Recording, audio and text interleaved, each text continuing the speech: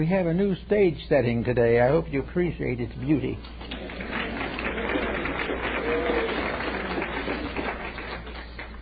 I'd like to make a little announcement this morning.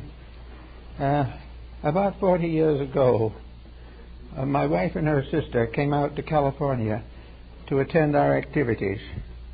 As soon after they arrived, they translated the German manuscript of the Doma, which was later published under the Rosicrucis Codex. It's been very successful and in print continuously since its issue. There is a request that there be a thought of kindness sent to Martha, the sister who is now on her deathbed, asking for a happy transition into the other life. We will appreciate any good thoughts that you send in her direction. Thank you very much. Today, we have a very interesting subject that, as far as I know, very few people seem to have done anything about. And that is the origin and significance of the home and its place in the esoteric tradition. There are many things about life we know very little about, and this is one of them. So we're going to start home as it began in the recorded history of our planet. Home was in the beginning a cave or a ledge on the side of a hill or cliff with some overhang to protect from the rain, and in this were huddled three persons, a man, a woman, and a child. They had no clothing except hair. They had no diet except nuts and such fruits as they could pick up. This was the beginning of what we call home. Well, that's quite a long gap for most of us in our thinking, although there are spots on the earth today, unfortunately, that are not too far above this level. But home began as a part of a universal plan. The human being didn't create the idea of a home. He received it along with other gifts from the intuitional boundaries of his spiritual nature. He came here to learn certain things, and in order to learn them, he had to set up an establishment here to study, to understand, to share, and to bestow. And this was the beginning of what we call home. Now, home is not merely a place nor a term. Home is a psychic integration. It is a real thing. A home is an alive thing. It is alive with the traditions, with all the backgrounds and all the wonders that have come down through homes to the present time. Not only that, but a home is an entity capable of creating karmic consequences. Any individual in a home is responsible for certain laws which were not created by man, but were created by the archetype which gave us home in the first place. Another home is a degree of consciousness. It is an unfoldment of principles. It is a revelation of purposes. It is something that happens as we unfold and evolve, by means of which we gain greater insights and greater opportunities for growth. So in this beginning, in this cave on the side of the hill, we have the beginning of a relationship between living things. At the moment relationships exist, there are consequences. No relationship can be completely neutral. It always has to be for good or for bad, for better or for worse. So as we go along in this first little spectacle that we're talking about, we find, going through age after age, that the next thing we may notice is that this cliff home has been moved to a cave that has been discovered. A cave which was more protected and also larger and more suitable for the expansion of the family. In this cave also we find the beginning of various interests and attitudes. The beginning, the life consisted largely of simply eating available foods. But as things grew and unfolded, the new food became available, either through hunting, for fishing, or through watching the actions of various creatures in nature, eggs and all this type of thing. So gradually another step was taken. A step was taken in which the individual became aware of ways of building a stronger home situation, that it was possible to build a permanent relationship between nature and himself. This went on and on and on until somebody had the bright idea of hunting. And in the hunting came first the stone club, and later the bow and arrow, and still later the spear. Now these three were largely intended to help the individual to find food in a world where most food was savage and afraid and dangerous. But after a little while, something happened that wasn't really in the book. The weapon became a means of dominating another human being.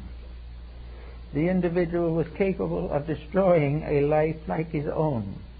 He was capable of planning and plotting to take over a bigger cave or a nicer hillside. Through the development of this notion of hunting came, therefore, his ability to hunt his own kind. Now, the moment that he did this, he broke a law, because somewhere in the background where deity abides in perfect radiance, there was a law that the individual was not supposed to hurt his neighbor. But in the development of his various ambitions, it became very desirable for this man living in the cave to get a better cave, perhaps a cave belonging to a neighbor. The neighbor was weak or old, so it was possible to get rid of him. And so now comes karma. Every action that the individual makes in his environment is subject to law. And this law is subject to the realization that all energy, all power, all strength, and all wisdom must be used for good. And if they are not so employed, they come back with very difficult and dangerous reactions. So the individual finally discovers that he is capable of using the knowledge that he has to build stronger weapons, a stronger house, and to dominate weaker or less thoughtful beings around him. So little by little, there came into a realization and into fact a competition of homes. A home was no longer your abode, no longer your place of safety. It was only safe if you defended it, and it was only safe if it was strong enough to be defended. And so out of the simple idea of living together in peace and harmony came the idea of strong overcoming weak, weak becoming enslaved, weak becoming exterminated in the cause of competition. So in the little story of the Stone Age man, we find him gradually developing into a chieftain, into the head of a clan. And this clan is a family. And the story goes on to identify the family with a clan or a group of people.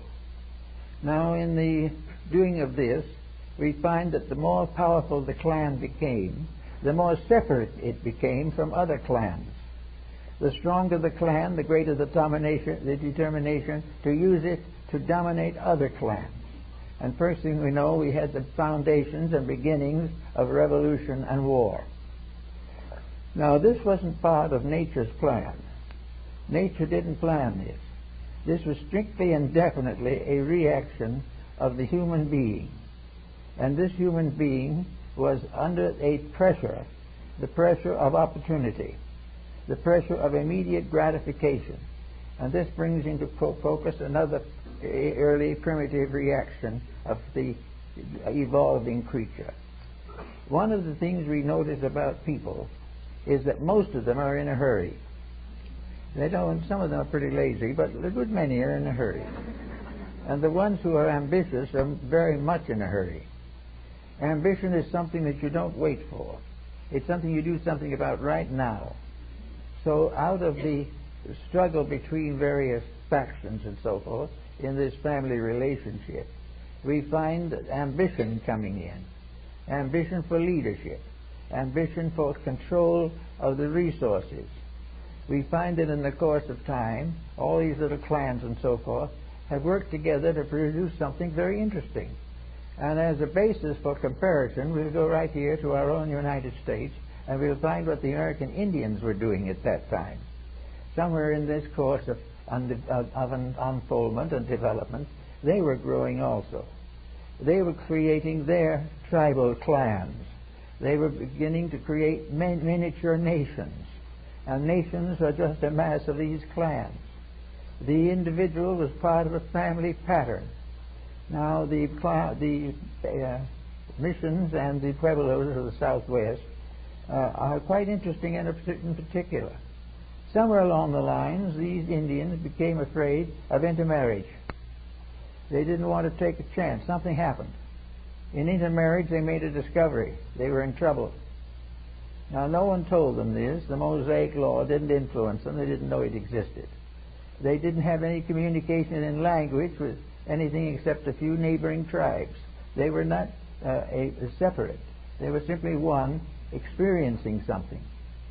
So, gradually, it became a law of these people that in marriage you had to marry across the various pueblos. You could not marry a person born in the same pueblo as yourself. Now, this was proven again and again, and so to this 20th century and to now, among these Indians, they must marry across the pueblos so that they do not have intermarriage. Now, why don't they have intermarriage? Because somewhere along the line, they found it wouldn't work. They found that there were certain penalties for it. Now, these penalties didn't prevent them from trying to do it, but it made so many consequences that they didn't like that they finally made laws to prohibit it. And nearly all the Indian tribes have such laws. Now, in another phase of the same problem, we have a tribe set up as would be now an Indian tribe in the eastern part of the United States. Here we might have one of the nations of the Iroquois League, which is still active in Canada. The problem is that these people, having created a pattern to live by, set up a government. Now, you know, setting up a government is quite a job. We're having trouble with it right now. We don't know how to set up the government. We've had one for a couple of hundred years, and it's sagging badly. And we don't even know what's wrong with it. We haven't thought of what's wrong. We've thought of pushing it to the continuance of itself, usually for ambition or avarice. But the Indian, being subtle and more or less, to our mind, simple-minded, has another way of looking at it. So what did he begin to do? He began to investigate the causes of the troubles between the tribes. And he began to realize that the main cause of trouble for all these different tribes was a poor leadership. And if you really wanted a stupid leadership, this is very technical. All you had to do was put men in. So the Iroquois League said, we can't really afford to dispose of men. They're colorful, but we can't let them rule because they are not the type that can rule. The ruler of the tribe must be the mother of the people. The mother has the first choice. She must lead the life that is to make possible the happiness, peace, security, and growth of her child. The mother's intimate relationship with the future is benign, benevolent, and very gentle. Therefore, she wanted to know that the various generations that would follow would be kind. And when Woodrow Wilson found the League of the Iroquois Nations, he was so delighted with it that he created out of it the League of Nations, which was never accepted, however, by this country. Nearly all other countries were glad to see it. Therefore, without accepting it, we did not have the benefits. But the Iroquois League and the ladies of the tribe were working to create a system that would work, a system that would not be subject forever to the ambition of men. Because men were kind of more ambitious. They like to go out and have a good scrap every once in a while. They like to go out and take over something. They like to compete with each other if it was only in baseball or football. They were kind of competitive. But the women of the tribe had a different point of view. So finally, in the Great League, the whole matter was smoothed out and made to work all right. The senators of the Iroquois League, what we would call Congress, were called sachems. And the sachems were the #1 men of groups of all kinds, representing different families or different groups of the Iroquois nation. So they became the representatives at the great meetings of the Long Table, where all the problems of the tribes and everything involving the future of the Indians was worked on and cleared up, and arguments and dissensions were arbitrated, and everything went along very, very much better. So with the senators sitting in their feathered hats, one running everything, and the mother sitting back looking benignly at everything, there was a very nice type of government, which unfortunately we disturbed by coming in and taking over the country. But in the meantime, we got a very interesting picture. The senators were men. Therefore, it looked as though we had the same old thing over again. But there was a difference. The difference was that the senators were voted into office, just as we vote our public officials. But no man could vote. All of the men had to be elected by women. Women alone had the vote. But they appointed their officials to do what was necessary. They didn't go out and do it themselves because they had families to take care of. Therefore, they created, we will say, assistants. The politics of the nation of the Iroquois was handled by secondary leaders. The primary leaders were the women taking care of the children. Why? Because the League was very certain in its results, namely that the survival of the League entirely depended upon one thing: the integrity of the children. Without honest children, there could be no survival of civilization. The Indians decided on that 250 years ago. Nobody paid any attention to it because it looked so different from what we were accustomed to. But at the same time, as we look back from now, we're beginning to see that something interesting was happening. A new concept of life. These people were coming down from the caves now, from the Stone Age, into the villages and communities of the western half of the United States. And here they created their own world. They created a kind of development based upon one thing, that it was absolutely necessary for the various groups to work together. Any individual who did not work for the common good was a detriment to the common good. And yet, with an ordinary way of doing things, if you refused a man a vote, he'd turn around and shoot you, or get rid of you in one type or another. But this wasn't any use if this voting was so developed and so handled that the women continued to vote and voted out the man who wanted to destroy them. So little by little, they got to a very good height. And the work done by Daganoweda, the great sachem of the Iroquois, was carried on by the early colonists. William Penn knew about them. He knew exactly about them. And on one occasion, he describes the fact that by means of this league, half of the continent of the United States was brought together without a shot or a bow or an arrow. It was done on the basis of integrity. And when the sachems were invited to England, some of them, to the court of the King and Queen of England, it was reported of them later that they were the most honorable people that the British had ever seen. They were correct in their thinking. But they were not just correct in their thinking because that was best. They had another reason. The correct thinking was according to the will of the great Manitou. The correct thinking was according to the will of God. And the old sages, in their meditations and reading and writing and studying and listening to the stories of the old braves, came to the conclusion that one of the ways to find out what God wants is to seek out and study what happens to people who do things. The moment an individual does something that ultimately hurts him or ultimately is in danger to another is wrong, regardless of the motives. It is only when all motives are essential and right that peace can exist in the land. You cannot reform an individual who does not want to be reformed, but you can place a government over him that is very strong and powerful.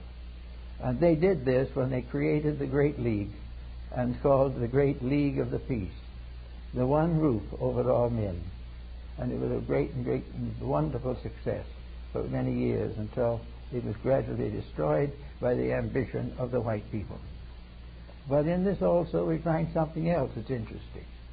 And when the sachems met in Parliament, you can compare their Parliament with what you hear and see in foreign governments and our own in these days.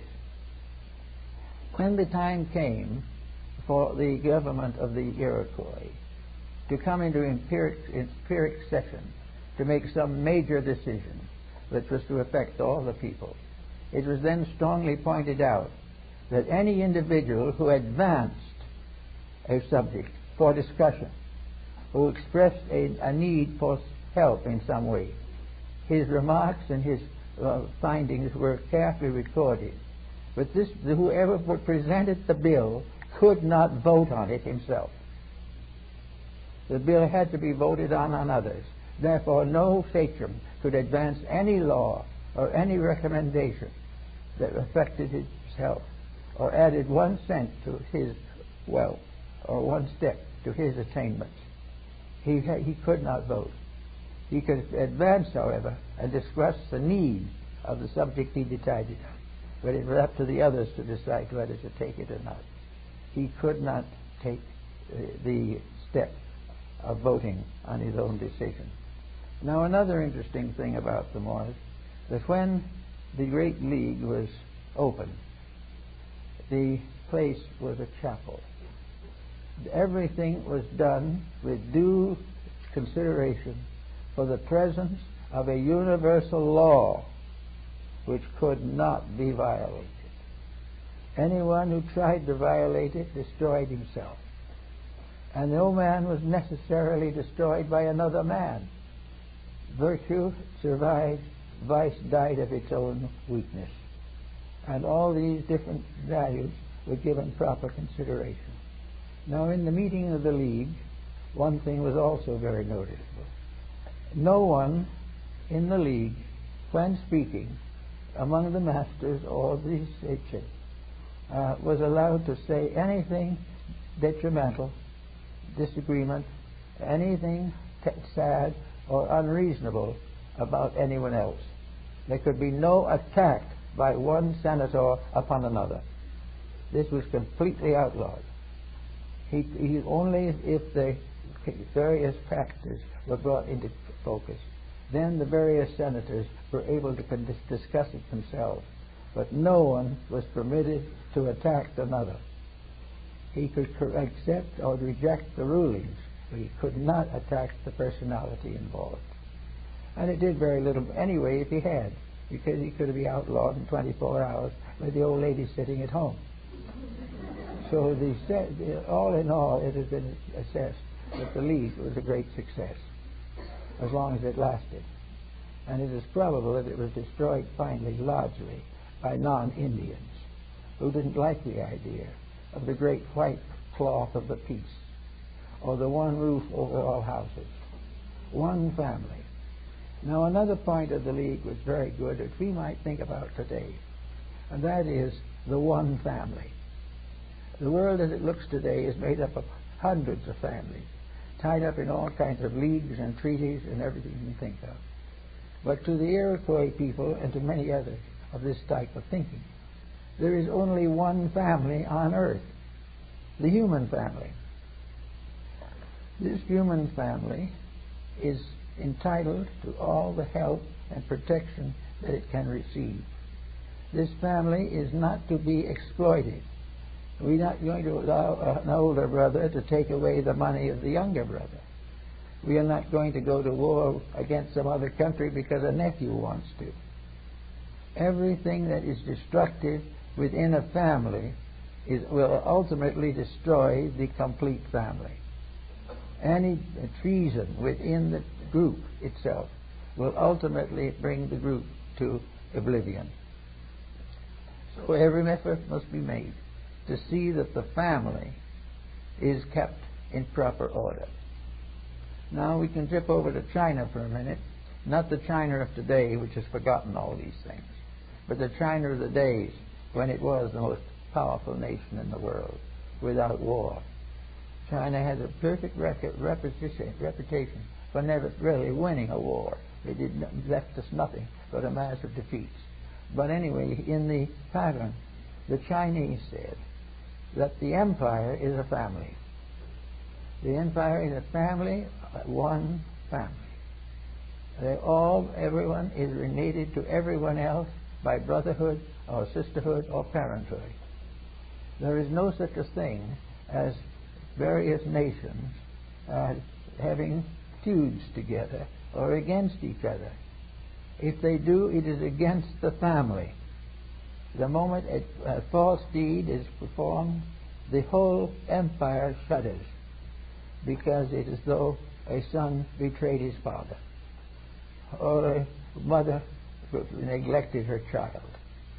Everything that was necessary to the perpetuation of good in human society must be defended by human society, must be made practical and workable by the efforts of people. And it would be the same thing as treason to have dislocation of the family. Well, our world family now has probably nearly 200 nations in it. Any squabbling between any of those two nations is against survival. Every war is a step toward disintegration. There is no possible way of transforming an evil act into a substantial contribution to progress. So here we have wars all over, and people all over talking about them. But there are reasons why nothing happens. Because to do what is necessary, we must interfere with the private right of the individual to do what is wrong.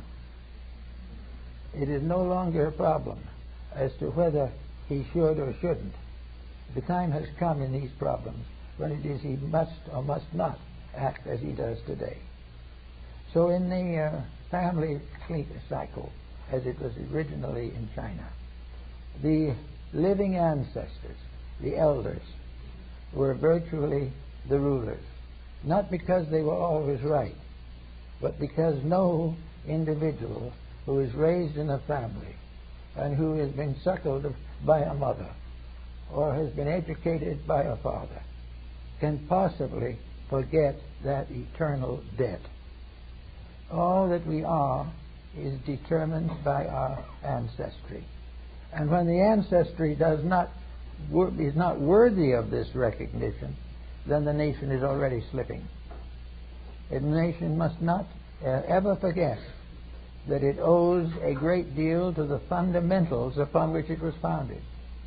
This nation owes a great deal to the 17th and 18th centuries of Europe for its foundations. It owes most everything that it is to the past. So the Chinese honored the grandparents and honored the ancients because of their continuous effect upon our lives. Now, how do we know a good ancient from a bad ancient? That's not difficult. A good ancient is one who has said something maybe 200 years ago that is still true. A bad ancient is one who said something 200 years ago and 50 years later it was not true. All, therefore, is to study and understand the integrities of the various contributing factors. Then comes along the older children and the selection of the new leaders and the younger children and their education. And incidentally, they had a very good medical side of that philosophy also. The Chinese are one of the great ancestors of medicine, and their scientific knowledge in the healing arts is prodigious. And they had a very simple code. Every family hired a physician. every respectable family paid a certain amount a year for a doctor. It was on for a life basis. And every time anyone was sick, the doctor's pay stopped. That did it. No one wanted to have, the doctor didn't want to have his pay cut off. So instead of curing the sick, the Chinese said, prevent the sick. Now, we should probably say that's impossible. But the idea is right. And it could be possible if various personal ambitions and personal selfishness did not intervene. So we go on down through all these steps, and we find this family that we left in a cave has gradually emerged into a member of our economic industrial society. Now we have a society that is reaping karma. Now, in the old days of sacred writing, if you disobeyed the gods, you suffered. And now we don't think of that so much. But we have to face the fact that if we disobey certain universal realities, we are in trouble. And we have to do something about it or we won't get out of trouble. So instead of thinking these laws to come from people, most ancients decided that these laws came from space. They came from the integrities at the foundation of life. The same life that created worlds put laws to govern it. The same life that made nations has established rules by which these nations must be governed.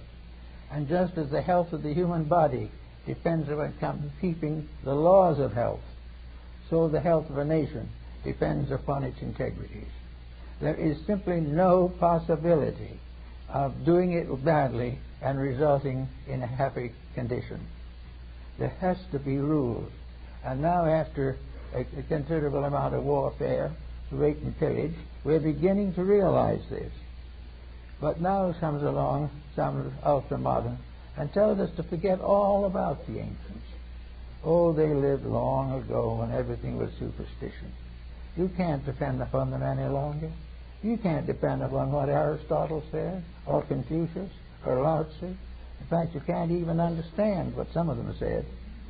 But the fact remains that many of them said things that have to live, or we are in serious and endangered condition. We have to recognize that we have as a source, as Bacon points out, the value of tradition, the value of things that have been done before, which prove by their consequences what happens when you do those things.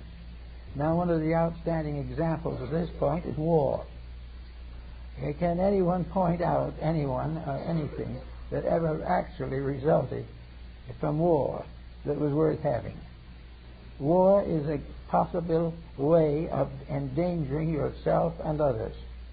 But it doesn't make any difference whose war you fight, or whether you have a victory in arms or not.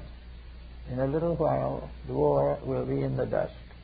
The great warrior will sleep with the aged, and no one will care except to wish he had never lived. So all these things can be seen and traced and understood if we want to do it. Now we go back to the family. Here the family of today is coming into existence. What is the difficulty, the primary difficulty? Well, it seems to me, at least seems to be some classification in this direction, that the main trouble with family today is that there isn't any.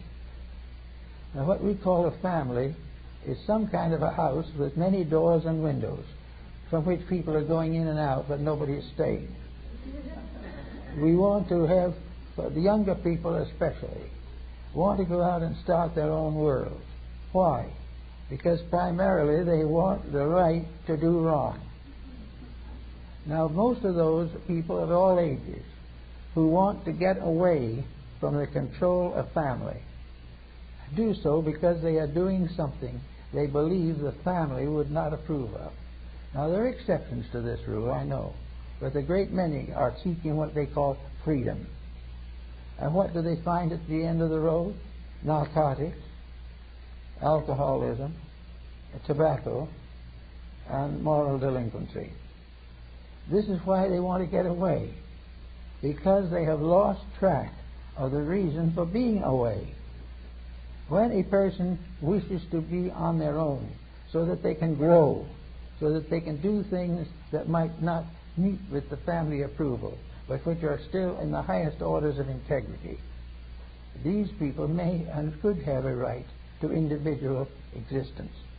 But wherever an escape is simply to get away from tradition, from integrities, from honesty and honor, and slip into this strange world of fantasies from which we are now suffering, this in itself is very bad for all concerned. Now, if we like to think of the home, or the whole idea of home, something as a human body, we realize that the body can get sick. And we realize that the sickness of the body is largely due to the sickness of the managers of the body, the mind, the emotions, habits, and the various acquisitiveness which we are all so inclined to. We have a sick world today. What are we trying to do with it? We want to be left alone so that we can do as we please. And this brings another point of great importance into focus, and that is immediacy.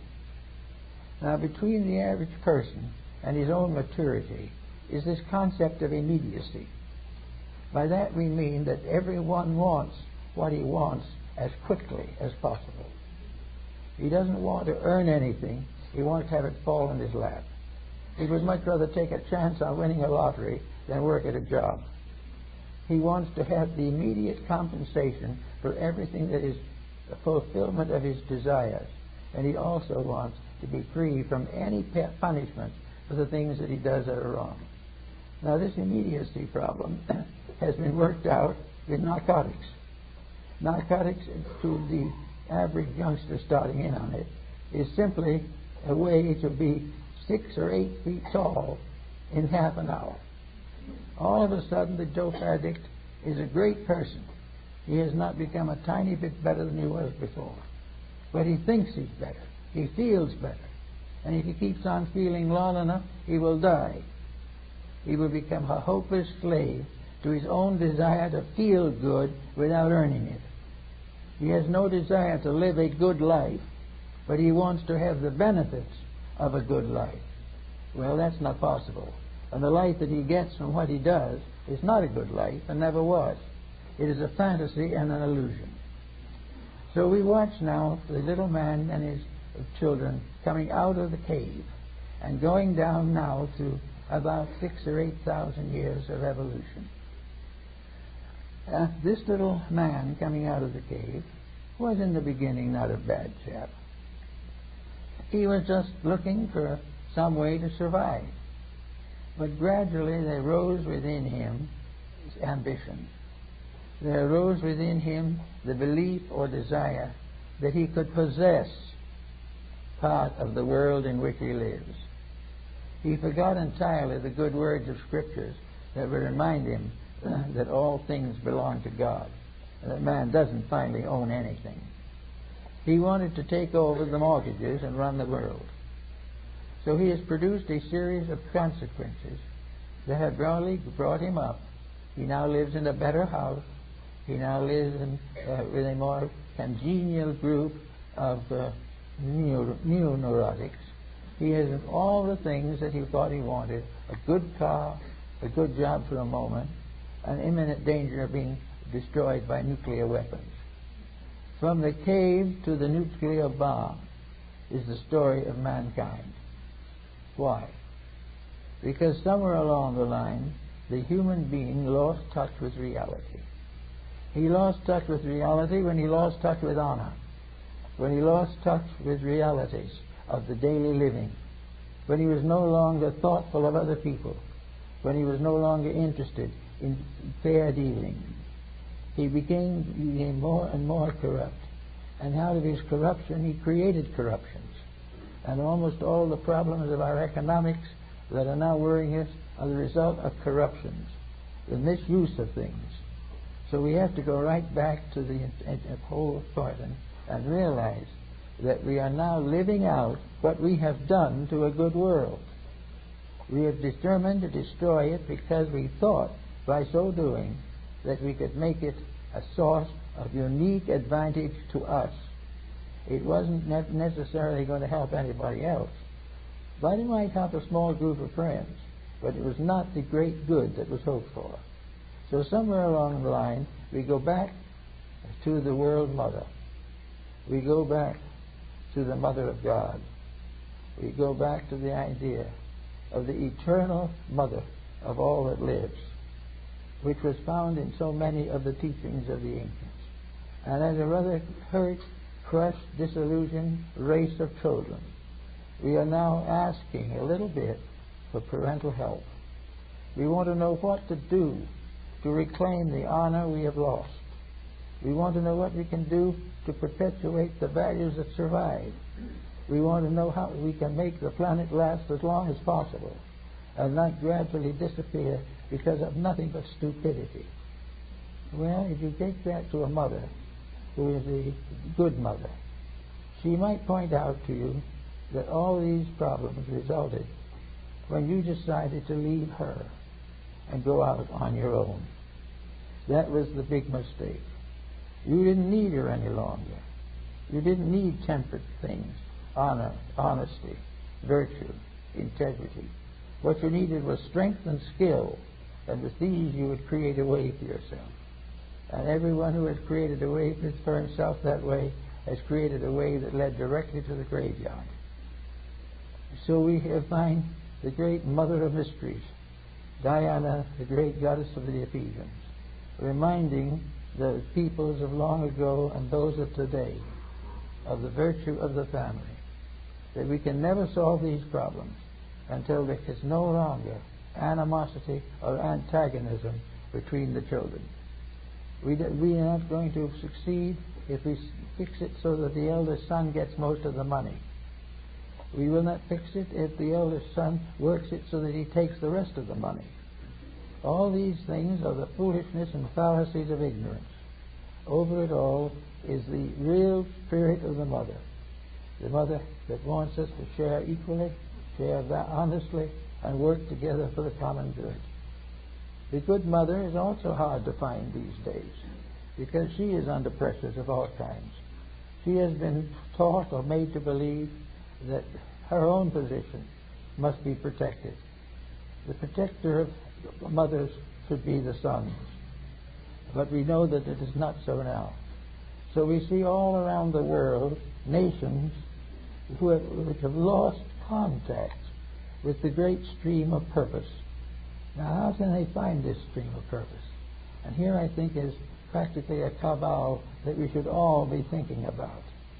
That there is a way to know exactly what we should be doing. We do not have to wait for a psychic to tell us. We do not have to wait for a dozen logicians to work it out in mathematics. The simple fact is that if we create a situation that helps a few and hurts many, that situation must be changed. There is no way it can ever be justified. And with the earth and its bounties, we have inherited the labors of the steward. We must protect this earth. We must keep the family. We must make it possible for the family to go on in life and in peace and in security. We also must allow for all the children of all these different nations and races to realize that they are children of one eternal mother, the earth itself, and the heavens above the earth. There is no reason why peace cannot come, but it will not come unless we value it more than we value avarice and selfishness. We cannot have peace until it is more valuable to make a friend than to nurse an enemy. All things that happen are in written form, and the ancients have left us the records, and they're in the rocks, and they're on clay, and on papyrus and paper, and now they're in cellophane. All of these records tell us what happens to people who do it wrong. We don't even want to read it. We do not want to do anything that stands between us and the immediate fulfillment of whatever we most desire. If we want wealth, any law that limits wealth must be removed. If we want happiness, all the causes of misery must be stopped. There must be no interference with the infinite desire of the individual to do exactly as he pleases. And for this sin fell the angels, according to the Scriptures. The actual point of it is that somewhere along the line we have to learn how to survive. And we have to learn how to live in order not to destroy the beautiful world that was part of us. We've got to keep the garden free of the weeds of selfishness, of ignorance, of hate, injustice, thoughtlessness. We have to forget for a while what we want or why we want it, and we've got to work together for that which is the greater good to all. And this was written in the philosophies and teachings of practically all of the great leaders of the world.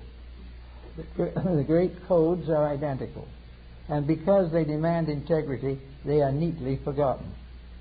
Looking today around, we find several religions that have gone through very serious evils together.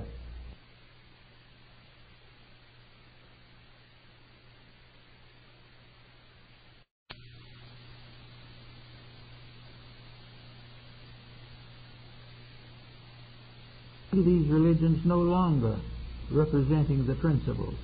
The religions were carefully altered to permit brigandry, bribery, treason, because these are the things that got the thing we want, but also they got the thing that will destroy us. So as we start out, let's think of a family, a close family. We'll make a contribution to society that will go on year after year and generation after generation. The children of a good family become the parents of new families. Out of the foundations that we make now come the consequences of tomorrow. If these families composed of individuals will only see each other on rare occasions and spend most of their free time in front of a television, we might as well check the thing off immediately. We are in serious trouble, and we're not likely to correct it. But nature steps in at this time and also adds something. Nature gradually makes our mistakes so uncomfortable that we have to do something about them. We just can't stand it. We don't mind hurting other people, but we don't like to be hurt ourselves. And little by little, the fact that we cannot survive our own mistakes must take over. As it takes over, we do not have to look out into the unknown for the answers. The idea that there is no one who knows what to do is purely arbitrary. We all know what to do because we all know what has failed, and we all know that we have tried it. We do know that the only things that can succeed finally are constructive things, not destructive. So out of the past we have all kinds of families. The families of the Middle Ages, and families of the countryside, and families of the mountains and valleys. We have every race and every color seeking for comfort, peace, and security. And we have not yet reached the point where we can provide this for them. The leader in a nation, the leading nation in a world, must be leading in the direction of solution, not in the direction of complicating the issues involved. It is our solemn and natural duty as a leading nation of the earth to make sure that the earth becomes safe for everyone on it. It is not possible to have a happy world in which a few powerful nations make all the rules. The only excuse for a powerful nation was the excuse of the Spartans in Greece, in Sparta. The only reason for a strong nation is to provide the necessary rules and laws to make each of the citizens stronger. Any system that weakens the citizens to strengthen the leaders is leading into more trouble. Everywhere we see the trouble. And we realize that in a mysterious way it is due to this family of ours. This family that has come down to us. We are all one type of life, living on one little ball in space. And this little ball is getting smaller all the time. And our natural resources are dwindling. and we are in constant danger of exterminating ourselves. Now, native in the animal kingdom, for instance, reproduction and the mating season is limited. And in those kingdoms, nature takes over and protects. We haven't got the wit to do it. We haven't the wit to realize that our overpopulation problem, like many others, is the simple result of the individual having no standards of integrity of his own. He has no realization of right, no understanding of what is proper and what is safe. He just don't what it does, what now. He wants to do exactly as he pleases, and the devil takes the hindmost. Well, it's now as though the devil is catching up with the hindmost, and is becoming more and more a real problem in our lives. So it is necessary for us to make necessary changes in order that we can understand these things. I think if we should do what the ancient Hindus did, it might help us a little. We could make a drawing or a diagram of a family, and we would look at that diagram of that family, and we would see all the branches and so forth. I saw in Baroda, in India, once, a wonderful diagram. So it was a wall covering about 3 feet wide, 6 feet long, and on it was a strange tree-like design with hundreds and thousands of tiny little marks on them. And these marks were all symbols of tribes, symbols of worlds, symbols of deities, and symbols of the meditational teaching that had come down from the top. These diagrams made a complete history of life and proved conclusively to those who were willing to study it that there is not a single accident in the world, that there is nothing wrong with universal economy.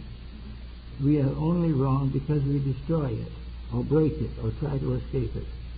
And to take the human body and imagine the human body is the 6 billion people here now or will be here in the near future. These people cannot be simply regarded as coming and going. They are not chattels. They are not merely some more to shoot. They are not more to starve.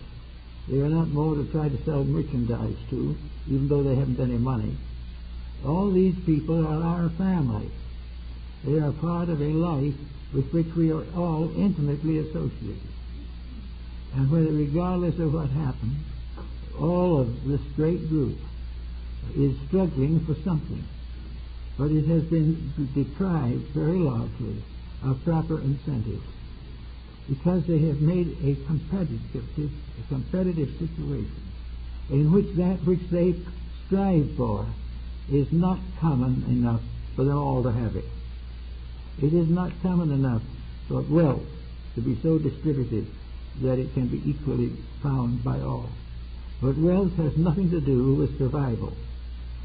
It has only to do with trivia. The facts of reality go deeper. Security, happiness, peace, integrity. These are the things that all nations must live for. But they're getting very bad examples. The so-called leading nations are leading the way into further armament. The rich and powerful ones are leading the rest into bankruptcy, with themselves included. All these things are the wrong examples to set to a suffering world. A suffering world sees the luxuries and extravagances of some powerful state, and this in turn soon leads to warfare. All of this is settled down into a new pattern which we all have to find. If you want the body of the human being to be healthy, it must be brought into a state of cooperation among the parts of itself. The body of the individual is one organism. The social body of mankind is one organism.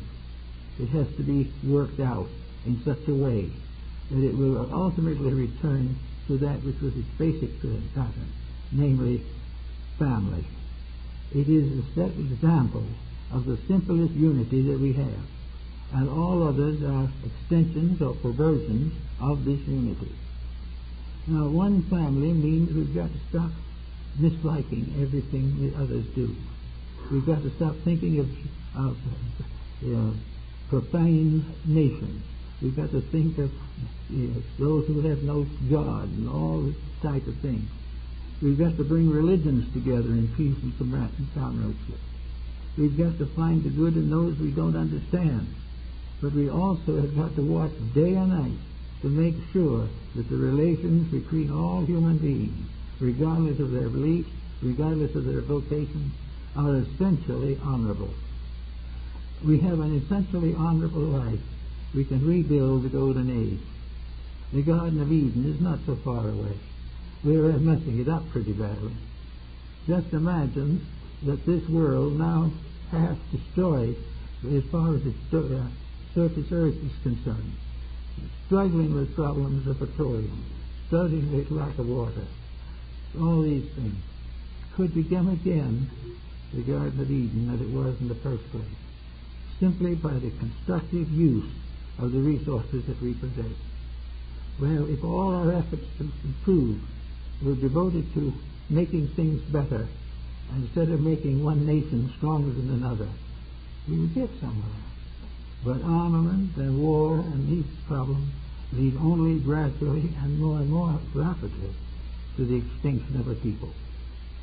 So we have to go back to the idea of the mother of mysteries, the great Diana, goddess of the Ephesians, the great mother, the mother of mothers, is the great sense of maternity in deity.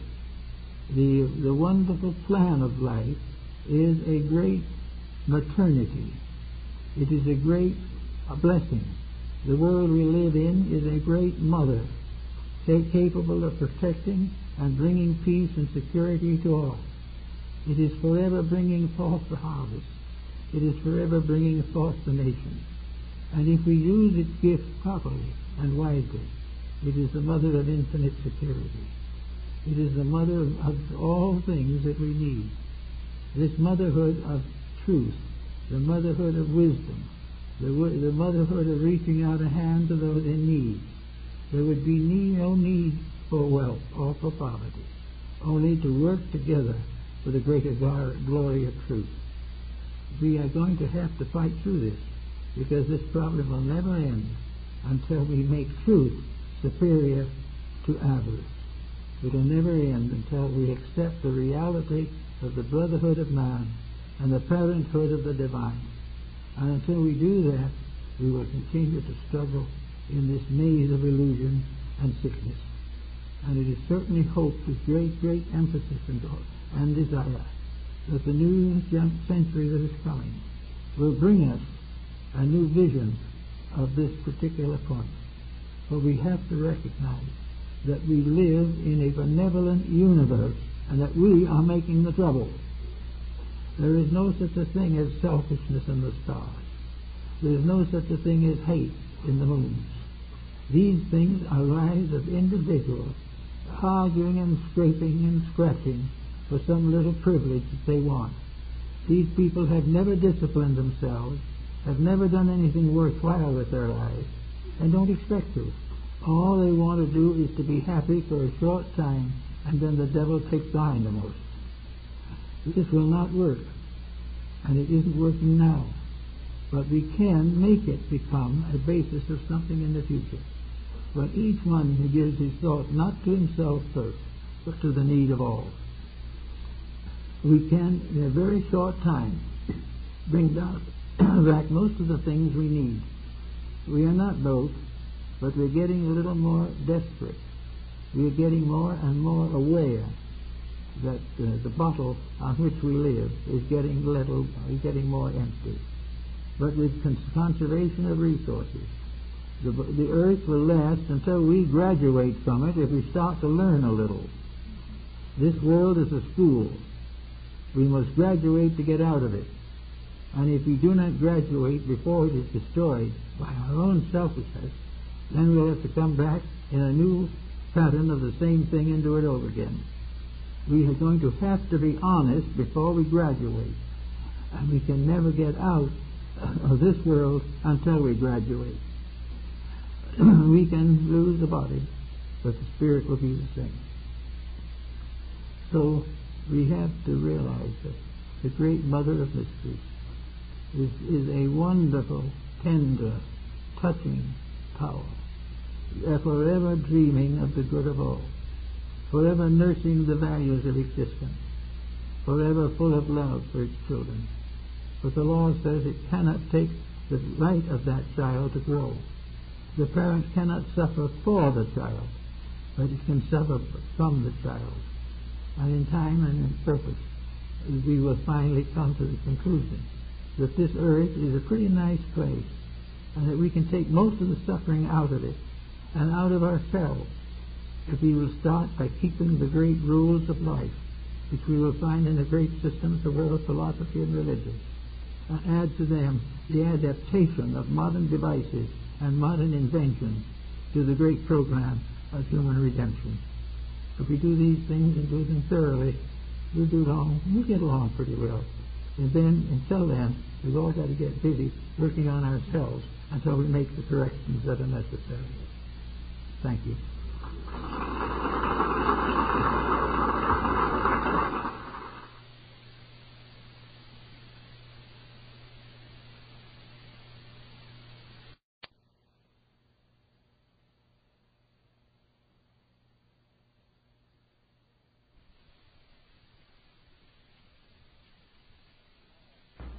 All right? I'm wired for sound. Well, we have a very curious subject today. It's not much talked about, but I think it is worth a lot of thinking. As you probably realize, at the time of Muhammad in the Arabian area, histories and documents were pretty solidly established. And in the Meccan area where he lived, he was known to many people during his own lifetime. And he was known as a brilliant thinker, a dedicated man, and an astute businessman. And among the things that did not get in the Koran are a number of statements that he made to his friends and associates. And one of them has bearing upon the thought we have today. So it is said there that, "So saith the prophet, upon whose name be peace, if I had 2 cloaks, I would sell one and buy hyacinths for my soul." This doesn't sound like the Muslim thinking of today, but it was part of a system we find in Neoplatonism and in most of the ancient beliefs, a tremendous emphasis upon beauty, the ministry of beauty in the life of the human being. The soul is often represented as a tired figure in a prison cell, looking out through the wood bars of the windows, something like rivets perhaps, upon a larger world, but imprisoned within the small compass of the physical body. The soul in the body becomes an important factor in the philosophy of Neoplatonism. The soul within the body, peering out to see the reflection of itself in the world, is a very beautiful picture and a very beautiful simile. Now, the world's search for beauty and the soul's quest of it in itself is part of a very interesting and important tradition. Actually, it is part of early Christian mysticism, and we remember that Dante, who was a troubadour, a trouvier, meaning a priest, not a harlequin. He was a very deep-thinking man in mysticism, but whenever he saw a bright and beautiful rose, he knelt and wept. Dante weeping over the rose was a reminder to him that the white rose was made red by the blood of his Savior. And mysticism and symbolism and strange beliefs form a very beautiful structure around which to study the mystery of the human soul. For this morning we're going to take it in the idea of a part of beauty. The soul is a symbol of beauty. The soul is the eternal beauty in the world, in man. The soul is the symbol of harmony, of peace, of beauty, of truth, of love. And it is imprisoned within a body with many strange personality defects. It is partly covered by a body that is full of hates and of shames and of miseries. This wonderful thing within, the locked beauty that is continually seeking to release itself, is one of the great mysteries of mysticism. Now we find, looking around us, many interesting examples and thoughts concerning this subject. In the first place, today, in our modern world, we are short of beauty, very short of it, because beauty is not measured in terms of skyscrapers. It is not measured in terms of office buildings or of aeroplanes, although we sometimes say that is a beautiful plane. This wouldn't really be quite true, because beauty wouldn't build a warplane. It means perhaps we have a symmetrical body there. We have a harmonious structure of parts, but we have no beauty unless the use is beautiful. Everything in nature is either working toward beauty or against it. And all that works for it builds. All that works against it tears down. So we're going to talk a little bit about some of these things today as possibilities in the lives of individuals. We are constantly searching for something to do to help either ourselves or others or both.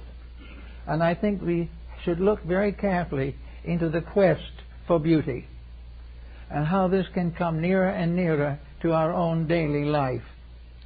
We know, for instance, that everyone would like to live a happy life, would like to live a life filled with beauty and truth. But in the world around us, there is a tremendous emphasis upon the asymmetrical, upon the negative and the destructive. We have gradually profaned the arts, which were the great instruments of beauty.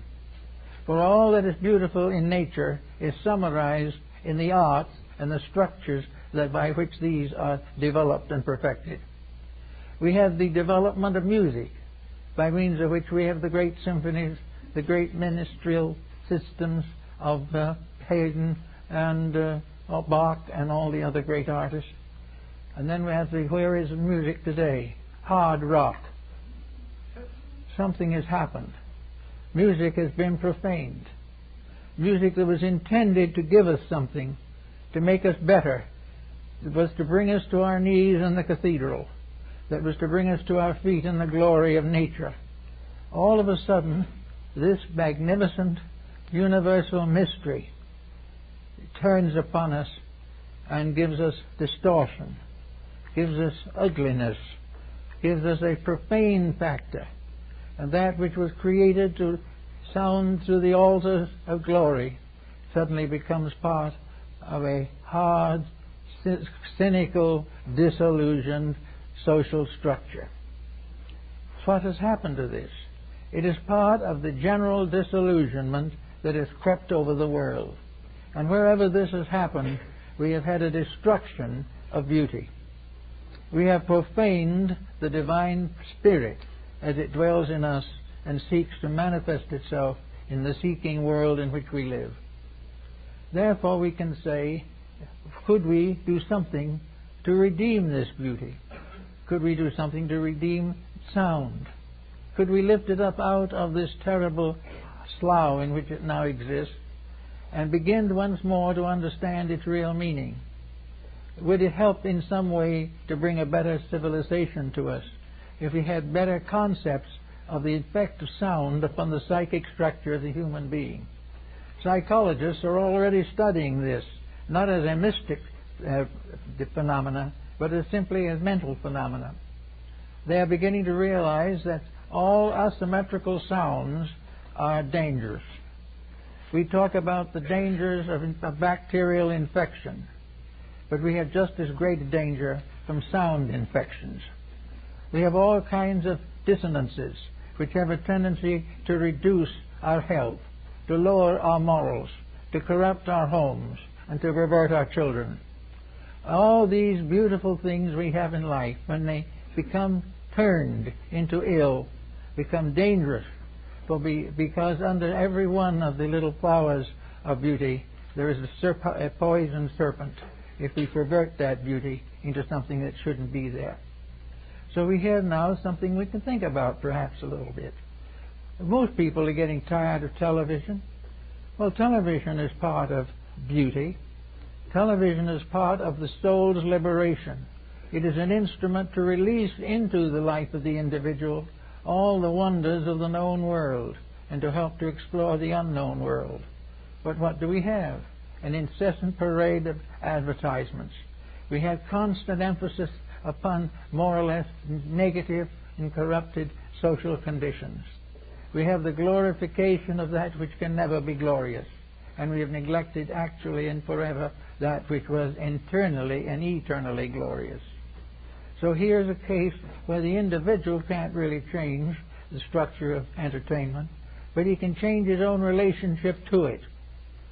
He can decide in his own mind that he is not going to drift along with these things simply because they're cheap entertainment. He's going to realize that if he has to kill time, there are more painless ways of doing it than through the corruption of sounds. So here we have something happening, however. In Europe now and in many parts of this country, a gradually increasing interest in good music. We also begin to think in terms that we forgot 50 years ago, that children can be taught music, that there can be music in the family and music in the home, and that we do not have to depend upon this endless prostitution of sounds, which we call life as it is today. So we can start it ourselves. If we don't want to try to learn to play an instrument, we can learn to understand and appreciate good music. We can get music tapes of the great masterpieces of all time and play them. We can turn our minds and our eyes from the terrible, dismal, the perversion of humor that we see so much, and to feel within ourselves the release of this imprisoned something which is seeking constantly to be beautiful in the presence of that which is not beautiful. So each person can rescue something of sound by changing his own relationships with it. He can find ways of learning all kinds of things. Instead of listening hour after hour to assorted commercials, he can get a little instrument of some kind and try to learn to play it. True, he probably will never be a virtuoso, anything of that kind. He'll never be great. But he can have pleasure. And I know people with little instruments which they can only play painfully. Not only painful for them, but others have to hear it. But most of their friends are happy, even though they have a tendency to shudder a little. Because the person is trying to do something, rather than sit back and let something that isn't good be done to him. And this is part of the way we have to rescue the values of true beauty. We have to rescue them from the corruption of commercialism and a gradually lowering threshold of emotional appetites.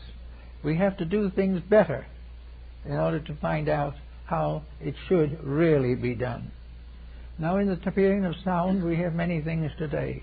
The sounds of traffic, the sounds of engines, the sounds of machinery. All of these things do nothing to help this very sensitive thing within ourselves. It is looking to hear the sound of beauty and never hears it. We can make it hear it, however. There is possibility of restoring part of the simple healthiness of uniting in a charming experience of some nature or degree. When I was growing up, most families had an old piano. I remember the old Sears and Roebuck catalog used to advertise a standing piano delivered to you for $25. Brand new. Then everybody had something. And, the grandparents probably were a little bit suffering from rheumatism, but they could still finger out some of the old hymns and some of the songs and pieces that they had learned in their own youth. The family gathered around and did it together. They worked together to make some kind of a beauty, usually under the general name of religion.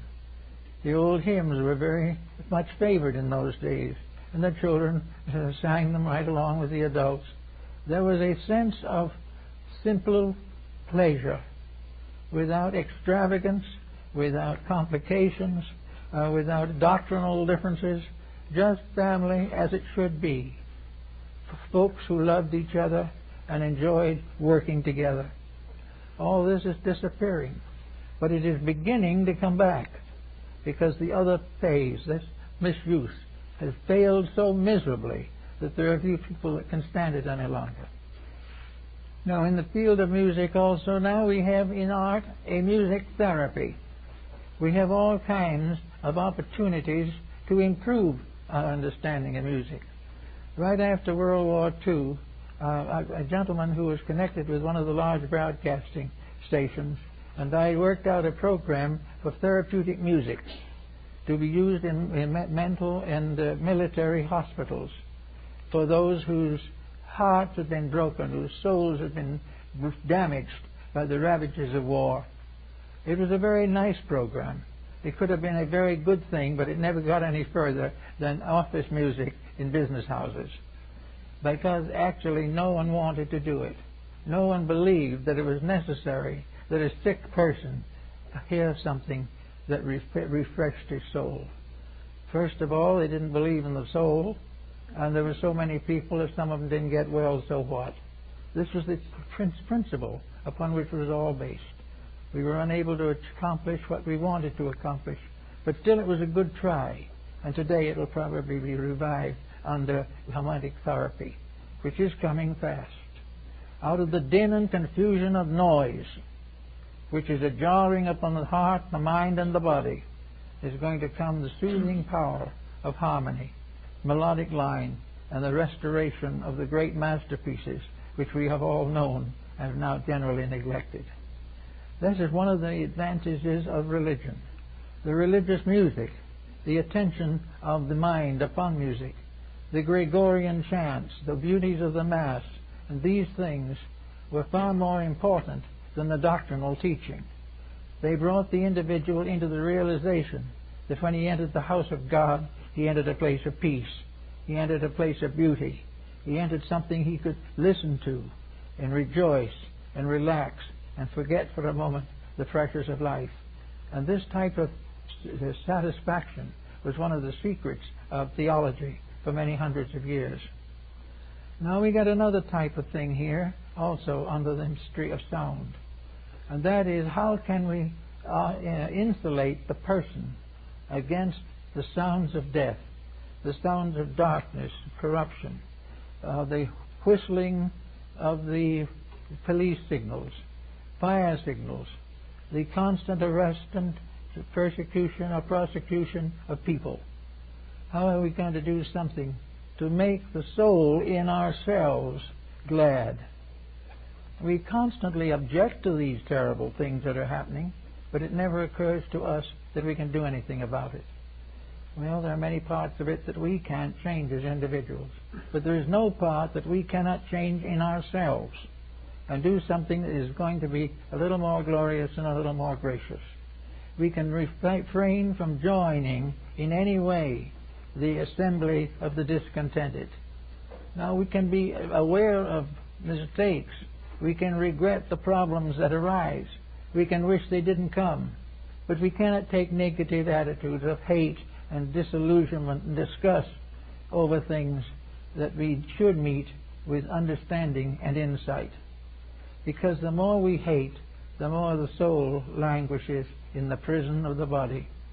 The more we are disillusioned and go about frustrated and neurotic, the more we destroy the freedom and power of the soul within ourselves. In other words, when we don't have the proper nourishment, the body begins to give trouble.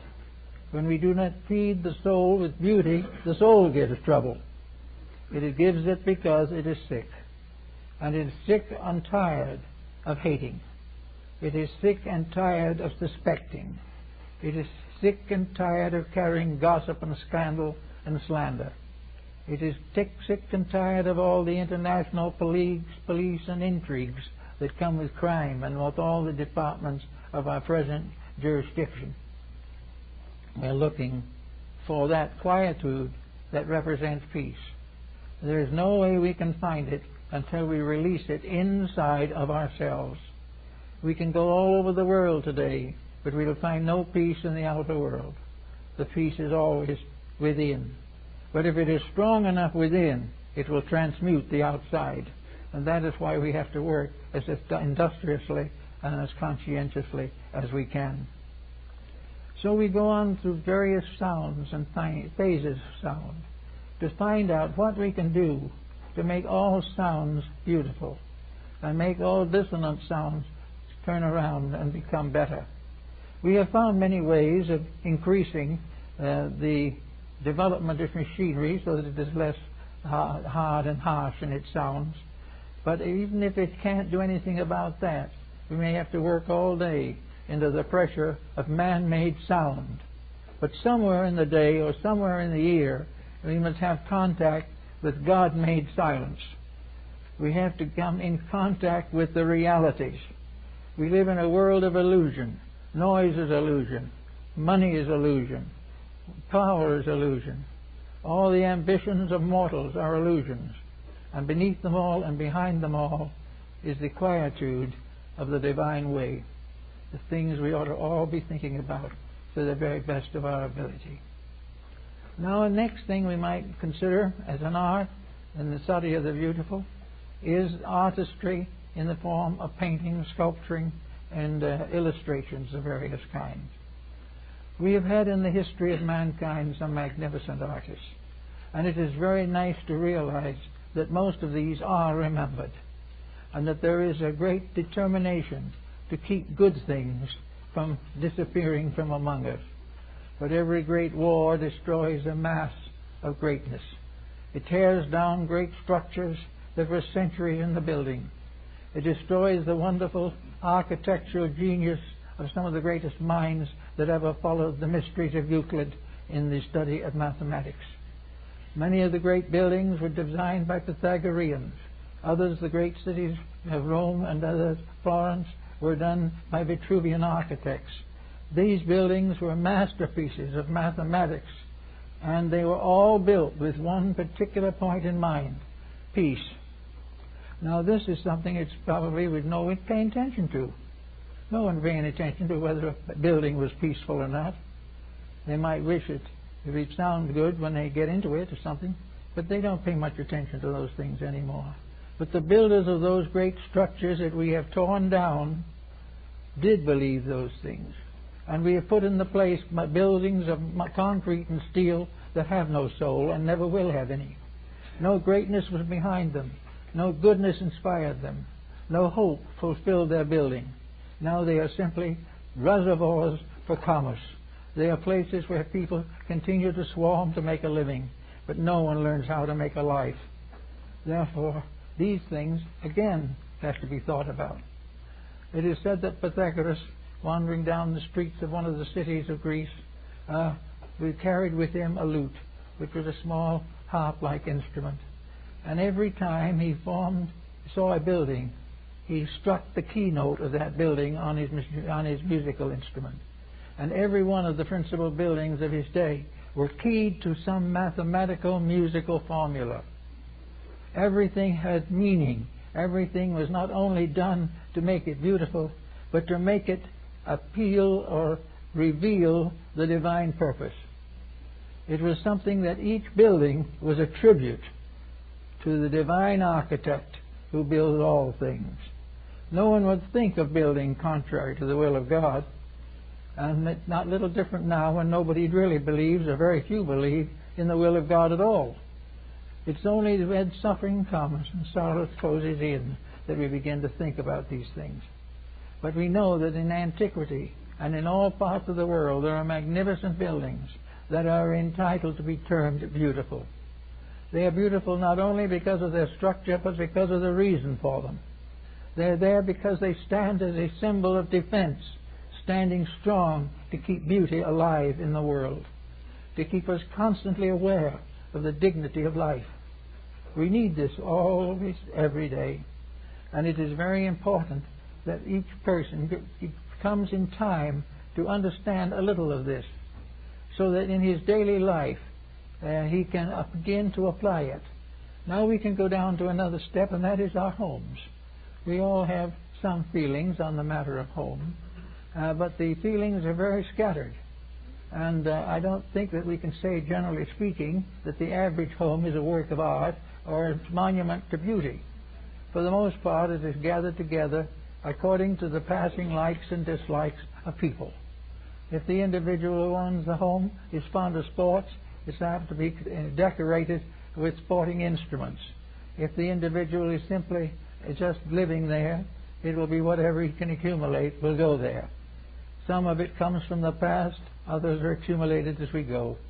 But in the main, homes are not made into mathematical, psychological, or mystical compounds for the improvement or regeneration of the individual.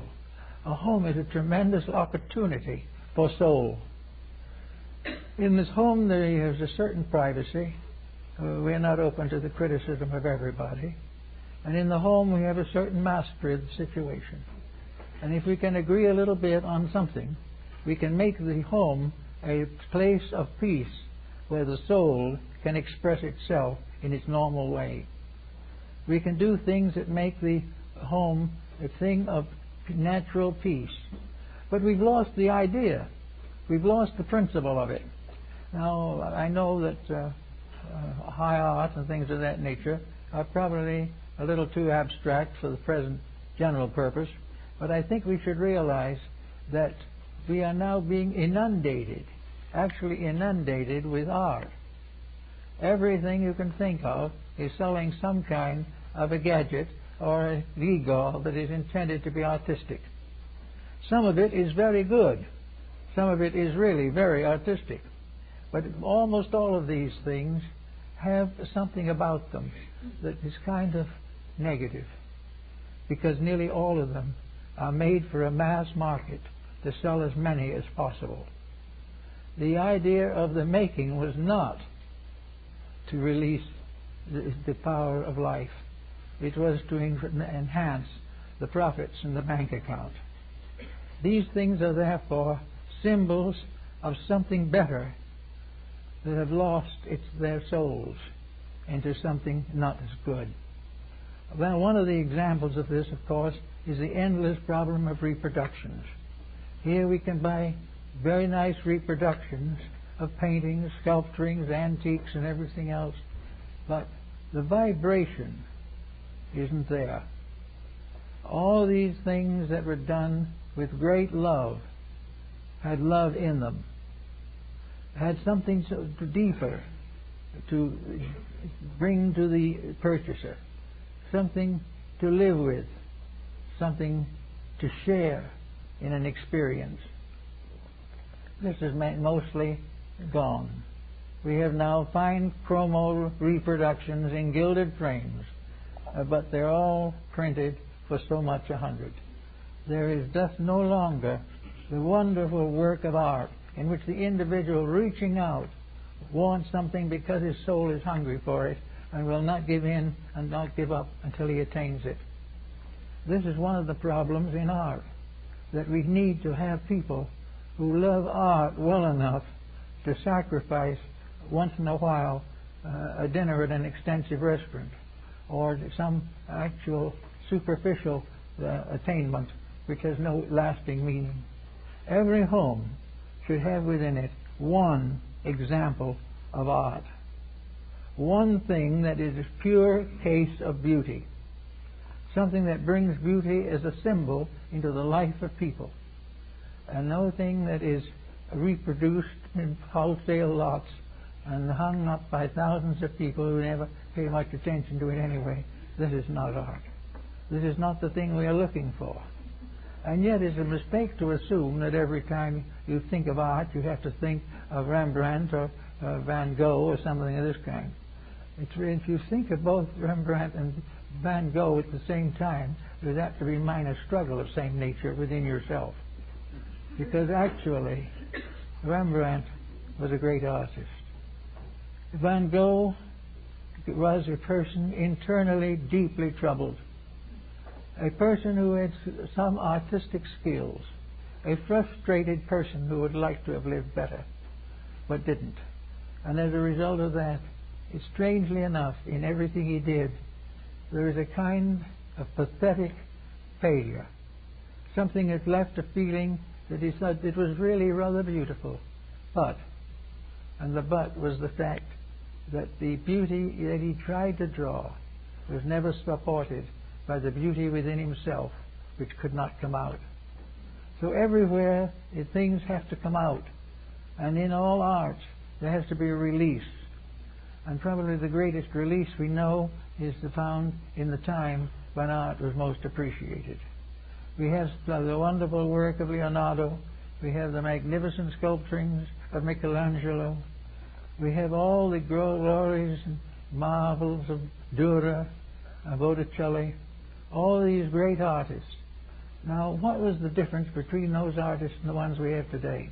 What was the quick decision of difference? Well, it's pretty obvious if we read back. Those great artists all lived in a generation when most people believed in God. Whereas it gets less and less of a belief in the divine, the art becomes more and more cynical, more and more critical, more and more superficial, and more created simply for exploitation. Without ideals, without traditional backgrounds of some kind, without sincere integrities, great art cannot come to the world. And without a little measure of this, just a little measure, great art cannot come into our homes. Now, we don't expect anybody to buy and own a Michelangelo, and it's much better that he doesn't, because if he couldn't take care of it even. If there came an earthquake or a fire or something, a priceless treasure would be lost. Only public institutions have facilities to protect these things, even to a measure. But somewhere lurking among the interesting facts of life, there is something that each individual could own that is real. It would not mean a great expenditure, but it would bring with it into life the integrities, the ideals of a sincere type of honesty. Now, we are lately, I was so many years, I went down to the Indian reservations in New Mexico and Arizona, and there you see what they call the pawns. A pawn was something an Indian pawned to get money with, and very often never reclaimed because he never got enough money to buy it back. But a pawn was a fine piece of native work, made for a native, done in a native way, with all the simple integrity of a pure and natural gift.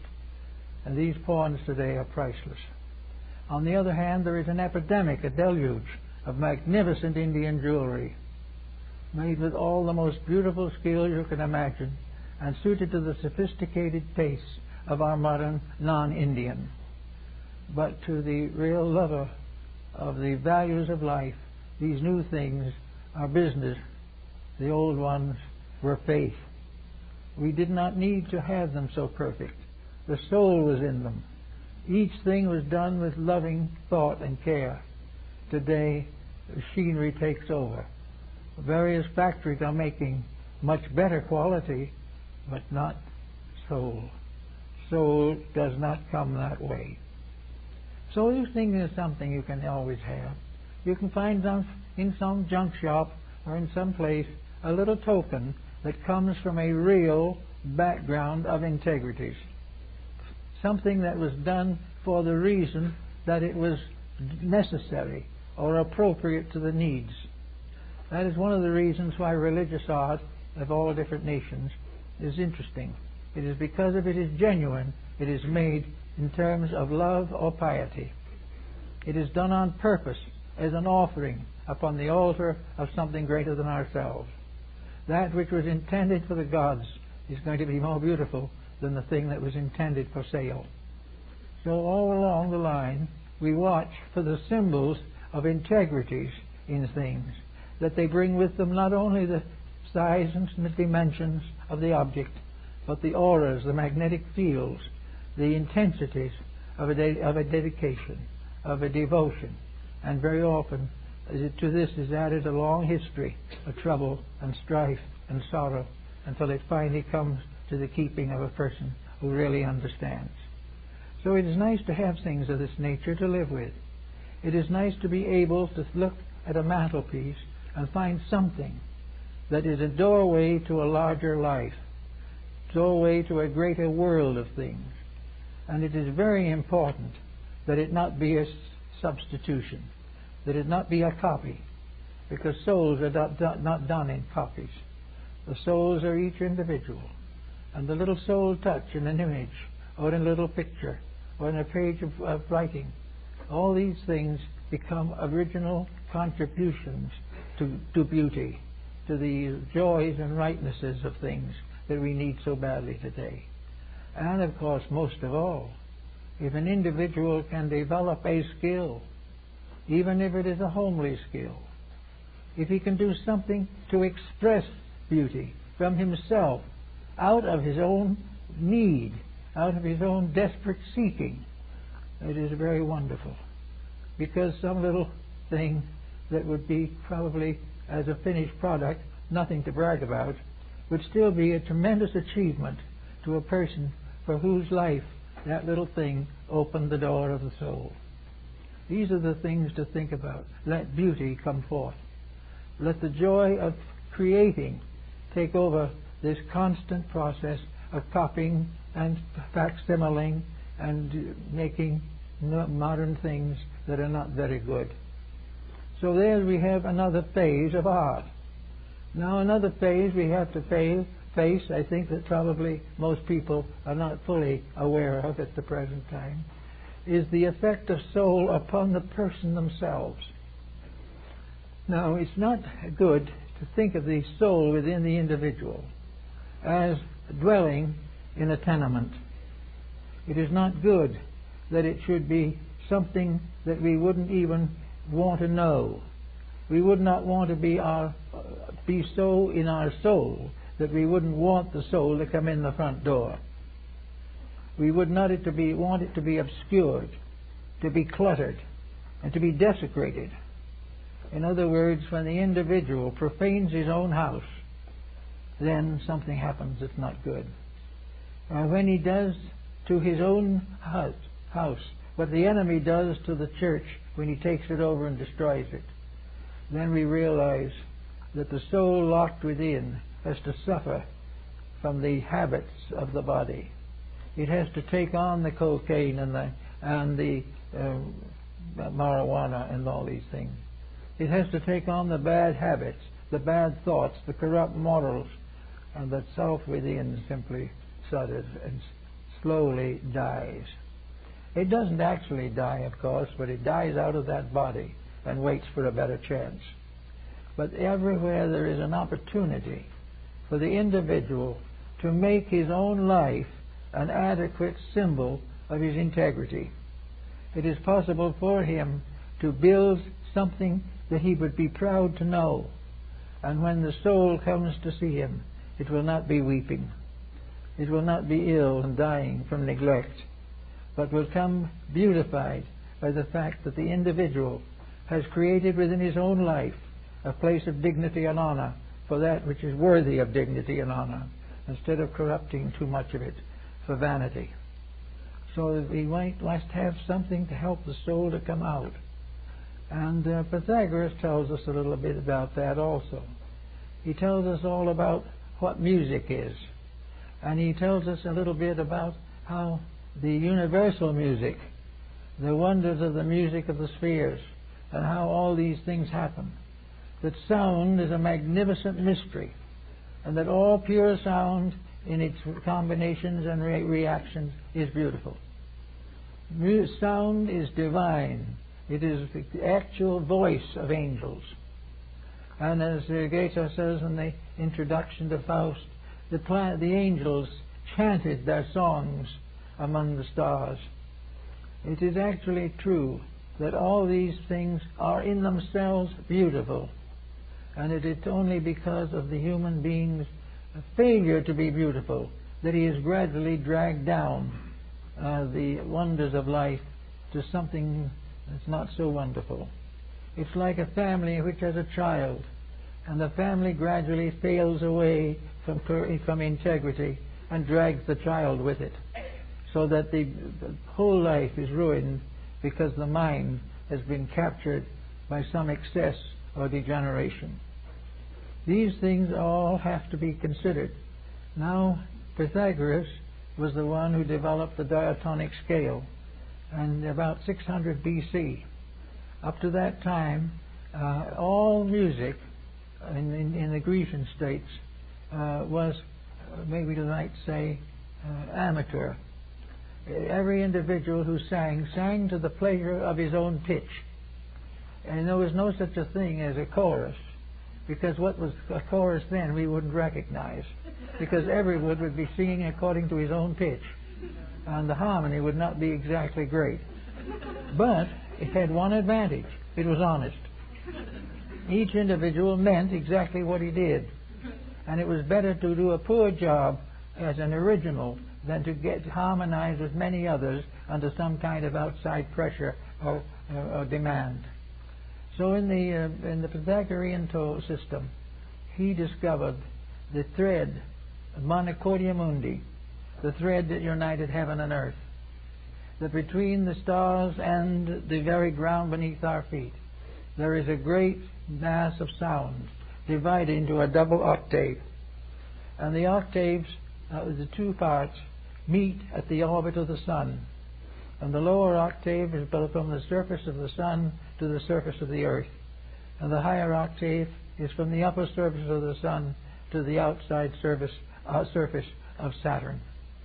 These two dividing the marks represented a tremendous harmonic problem. Now, Pythagoras discovered the problem, but what could he do about it? He had nothing to work with in that line. The Egyptians had a musical system.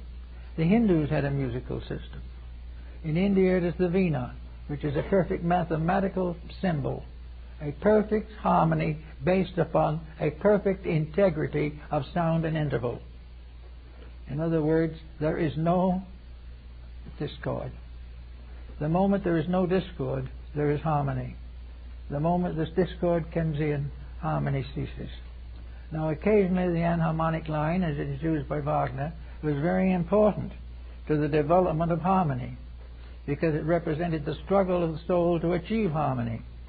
But in the Pythagorean system, the whole universe and man's solar system was one vast harmony, one tremendous concerti, one tremendous sacred piece of harmony, of glory, and of spiritual strength. And in this harmony, all things live together. Now, many times we know that this harmony lived in music. We know that some of the most beautiful music was done with a very simple way, by a simple instrument, by simple people. But on the other hand, there was also great technical skill, tremendous development of sounds and intervals. And in such instruments as the Veena, the violin, and the Japanese kota, we have the basic development of the strings. Years ago, I made a series of experiments with the kota, because it was the only thing available now in the world without very, very difficult problems of getting foreign instruments. The kota was a long instrument with strings sufficiently long so that they could be arranged by means of frets into the double octave.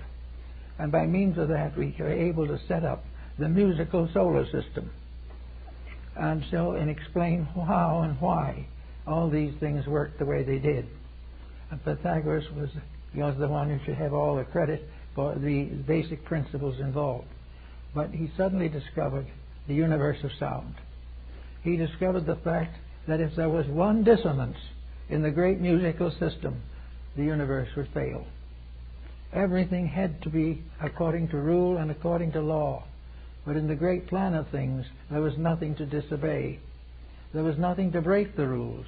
It remained for man to attempt to reshape these rules to his own privileges. And it was then that the great troubles began. Pythagoras was one who took these rules and he used them very carefully. And he made a very definite effort to create a music therapy and a music consciousness. He found that he could control nearly anything at all that needed control by means of music. One of his disciples on a certain occasion was at a feast in a house of a great man among the Grecians. And in the midst of the feast, this great man, who was a judge, came very close to losing his life. The son of a criminal whom he had condemned to death came into the banquet armed with a bow and arrow to kill the man who had penalized or condemned his father. And as he drew the arrow to shoot the helpless legislator who could not escape in time, the Pythagorean leaned over, and because it was a banquet, there was a small harp lying near, and he struck a chord on the harp. Instantly, the would-be assassin was glued to the spot. He couldn't move. He couldn't draw back the bow. He couldn't release the arrow. And he remained that way until the legislator left the assembly. And then he went home. A little less dramatic, but certainly more human, is another story that's protected in the Pythagorean annals. That is a young man who was deeply in love, and as a result of that was not very happy when the light of his life jilted him. In this great emergency, he decided to burn down her house, which was the only thing that he could do on the hate. And as one of the Pythagoreans happened to wander by while he was piling up the kindling to burn the house, and I asked him what he was doing. He said he was burning down the house because the girl had jilted him. The man again struck the instrument that he was carrying, and the boy stopped, the young man stopped, and they played a little harmonic chord on the instrument, and the young man picked up the kindling and put it away. And he said now he understood better, and he forgave her, and all was well. So sound was very important to these things, and it was always important. And in Athens, every architect in the old days was required by law to prove that any building that he planned would not be a detriment to the state. It had nothing to do with how much it cost or how beautiful it was. It was, if you look upon it, do you grow or do you cringe? Does it give you something to make your soul happy, or does it something to offend your soul? Any architect who built a structure that would offend souls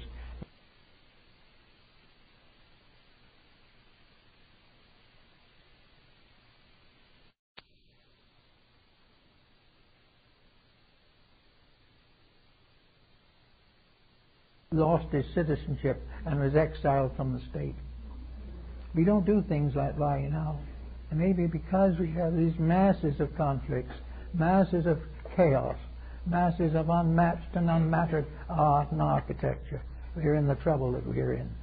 Because we simply do not pay any attention to the effect of our environment upon ourselves. We think if we can get everybody into a house, or get all the children into school, we have it made. But unless we put them in a house that is worthy of them, and put them in from this school to a better one, nothing is actually solved. So all in all, beauty continues to be very important in our daily living. It is something that we all must consider to be an aspect of the divine nature. Now we can go in beauty to some other aspects of life. We can go into beauty as it affects upon our personal relations and our personal integrities with each other. We can also go into the problem of nutrition. Nutrition is an art, and it is beautiful, the individual is well. If it isn't beautiful, he is sick. If he abuses his own body, he will suffer. If he perverts the lives of others, he will be penalized. All in all, beauty must have its final victory. Now, how are you going to find, for average persons, something that might help to make this victory reasonable? Well, I think the ancients all agree on one thing, that the most perfect example of the divine plan that we can contemplate is the very world we live in. The earth, with all its glories and all its beauties, is the wonder of wonders. No artist can ever make the equal. No great magician can ever bring about the miracle of life. We are constantly surrounded by evidences of a wonderful carefulness, a wonderful integrity, and a magnificent fulfillment of the purpose for which life is fashioned. So if we are observing, we can find beauty in nature. Perhaps in a vacation, we can do a hike into the hills. Perhaps we can go out for a little while simply and sit in a garden and watch the wonders of a handful of plants that have survived all the terrors and tyrannies of mankind. We can also watch and see how harmless things become the basis of great courage and great insights and great improvements. We can also observe the terror that comes from destroying life. We can take a little garden that's not over 10 feet square, and in it we can build a universe. And we can make this a horrible place like an inferno, or we can make it a beautiful place where a few little sacred lives are able to fulfill their destinies. Everywhere there is a possibility of a very quiet, beautiful, charming acceptance of the challenge of the soul, that all things should be better. Now we have souls, we must realize that bodies have certain proximate relationships, but that souls, and without being in such relationships, are really closer to each other than bodies can ever be. For actually the soul is the point of junction between. Unless the soul blesses a friendship, that friendship will not live. And that friendship cannot survive the corruptions of the various aspects of consciousness. It cannot survive too much selfishness, too much discord, too much deceit. Little by little, the mistakes we make take away from us the kinship with that part of ourselves which is in another body. One of the Greeks referred to a friend of his as himself in another flesh. And this is the idea almost. Because if things are done perfectly, or done nobly, or ideals are preserved, friendships become eternal. And the famous friendship of Damon and Pythias is probably one of the great stories of life.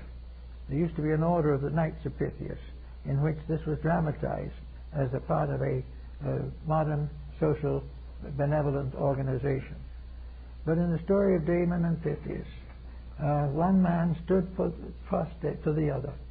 The other man had to go home to take care of something. They had both been sentenced to death. And the one who had to go was released only on the grounds that the other one would stay. And if the first one never came back, the second one would be executed. It looked for a while as though the execution of the second man was inevitable. But on the very day when he was being prepared for death, the first man came back and took on the burden he had promised. And the ruler of the country was so impressed by this act that he forgave them both. This is the type of thing that, again, is an evidence of something inside of us. Something, the story goes on and on and on, of there being something inside that is very important. The Oriental mind also believes that there's something inside of other kingdoms that can be brought into harmony with man. That all animals, if they are properly tended, will gradually verge towards harmlessness. And then practically all animals have the possibility of psychic communion with human beings. And that all the animal it does is grow from the contact, whereas very often the human being fails because of that contact. It's easy enough for the animal to grow under proper conditions, but it is hard to prevent the human being from destroying animals. So we have all these different things to think about.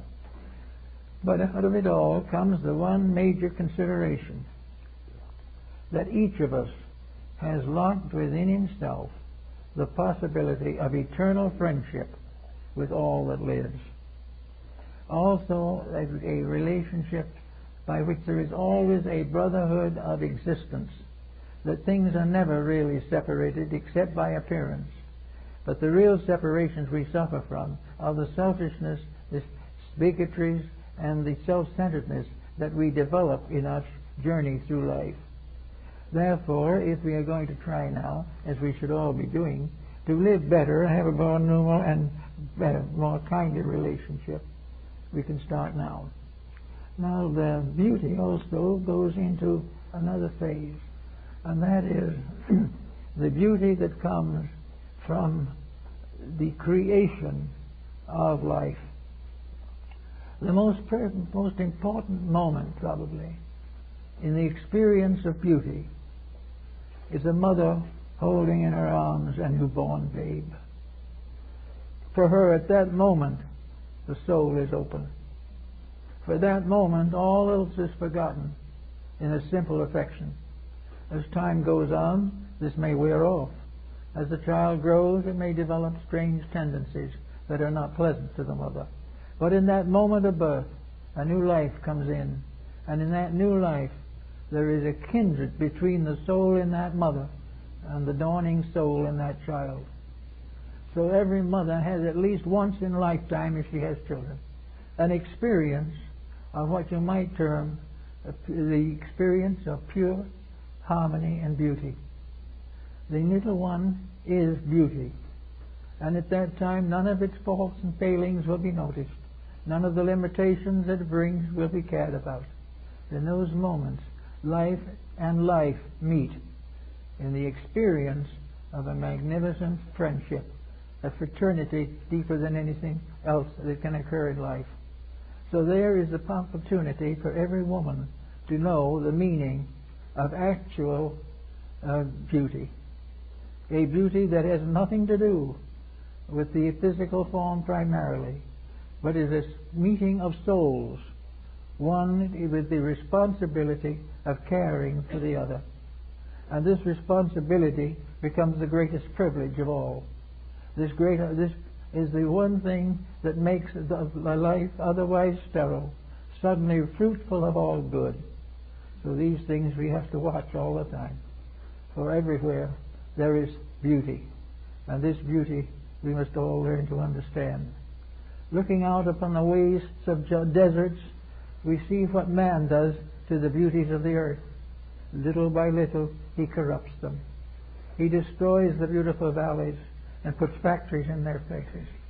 He destroys the wonderful mountains and digs out of them the metals he uses to make atomic bombs. Everywhere man is untrue to the earth. He does not cherish, he does not love the earth mother as he should. He does not realize that he is blessed in being able to live upon the surface of the bounty of the infinite. And that if he behaved himself and regarded his life properly, he could have all that he needs as long as he lives. But selfishness, cupidity, conflict creep in, and little by little, the earth that should be a magnificent garden becomes another phase of punishment. So it's therefore everywhere we can, we should be trying to release ourselves from the misuse of our own possessions, the misrepresentation of our own ideas, and the gradual corruption of policies that as they go take with them all that is worth living for and leave nothing behind. In the next few months, maybe a year or two, we're going to have some very important decisions we're going to have to make socially. We're going to have to face the difficulties arising from the exhaustion of resources available for corruption. We are going to realize that we cannot corrupt more without bringing down the whole structure. That we have gone as far as wit can go, and it is time for wisdom to come in. We have gone as far as our skill can take us, and now what we need is our heart to lead us. Out of all of this, there must come a tremendous sense of beauty, a tremendous sense of release of consciousness. It is time for us to develop the mystery of finding the higher sense for our souls. Unless we do, we are going to bring down to ruin one of the most wonderful structures that nature has ever produced. We are just part of a great system. We cannot break the rules of the system without suffering. Now today we are looking for answers, but these answers can never succeed unless these answers are accepted by individuals. Laws can never make us perfect. Legislation can never heal the wounds of crime.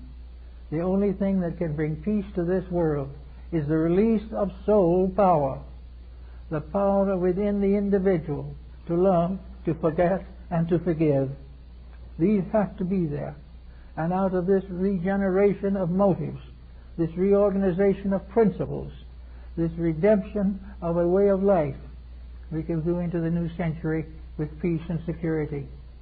But if we do not make these adjustments, we will go on until finally the waters of oblivion close over the great mistake which we have called humanity. And there's no reason it has to be a mistake. It is being tested always. And as long as there is one grain of hope left, nature will work with us. Nature can take a little more punishment. It can make a few more adjustments.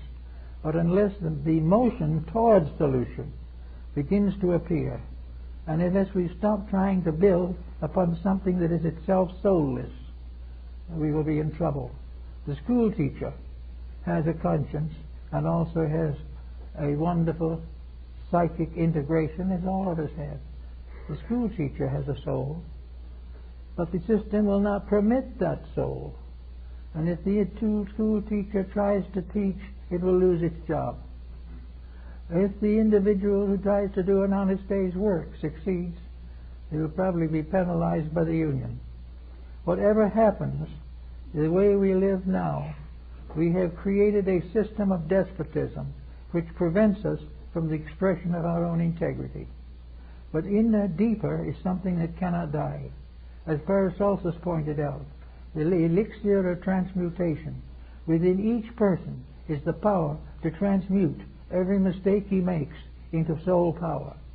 In society, there is a possibility that every nation that has done it badly can, by a transmutation, a mystery of transformation, can take the evils and the mistakes and change them into soul growth.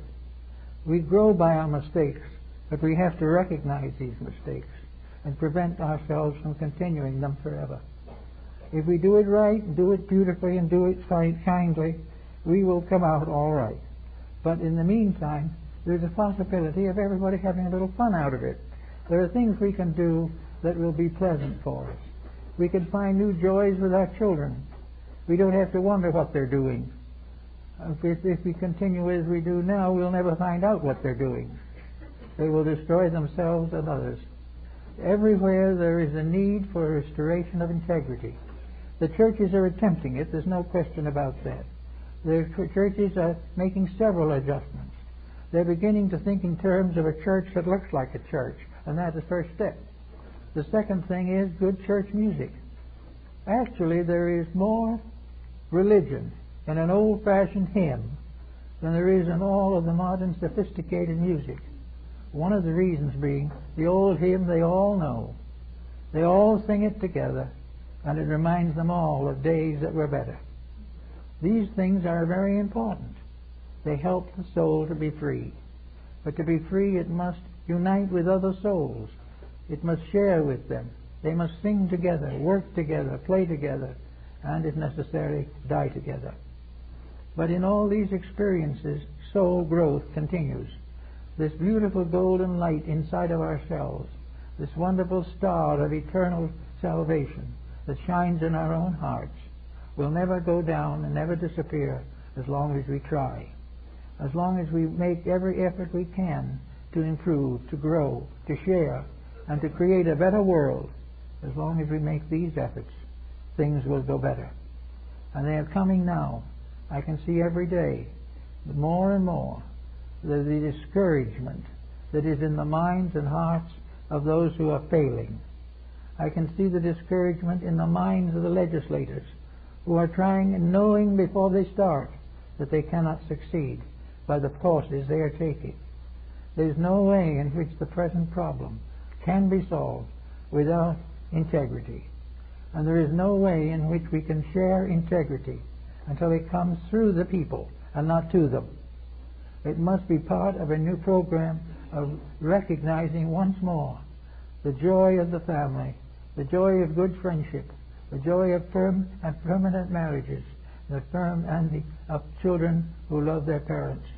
All these superficial things will work out all right if we get a few of the major principles firmly in our consciousness, keep them there, and live them every day to the best of our ability. Thank you.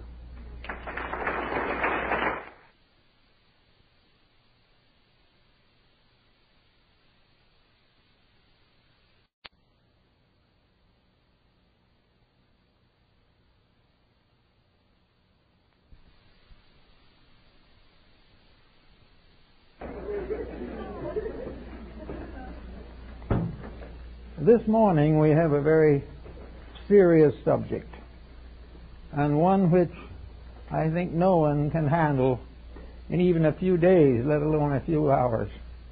But it is something I think we must all think about in the future. We took as our subject the love of God. Now let's consider this a little bit in the light of the way things are in the world. Look around us in the 20th century, and we probably will find one of the most terrible periods in the history of the world. There were others that were bad, but the resources involved were not adequate as they are now.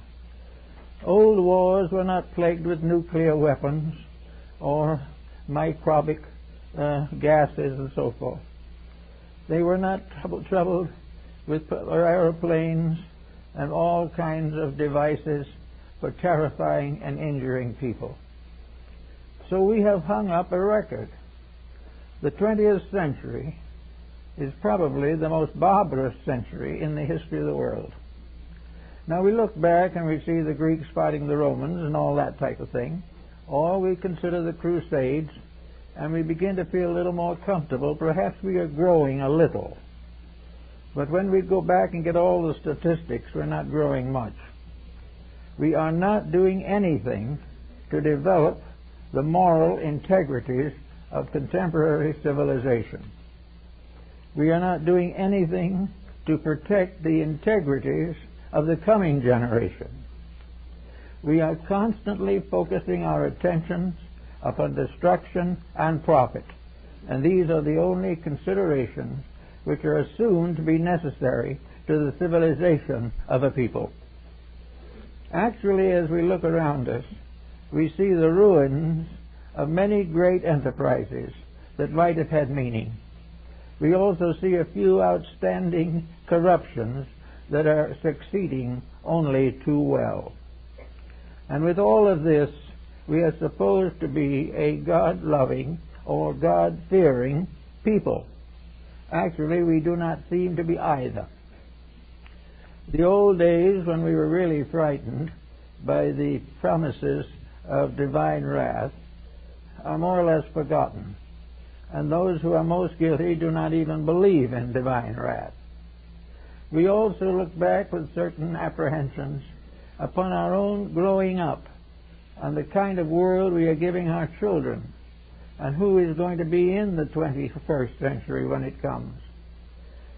Certainly, unless there are marked changes, it is not going to be heralded in with a blast of ethics or anything of that nature.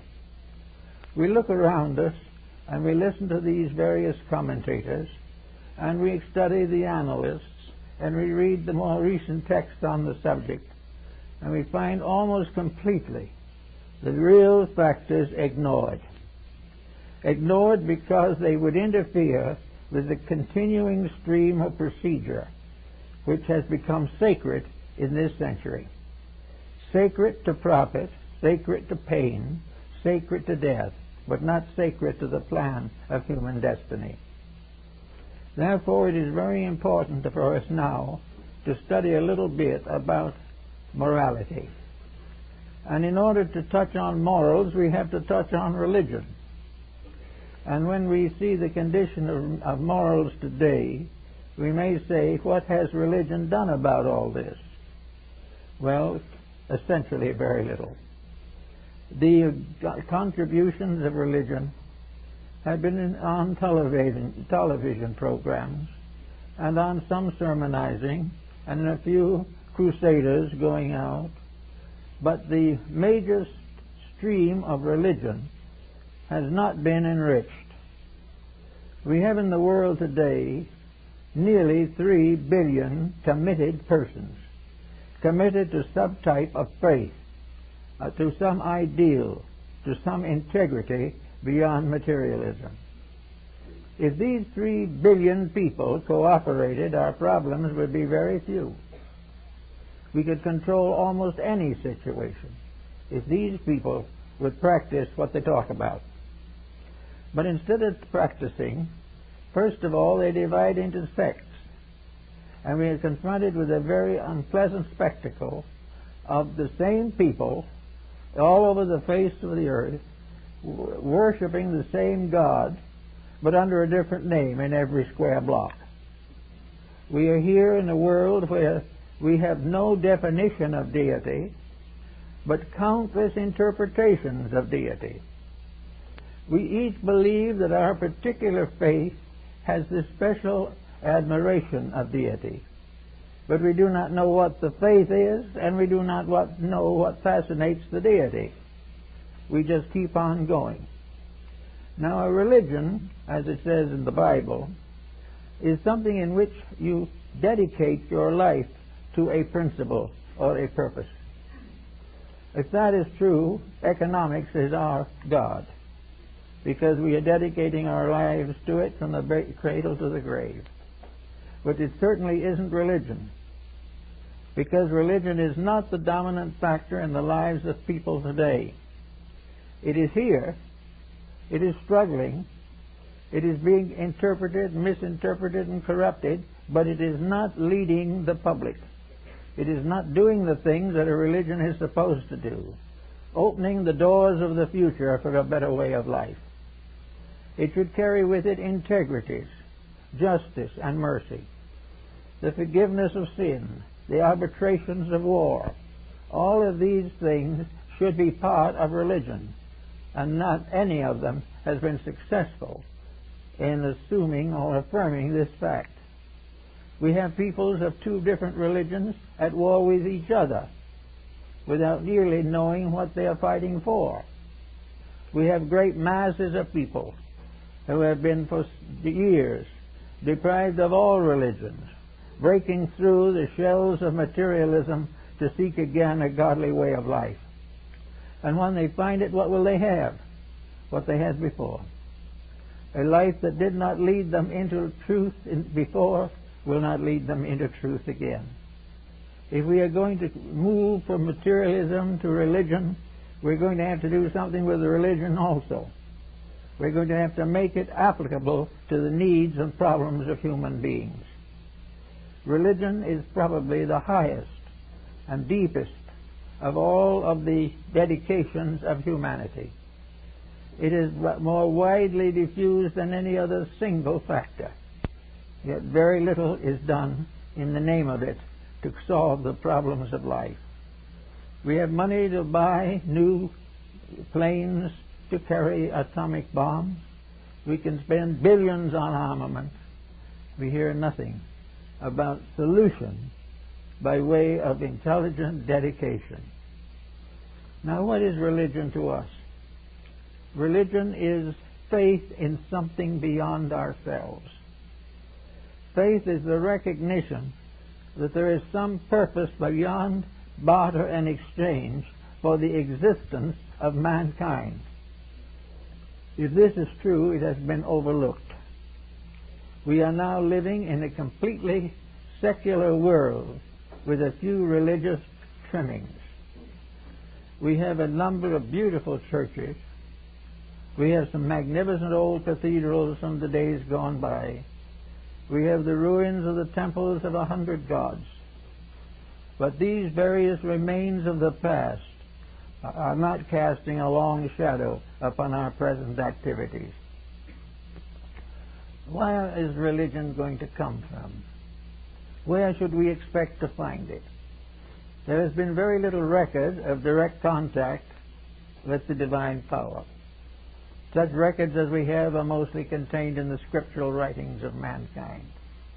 From these writings we gain a certain pragmatic understanding of certain of the forces of nature.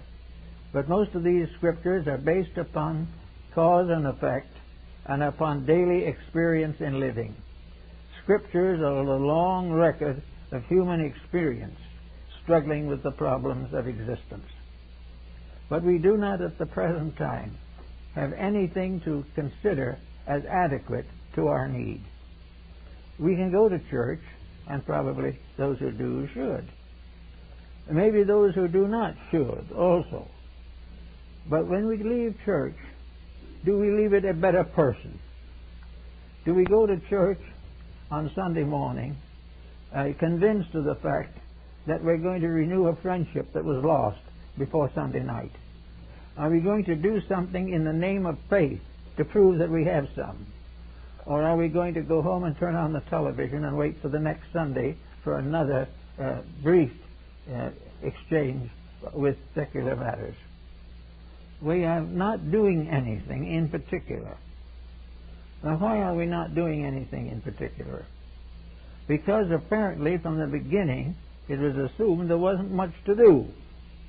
In other words, no one really believed that people were going to change to the degree that we hope they will change. They've taken it for advantage and for granted that the materialist can go to church, but he'll still be a materialist. And the theist goes to church and he will still foreclose a mortgage on the widows and the fatherless. There is no way, apparently, in which we can expect religion to compete with business, with the hard problems of profit, of that last dollar we can get out of somebody. And yet here we are, a civilization that has been building and working for thousands of years to create a better way of life. We come to the most advanced century in the history of that world, and we're not getting a better way of life. Why is it impossible, apparently, for the individual to live up to the basic moralities which he affirms in his faiths? There are at least 7 major religions in the world today. 5 of them are really big, and the other 2 are moderate. But each of these has exactly the same teaching. They call it something else. They don't call God God, they call God Allah or Brahma. But they're talking about precisely the same thing. And they're talking about it to the degree that this God, under another name, teaches the same morality, the same ethics, the same idealism. It warns of trouble resulting from mistakes. It warns the follower to avoid sin.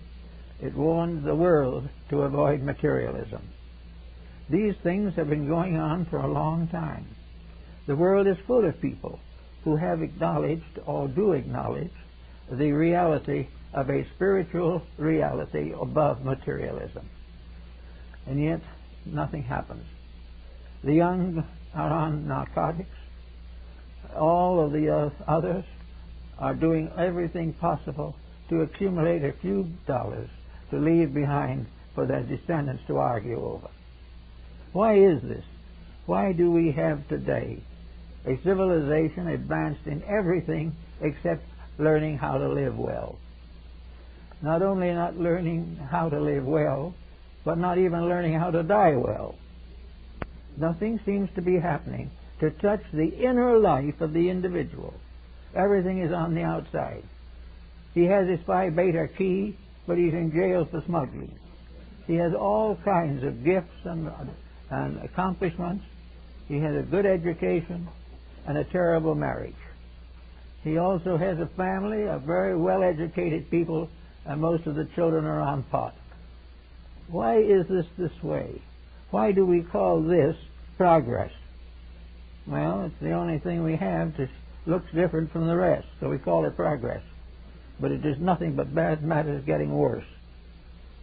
So what do we do about all this? We have to go back again to what we're talking about, God. Now, God to the average person is a very abstruse and abstract and very subtle factor in our existence. Many people have heard about it from their ancestors. Some have heard about it from a television evangelist. Most of those who have contacted it are leery because of the economic pressures that are now being passed off as religion. So we have no real sources for faith. and we have no real contemporary institutions. Now, supposing we consider these church seminaries that we do have. Those seminaries have been here for a long time. Are they doing something? Have they made a step forward? Or as seminarians, have they simply graduated a few more preachers? I was in Chicago at one time when one of the great football games was being played. This game was between a parochial college and a secular college. It was a tremendous fight. I was in the same hotel with the parochial crew or team and all of its assistants. In the course of the 3 or 4 days they were there, they got a bill from the hotel. The kids got a bill from the hotel for over $300,000 worth of damage. And on the Sunday morning, several of them were arrested on a raid when they were filching boxes of cigars from the lobby. This was education, and it's still going that way. What is wrong? Why do we not learn something from the past? Why do we not at least learn something from our own ancestors back 2 or 3 generations, who were more worthwhile in most cases than we are today? They might not have been so brilliant. They may have had to work hard with their hands. They may have had to raise their children in the country on farms. But there was still in them a certain humanity which is gradually disappearing. Humanity now is a covering. It is a case that you put on, but underneath it there's no real humanity. Because humanity is reaching out to help those who need. Humanity is sparing lives and not taking them. Humanity is giving opportunity, not destroying it. And humanity is to make the best use of resources, not waste them on vicious and destructive things. So we need to get a new understanding of God. We've got to get a God that gets out of all these buildings and gets into us where it belongs. Each of us lives because of a divine spark within us. We were born with this spark, and no matter what we do, it will be there till we die. But for the most part, it will not waken during our lifetime. It will remain as it was, a potential of humanity. Now we have this problem in very sure and certain faces today. We have got to do something to find the way to the development of a different form of faith for the 21st century, or we'll be nowhere at all. One thing that may happen that could help would be the gradual breaking down of sectarian boundaries. But even these will die hard. The individual is proud of his orthodoxy rather than of his ethics. He is very happy to belong to a certain thing and glad that he doesn't belong to something else. All of this is foolishness. All of this is part of an old superstition that should have died in the 15th century, along with the various inquisitions that disfigured that period. What we want now to recognize is a way of changing our approach to religion. Now, if you've traveled, and I have traveled partly, at least, reasonably, you will find scattered about the surface of the earth some of the most beautiful buildings that man has ever devised. The great Comocene builders and the cathedral builders of Europe have left us works of dazzling beauty, works of splendor, works of tremendous integrity, and with great symbolic meanings. And who is in them? I've been in many of them. Mostly there's someone in there raising some funds. That's all. Sure, that Mass will be shown. But this great building stands for a great principle. It towers above the trade hall, and it towers above the secular city. And it is the wonder of that community. And people come from all over the world to see it. But what does it do? What is it giving to tomorrow? Some of the most beautiful churches in Europe were bombed out during World War I or II. Others are practically deserted. Some are closed, some are condemned, and some have been changed into stables and storehouses. This is very, very wrong. It is something we cannot afford to have happen this way. It is necessary to get hold of some of these things. Now, what might make a mother or parent a little concerned over all this? Possibly wayward child. But at the same time, the wayward child is probably worrying over the waywardness of its own parents. There is no integrity here that is there. There are good parents, but there are many who have no more interest in being good parents than they have in being good citizens. They're there for what there is in it, and the sooner the quicker. So we have to find some common denominator. And we like to take a thought now.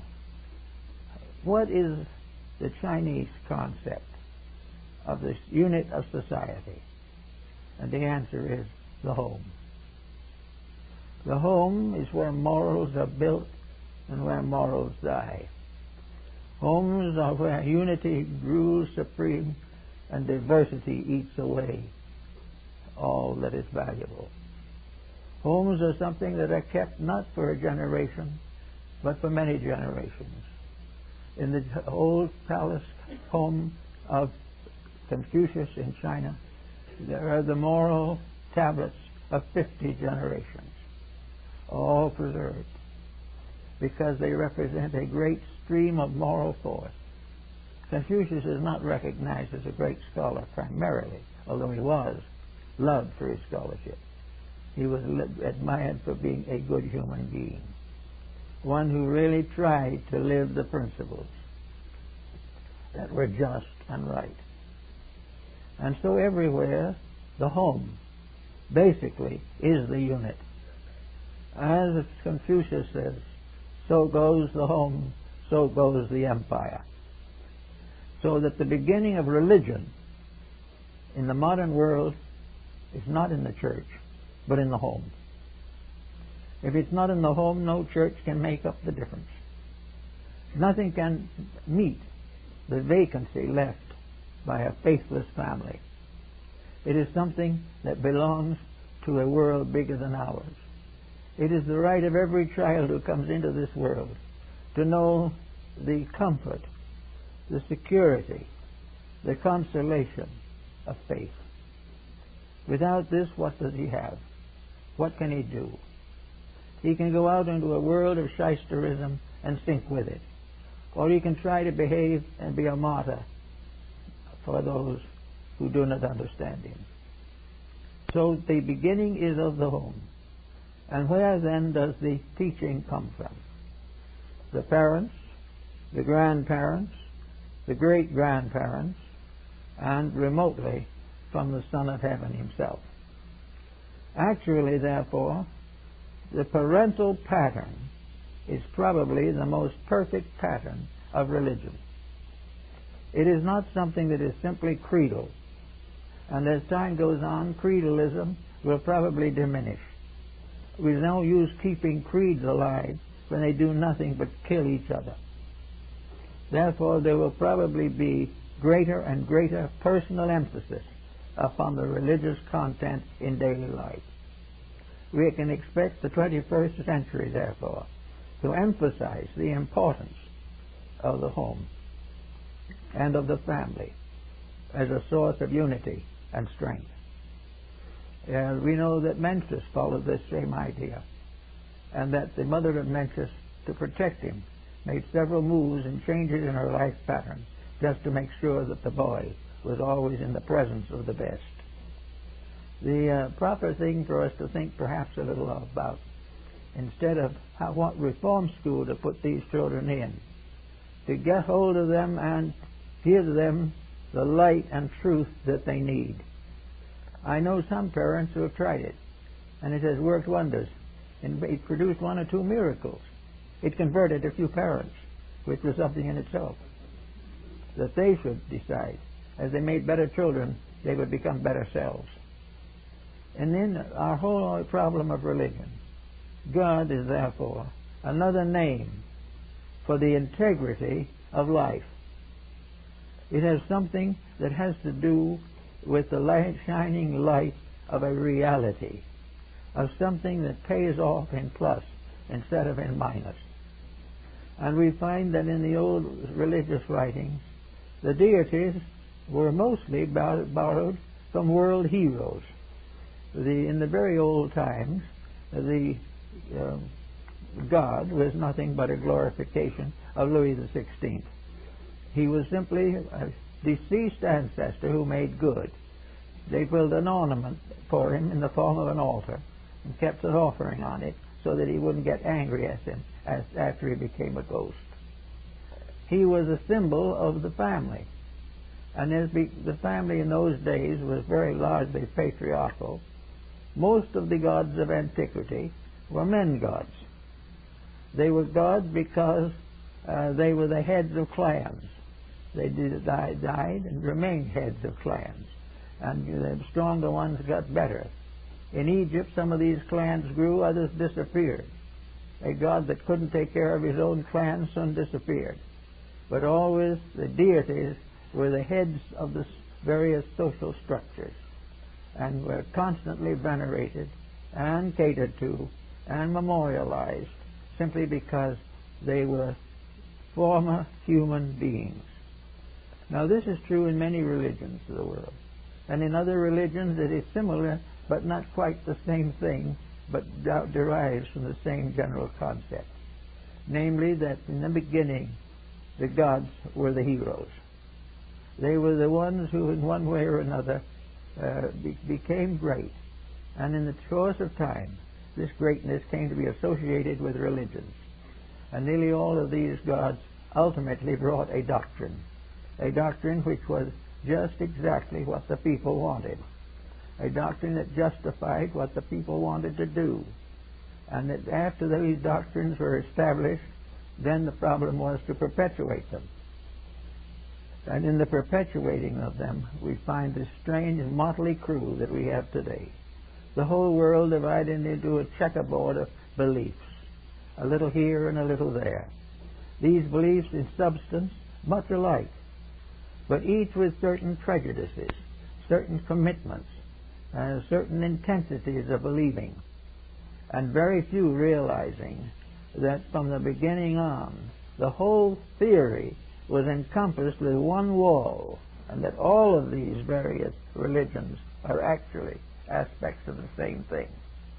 Out of this past conflict, there has been very little new added for the last 2,000 or 3,000 years. Therefore, we say that if you worship Allah, you really have to go on a holy war against Brahma. Or if you believe in Moses, you have to go into a holy war against Zoroaster. All of these names become frightfully important. The fact that they all taught the same thing, and that we're not doing the thing that any of them taught, doesn't seem to bother anyone. It just doesn't seem to annoy. Zoroaster died with an assassin's dagger in his back. Muhammad was poisoned. These things happen to all these teachers. But for some mysterious reason that is hard to explain, names make differences when names are only problems in language. Therefore, 90% of the names given to deities interchangeably now are derived from language roots. The same thing in the familiar language of a people. Instead of talking about the 72 gods, we are talking about the 72 names of one God.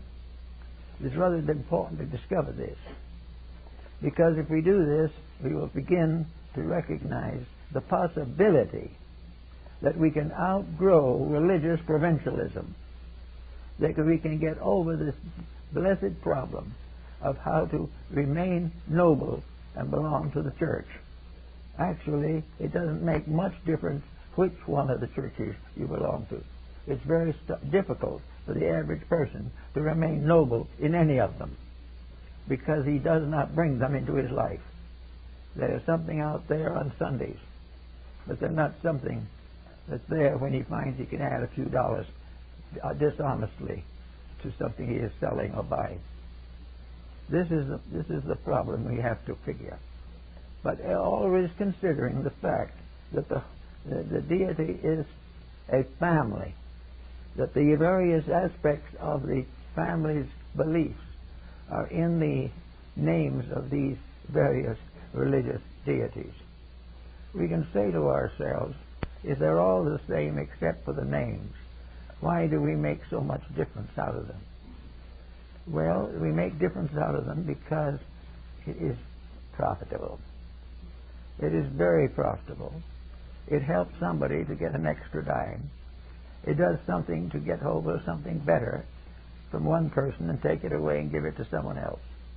These differences of names have no essential for you. When if you say honesty and list all the individuals who are honest, the names don't amount to anything. But if you pay no attention to honesty and list them all, most of them will be dishonest. It's one of these problems that we all face and we have to face every day. So, here's a thought. Supposing we do what some have thought would be a nice idea. Restore the idea of the home as family. If we do that, then love of God becomes a restatement of love of parent. If a parent deserves love and gets it, this is religion. If a parent is sincere and honorable and brings up children properly, that person is pious. That person is really spiritual.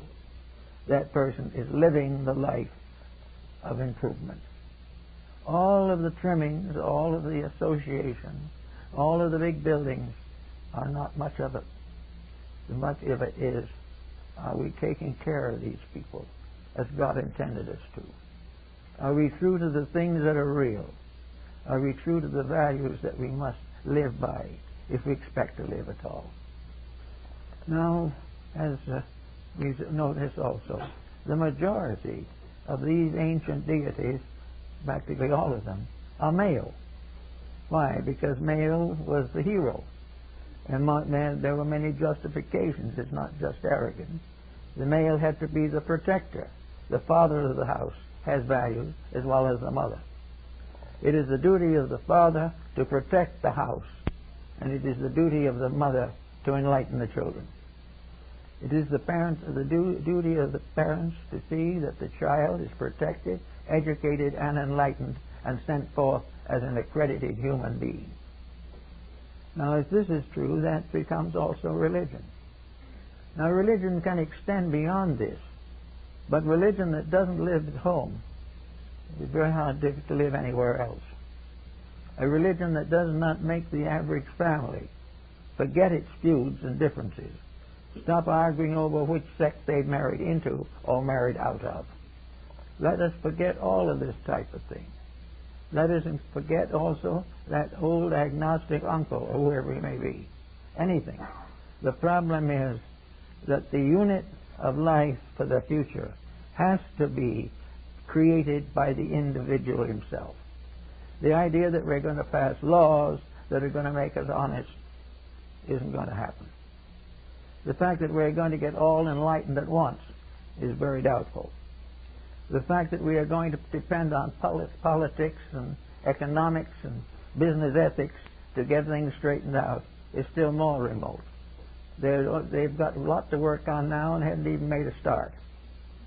Therefore, we have to go back to the simple fact. This world is made up entirely, in human terms, of families. It is made up of families of many colors, varieties, and languages, and faiths, but families. And each family is an autonomy in itself. Each family has the right to live well, regardless of other families. No family is supposed to be enslaved by some other family. If the family lives its own life morally and ethically, brings its children to maturity as dignified human beings, if it teaches honesty, idealism, and integrity to its children, and bestows upon them the love that children need in order to live well, then we have a religion. And the individual who lives this way is worshiping. And the worshiping person is the one who shall see the face of the beloved. It is time, therefore, for each person to trace his faith back to his own heart.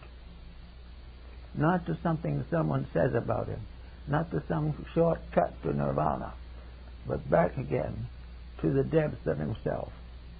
If he does this, he will find that the world has given him a marvelous assortment of possibilities.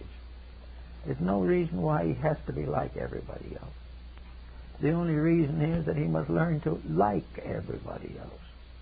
He must give up saying, this man is a different religion and I can't speak to him. I've had in my time many, many cases of young people of different denominations whose lives have been ruined by the incredulities of their ancestors. As a minister, I have married a number of couples who could not find any other form of marriage that had a touch of anything but the justice of the peace. These people had no crime. They loved each other, but they were of different faith, which made them incompatible as far as the family was concerned. All of this has been going on for ages. The desert is filled with tribes that raid each other.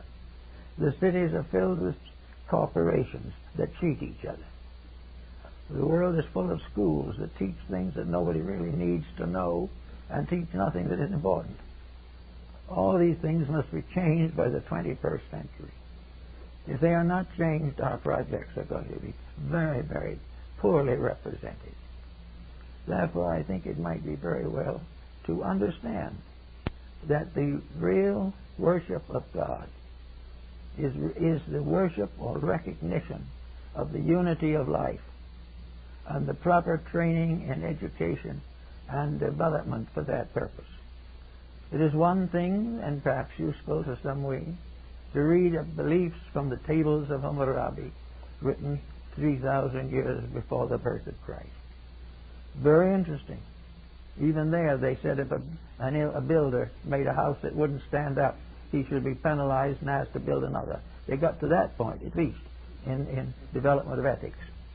But the real answer to the point is always that daily, hourly, and now, the time is very, very right for us to begin to think in terms of the love of God as a process of recognizing and rewarding the streams of essential integrity which flow down through the ages. We should begin to think more and more deeply of where honor is due and refrain from bestowing it where it is not due. Now, among other points that are very interesting is the possibility that is emerging at this time of the consideration of deity as feminine rather than masculine. This is gaining considerable recognition now because it again ties two roots. The idea that life goes back to the Great Mother becomes more reasonable to some people at least than the way that it goes back to a father. There is something about the mother that is representative of the giving birth itself to integrities, to values, to guarding and selecting and keeping, to disseminating the truths and principles of our life, going forward always toward the development of all that goes after.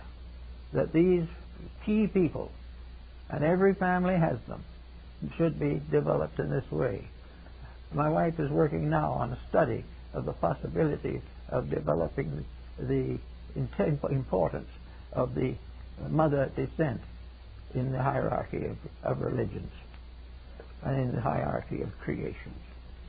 But regardless of how we approach it, the fact remains very definite that with this new century coming, we've got to do something about it, or our civilization will simply exterminate each other.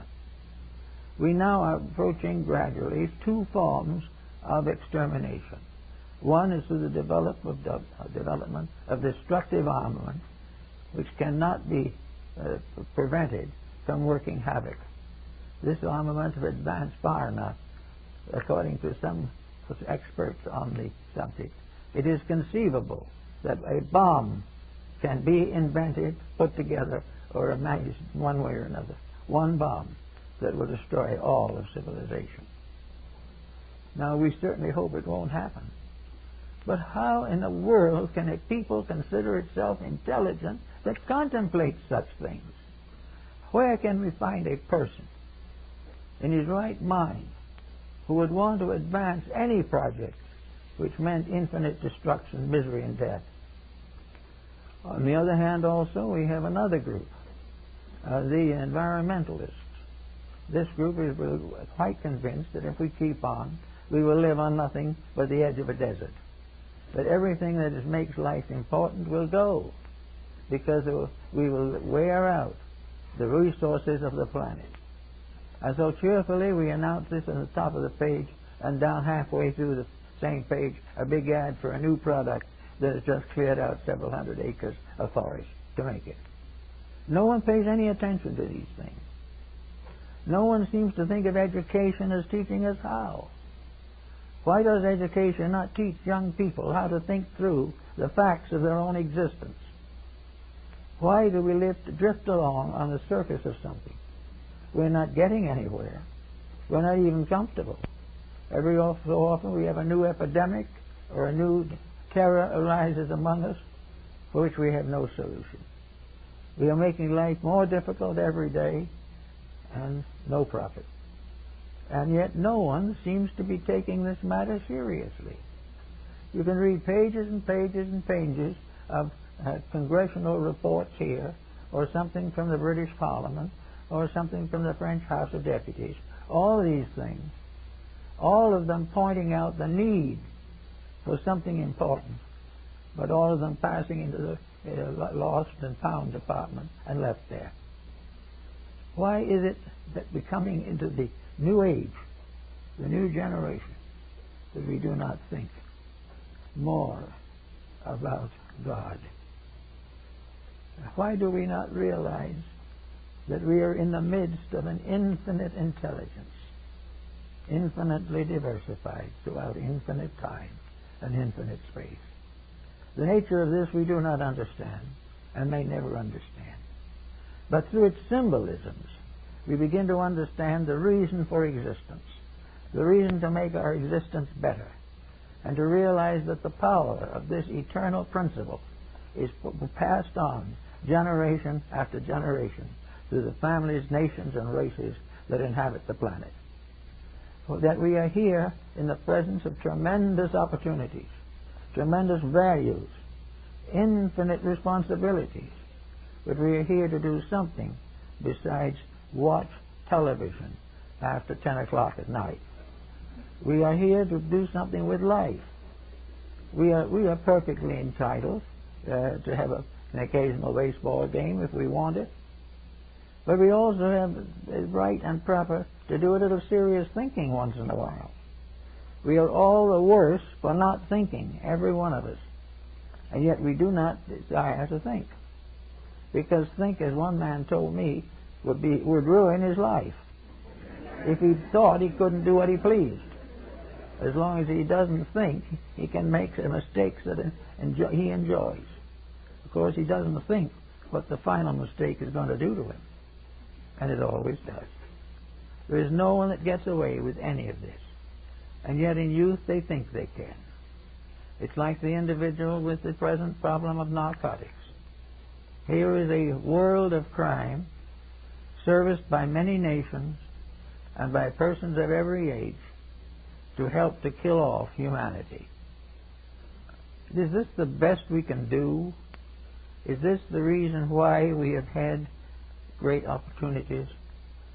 Is this why we have been given wisdom, we have been given understanding and insight? Is it all in order that we can simply eat ourselves to death or drink ourselves into a coma? Why do we have to think it this way? Why not face into it really the way it is and admit that if we're going to make the next century any better than this century was, we're going to have to do something about it that's worth doing or it never will be. We cannot continue the way we are at the present time. We've got to go on to a higher level. And as the book says, it's got to begin with me. It has to begin with us. It has to begin with a parent who is perfectly willing to let the child go out anytime and anywhere. It's got to go out and do as it pleases. Because if it fusses, it'll annoy the parent. In our day, parents weren't annoyed that way. They had a rather quick way of annoying the child instead. And the child generally stayed annoyed for a few hours, and maybe be several days before it would try another experiment. Here, no one bothers, because it gives the parent a headache. They would tell the child to go out and do as it pleases, and they'll settle back with a couple of aspirin tablets. This is the way things are going. Why? Because for one reason, the world is being made more and more unattractive to thoughtful people. The world is no longer a great source of inspiration, a great source of hope. The God that we have in the atmosphere around us now is a God of fuss and fuzz.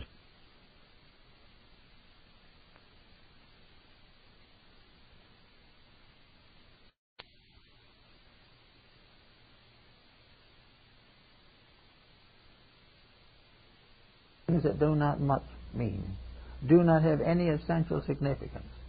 And yet over it all, in it all, above it all, is a living, eternal power. The power that we call God. God is this infinite power. And it is a power that is intelligent. It produces from itself every art and science that we know. It produces every theory and every attitude that we hold. It is the source of our good and the source of our corruption. It is a tremendous potential that is given to us to do something with. We are here to take the power of God within ourselves and use it to build a world where human beings can live like gods in peace together. This is something we've got to try to work for. This is something we must try to build into our consciousness. So that actually, love of God is actually love of law and order, love of truth, love of beauty, of patience, of kindness, of forgiveness, of peace. These are the things that belong to love of God. And every time we say we love God, it must mean that we are defending the great truths of life, by which we will gradually come to a great destiny. Now, the 21st century is another opportunity. If we treat it as badly as we did the 20th century, there's some question of how long we're going to last. And yet, the Homo sapiens erectus, human being, regards himself as the noblest of all creations. He is the kingpin of everything that nature has produced. He is the soul of greatness, but he doesn't do anything to prove it. He just goes on being great with a stupid superiority atmosphere, but he's not doing the works of greatness. He is not finding solutions to these arguments between countries. He is not finding solutions to the problems of life. He is not recommending strongly and firmly that all these nations obey their own laws and obey their own religions. The religion of the world is, let there be peace. And the religion of the world is that the Lord loveth those that keep the law. These laws are not obscure. There's nothing mysterious about them. The early church found them out. St. Francis de Assisi applied them. St. Thomas Aquinas was a great exponent of them. These laws are simply integrity. They are keeping the rules of human relationships. They are doing unto others as we would have them do to us. They are actually only a great code of the proper use of an eternal energy potential. As long as we use this wisely, we will keep on building futures. If we disobey these rules and corrupt the substantive nature around us, then we destroy ourselves. And when we destroy ourselves, it will not be because that we were overcome by the Philistines. It will be simply that we were overcome by the lassitude, latitude, and indifference of our own natures. Therefore, it seems we should start worshiping God. Worshiping God may be with a nice little prayer each day. It will do no harm. A prayer would certainly be appropriate where there are children. Otherwise, a silent meditation. And then to put on a kind of garment of chivalry, maybe a little like Don Quixote de la Mancha, and go out to do our job of lancing the windmills. Let us go out and find something that needs doing, something where injustice has been done, something where thoughtlessness has taken over. We will come face to face with an opportunity to do something for others instead of forever for ourselves. And in that moment, when with unselfishness we make a sacrifice for the good of a person, stranger or friend, former enemy or former friend, in that moment we worship. And until then, we do not know the true God. For the God that is the God we love is our own love for God. And the love of God begins in ourselves, in the recognition that within our own natures is something that has come to us from eternity. The power to do good, the power to be right, the power to ease pain, the power to strengthen hopes and ideals, the power to end forever the petty differences and the ambitions of tyrants. And the modern historian can prove to you conclusively that all these tyrants came to a bad end. And why are we so anxious to join them? Perhaps it is because, like Mussolini, we would rather live a few years as a lion than live a long life as a quiet human being doing good. Ambition probably has something to do with it. But there's no reason why we can't have the ambition to be right. There's no reason why we cannot be ambitious enough to use more wisely the endowments that have been given to us. Ambition does not have to be fulfilled in the conquest of empires. It has to be fulfilled finally in each individual's conquest of himself. And until that is done, there will be no peace. Now we're going to start pretty soon. We need a complete remaking. We need to have involved into our educational system a sure and clear statement that we all live from a divine energy, that we have no definition for it actually, that we have no way of understanding it completely, but we know that it is something that rewards good and punishes evil, that it is something that grows and enriches those who serve it and impoverishes those who cross against it in any pursuit of any kind.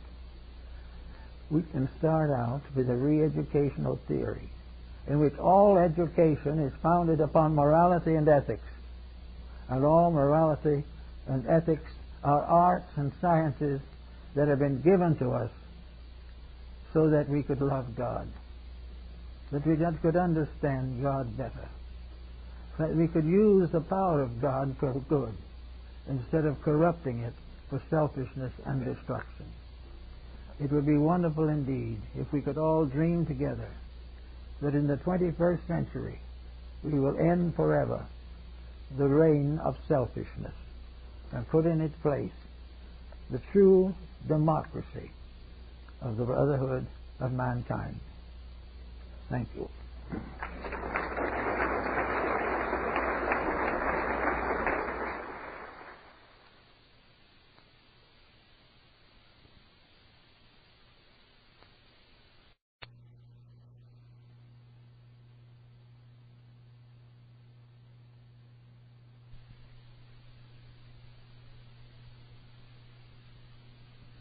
Or a sedan chair. Well, we have a very interesting subject this morning which gives considerable insight into the systems of philosophy that have developed over the last 2,000 or 3,000 years.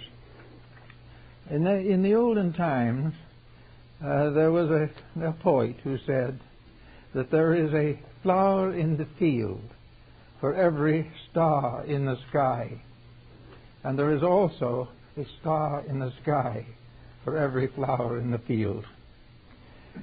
This is a kind of an interesting statement because it helps us to see, I think, one of the most important of our religious convictions, the proof before our own eyes of the universality of the principles we believe. We do not have to depend upon books. We do not have to depend upon too many contacts with other people. Merely to look out upon the world as it is to behold the perfect workings of the law, regardless of how we may view it.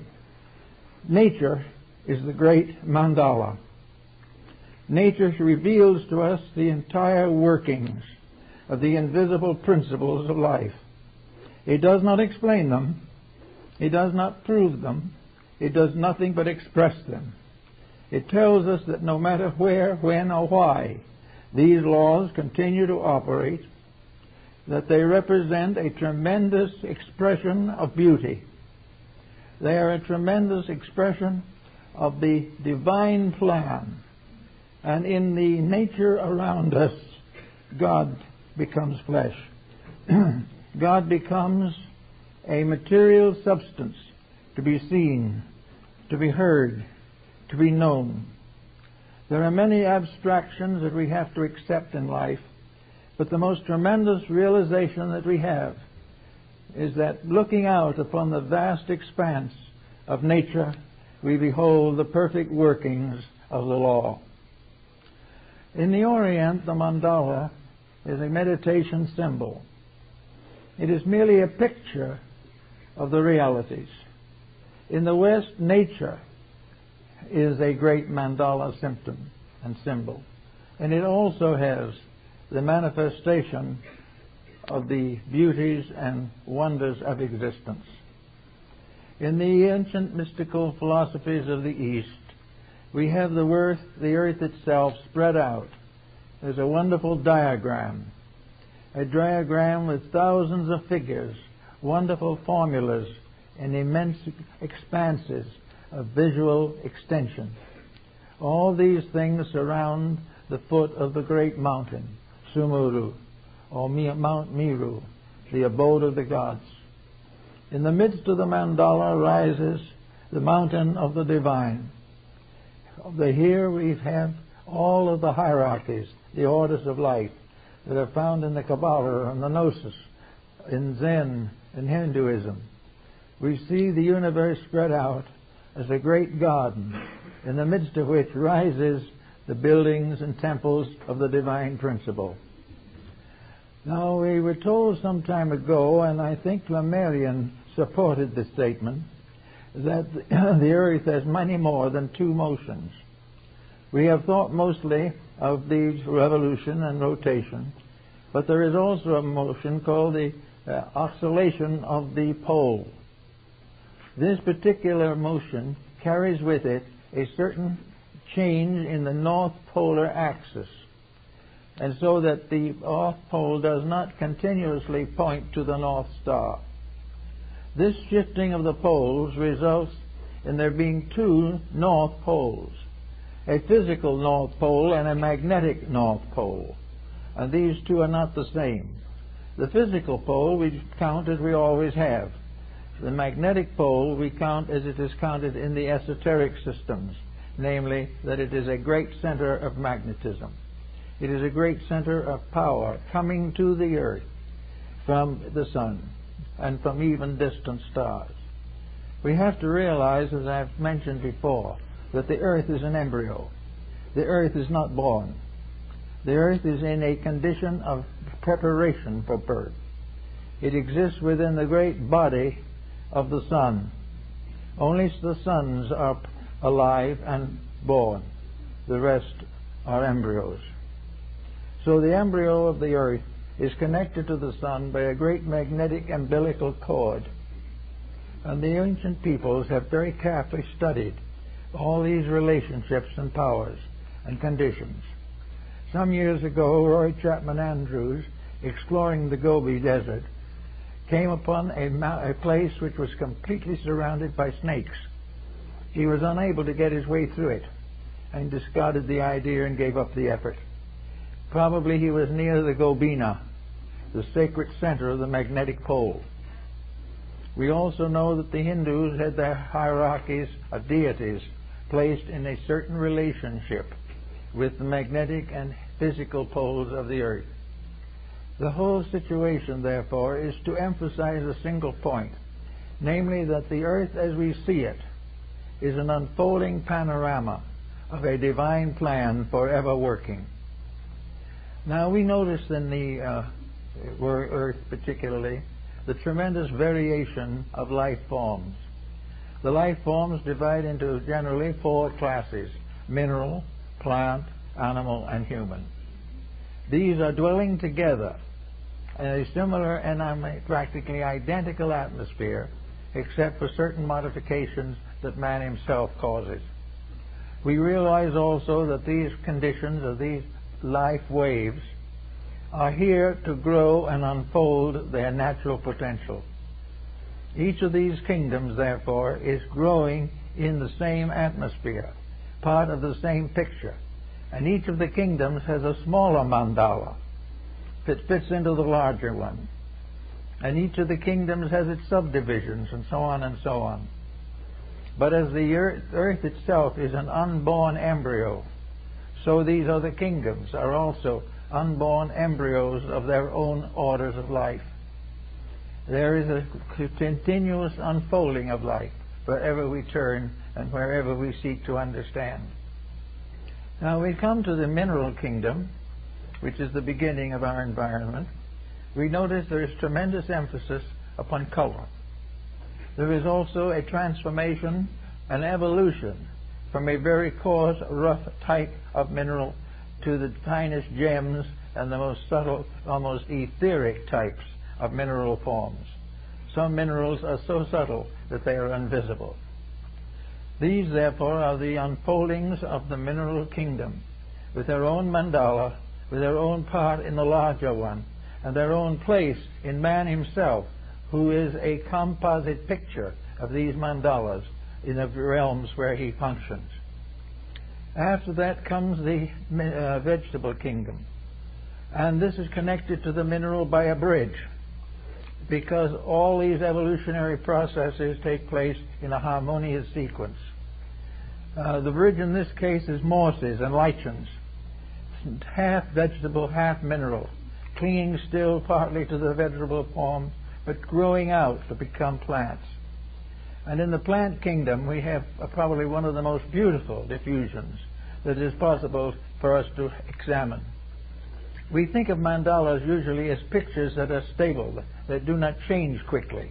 And in this we have come perfectly in harmony with the vegetable kingdom, because this kingdom has all the variations of growth with very little variation of motion. The patterns last, continue, and repeat themselves for thousands of years. But each of the patterns is itself beautiful. If we go out and look at a field in the late afternoon, we see many different colors, shadows, lines, and we wonder at the symmetries and the harmonies of it all. The same is true if we go in the early morning. Wherever we look at this grand mandala of nature, we see something of importance. So we begin to wonder why people haven't noticed this more. We are forever looking for answers to things, but in these other kingdoms, many of these things are answered, but we haven't understood enough to look to see what was happening. And in the plant kingdom, we have the most perfect opportunity to study, because this kingdom is a kind of fixed thing. It will remain as long as we protect it. And the various misfortunes of the plant kingdom we are tracing directly to our own interferences. In all of the mandalas of the 4 worlds that we hear of in the Hindu, there is not one in which there is any natural or inevitable inconsistency. Everything is harmonious. Everything works with everything else. But there are various interchanges and some minor variations and various periods of time which cause variations to the grand patterns. But all the variations are equally as beautiful. Look out into a beautiful meadow of flowers, and you see truly a work of transcendent spiritual integrity. We find that no two plants will in any way disagree with each other in color or in their forms or their places. Each thing is harmonious in itself, and the vast orchestra of color of the plant kingdom is utterly harmonic. We therefore look out upon a picture that knows no war. But we say the plants do attack each other. They do afflict each other. Well, is that really true? Or is it mostly the fact that we have disturbed this balance and by various misuses of nature have thrown these harmonies out of pattern so that there no longer is a proper harmony? Man, because of an individuality which he possesses, is able to variously modify practically all of the patterns of natural law in the physical world. But wherever he modifies them unreasonably or destructively, he merely injures himself. There is no inharmony in the actual patterns of life. But these patterns, if misused, if arranged in false patterns, if variously disobeyed, can bring down tremendous catastrophes and bring great tragedy and terror to the natural vegetation and life. It's perfectly possible for the vegetable kingdom to have a flood like that of Noah's, in which a great part of it may be wiped out. But that flood is not due definitely to the plant kingdom itself, but to the imposition of other forces from the outside. And that is why even human beings, observing mutations of their relationships, wonder whether it is the work of God or demon or accident. This is the way that the patterns work out.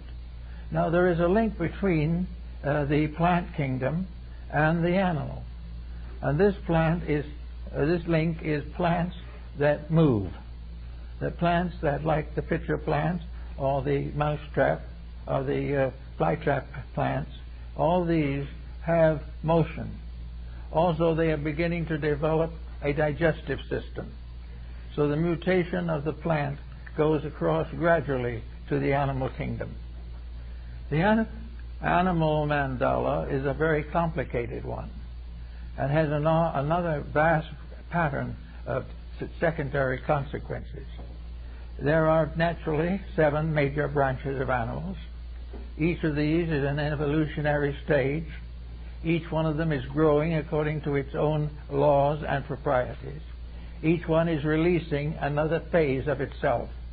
The animal releases motion, whereas the plant has released color or other properties. The plant motions are also of great interest. Now, if the plant and the animal motions nearly fascinate us. We find, for example, now the appearance of group entities. We find the appearance of guiding powers.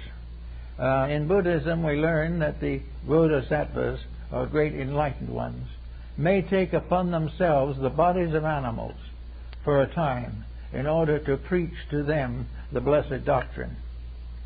This is supposed to have happened in an earlier incarnation of Gautama Buddha, that he became embodied in an animal and then sacrificed his life for another animal so that it could live. These things are part of a moral instruction which the West has very little time for. But in Eastern philosophy, even the great saint must celebrate his own sanctity by sacrificing his life and all that he is to the salvation of a part of a lesser kingdom. So this is what happened again in the Christian mystery, that the enlightened one sacrificed his life for the unenlightened. Now in the Buddhist system, the animals are not evil. They are limited in their propensities. but they have wonderful qualities and characteristics. And of the animal kingdoms, there are many that are extremely intelligent. What the animal has is motion, which the plant doesn't have. We do not know how much of the mental factor is beginning to develop within the animal kingdom, but there is indication that there is such a development. I think I told you before the story of the German Shepherd dogs in Europe who became famous because they could talk. They talked with their paw on a board with the letters of the alphabet. And they were trained to transform words into these board letters, or vice versa, or to express themselves by using these letters. And of course they were with human beings a great deal, who tutored them as much as they could to use these boards and these alphabets. A number of tests were made of these dogs, and the tests were usually made behind locked doors in which no person relating to the dog was present. Usually they were professors or doctors or students of anthropology. On one occasion, one of the dogs was asked, do you believe in death? And the dog patted out on the board, there is no death. Therefore, we cannot say for sure just how much consciousness these animals have. But we do know that their loyalty is wonderful. We know that their companionship to the disabled is extraordinary. And we also know that constant contact with human beings is a way in which the animals are able to gain a new dimension, which they will use later. Probably the most highly evolved, at least one of the most highly evolved, is the elephant. The elephant has a memory. The elephant has a tremendous ability to accomplish particular tasks. And perhaps most of all, an elephant is the only animal we are certain has a sense of humor. And of course, probably that comes from association with human beings, to whom the elephant must turn for recreation. I remember this story, probably have told you, but it may be worth repeating, of this trip up to Amba, outside of Baroda, and outside of Jaipur. And on the elephant, we were being taken up to the mountain. And among those that was there was an English lady with a flowered hat. She had a white hat with a flowered bouquet on the top and a veil that tied under her chin. The elephant got a look at this, and it positively fascinated the animal. It became so important that the animal just sort of stood and shivered. And finally, when the parade started, the lady was on the back of the elephant with the others, and it started up this long hill that led to Amba. And slowly, quietly, the trunk of the elephant twisted around under the back of its neck and came up and behind and managed to get to the point where it could reach that hat. It made one dive for the hat. The hat went off the lady's head and hung in the air about 10 feet above ground while the elephant chortled with glee, and then went up the hill, leading the hat all the way to the city of Amba. Now, you can't say a thing like that doesn't prove something. It also proves other types of things. There is a more dramatic, possibly unhappy account of a boy who put a needle in a peanut and fed it to an elephant. The elephant was very badly sickened by it. He recovered, but it was very bad. And apparently, it would never forget. Several years later, that same boy went to the circus again. The elephant saw him and nearly killed him. The elephant had a memory. He was not badly damaged, but he was badly frightened. The elephant did not forget. And also, the elephant has certain moral qualities which the Hindus have made much of. One of these is frugality and the practical side of life. An elephant will seldom be out of food or a place where he can't get it. He will be seldom in trouble with anything because he is able to adjust to almost any possible circumstance. And as a result of that, Ganesha becomes the god of prosperity in India. He is looked upon with great hope, and is in the windows of nearly all important shops in India. So a little bit a figure, a picture or something of Ganesha, an elephant head with a fat little human body. If your fountain, if your business goes bad, if you come close to bankruptcy or have to give the store away, the picture or statue in the window is turned upside down. This indicates that Ganesha is no longer protecting you. So all these fables of animals and so forth tie into the human way of life. Everywhere that there has been contact, long contact between human beings and animals, there is a strong fraternity established among them. And there is a continual recognition that animals can become a great joy and a great security to people who are otherwise lonely or unable to share in the normal activities of life. So the animal kingdom is very, very much in form. The missing link between the animal and the human is no longer apparently in existence. The ape is not a side branch or a partial human being. It is a different type of evolution entirely. But anyway, the animal kingdom is best represented, and then we come finally to that remarkable, extraordinary kingdom, the fourth element, namely humanity. In this we count again the four elements: the mineral element, the vegetable element, the animal element, and the human. And these are equivalent to earth, water, fire, and air.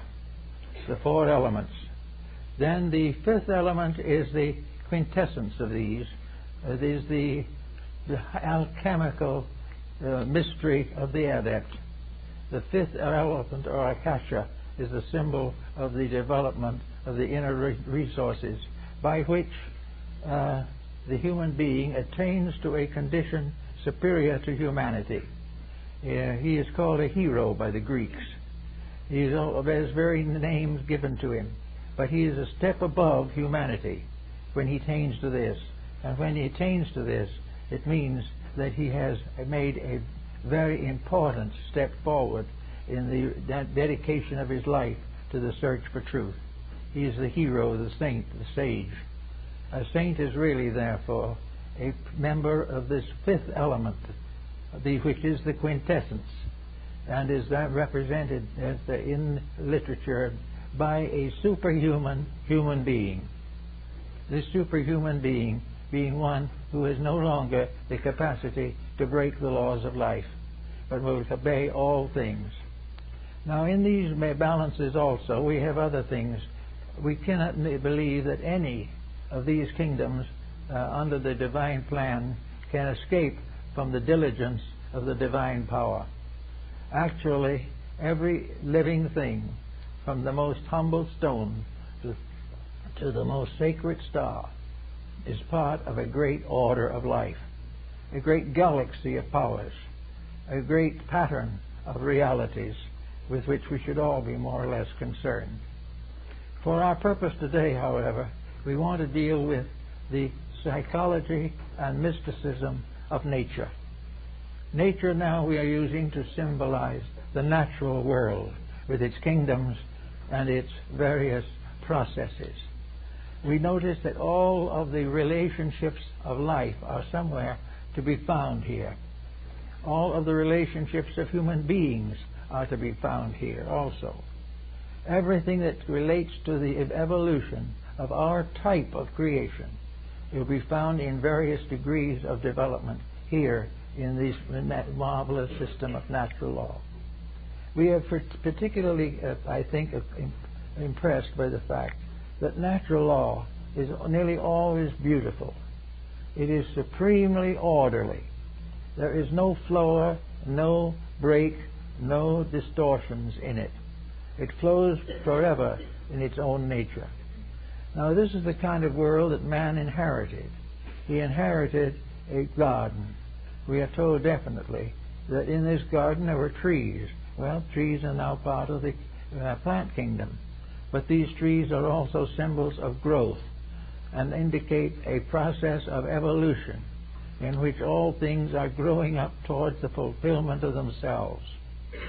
We also realize that this Garden of Eden, so-called, was simply a balanced or equilibrium in nature. It is that which exists before the fall, that is, before the descent into composite existence. It is that which must come again when we rise from the misfortunes and passions and troubles of our present state, so that we are suspended in the middle distance between two forms of superior existence, that from which we came and that to which we go. We are part of an evolving and growing problem, and the purpose of the entire growth is to achieve the realization that all things arise from ourselves when we are in problems, that we are actually here to learn, and that everything that we learn is part of the process of growing. And also we are here to accept personal responsibility for the mistakes that we make. We are here to recognize that the reason we suffer is ourselves. We are not suffering because of a jealous God. We are not suffering because of an outrageous law in nature. We are suffering because we are breaking the harmony between ourselves and nature. We are going contrary to the patterns for which we were intended.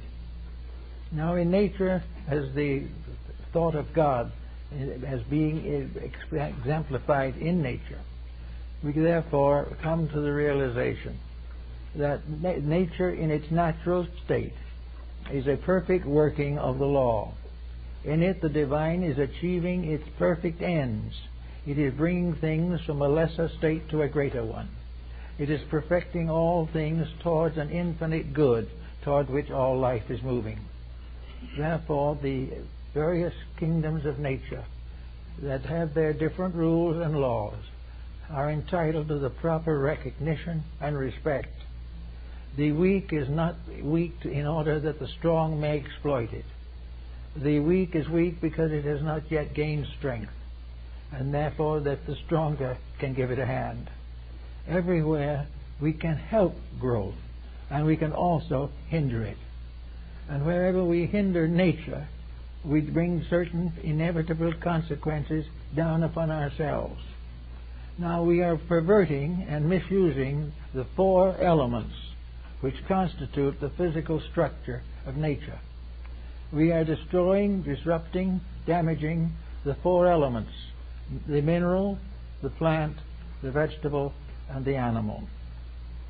We have a sort of fifth position in this because we do represent the quintessence of these evolutionary steps, that is humanity. But we are very definitely injuring our environment. We are injuring it by neglecting to understand it. And in trying to understand it, we write books, and we send expeditions, we create laboratories, and we do all kinds of abstract things trying to find out about something. This is not necessary and certainly isn't advisable. Today we are probably trying to prepare to put a man on Mars. Maybe that's important because maybe there won't be much Earth left. We may have to migrate some way. Well, maybe not so well. But anyway, this is not the prime purpose. We are not here to do this type of thing. We are not here to defeat each other in military excellence. We are not here to create great wealth or leave great poverty. We are here to grow. And the great text of growth is here in our very midst. All we have to do is look out of a window into a natural scene and we see growth. We see the laws are working together. We see how each thing is necessary to the ultimate good. And little by little we gain that all things are necessary to the proper good of man.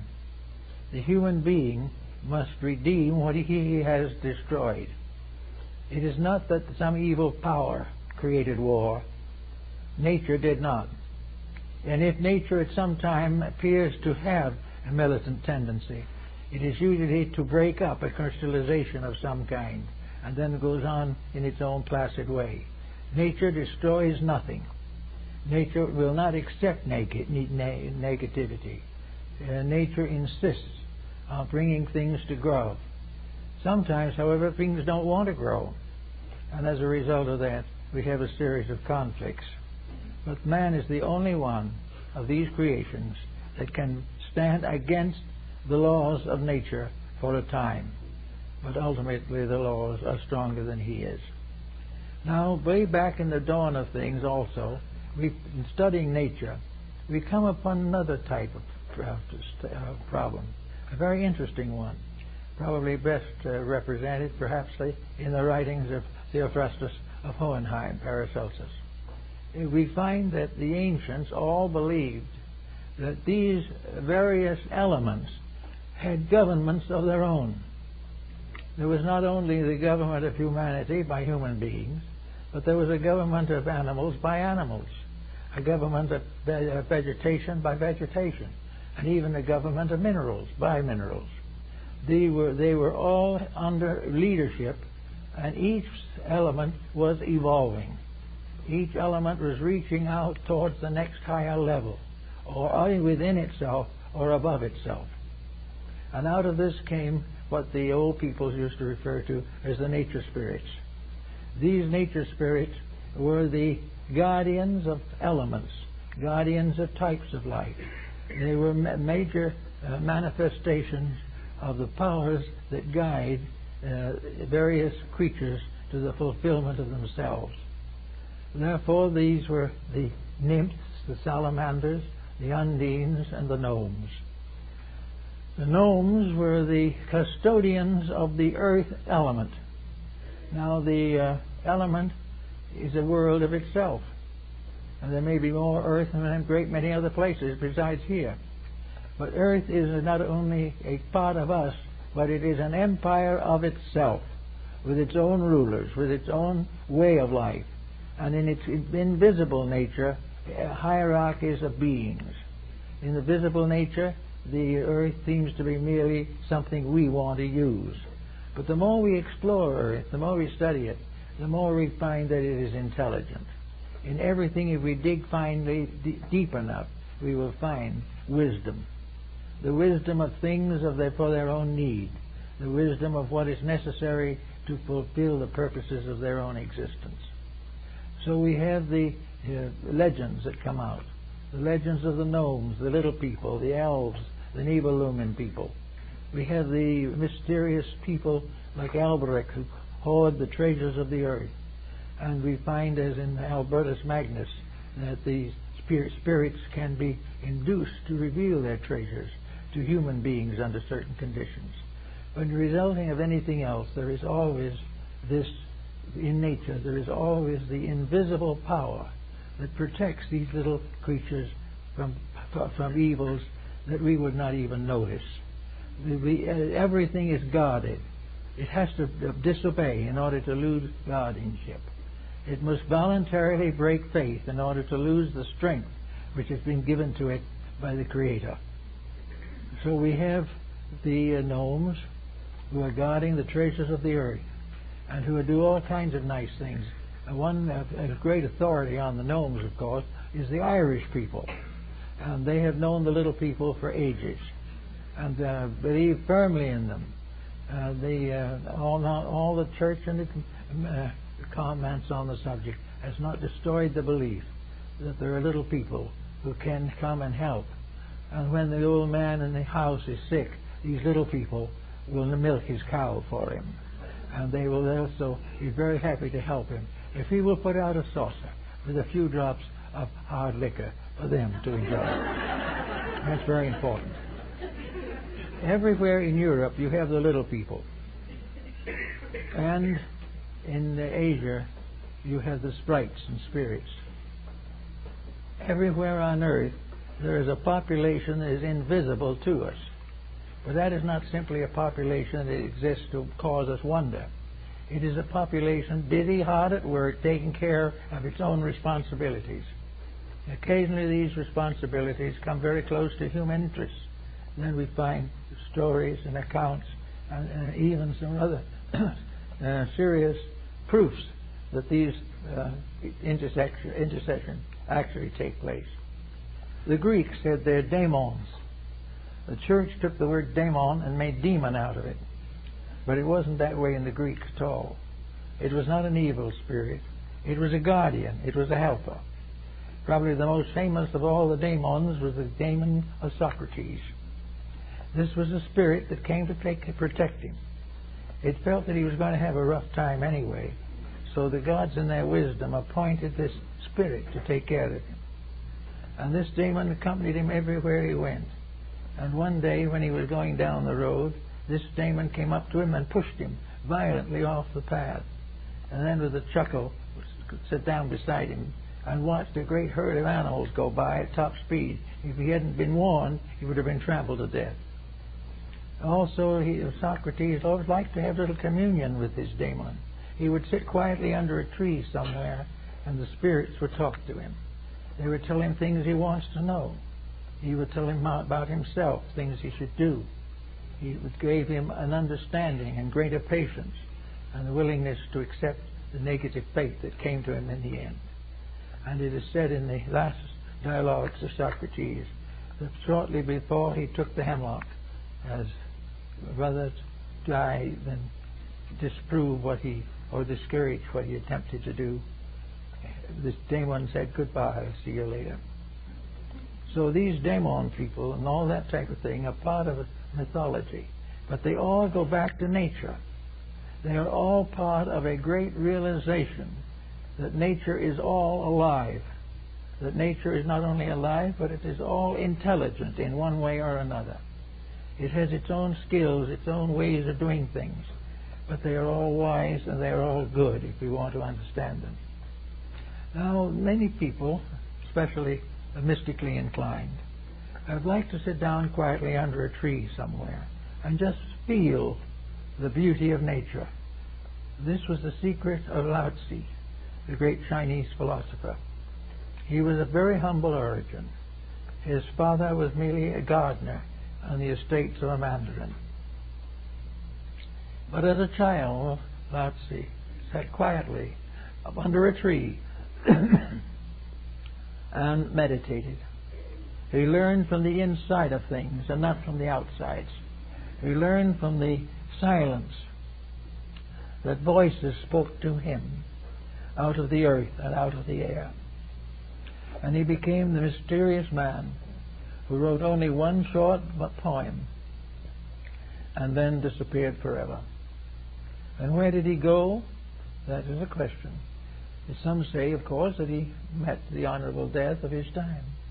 But actually, according to the esoteric tradition, he got himself a great big water ox, a bison type of a creature, sat on its back, and this animal carried him out beyond the walls of China, beyond the Great Wall, and into the Gobi, where he joined the immortals, who had been sitting there since the dawn of time. So we have all these interesting comments and thoughts about the subjects.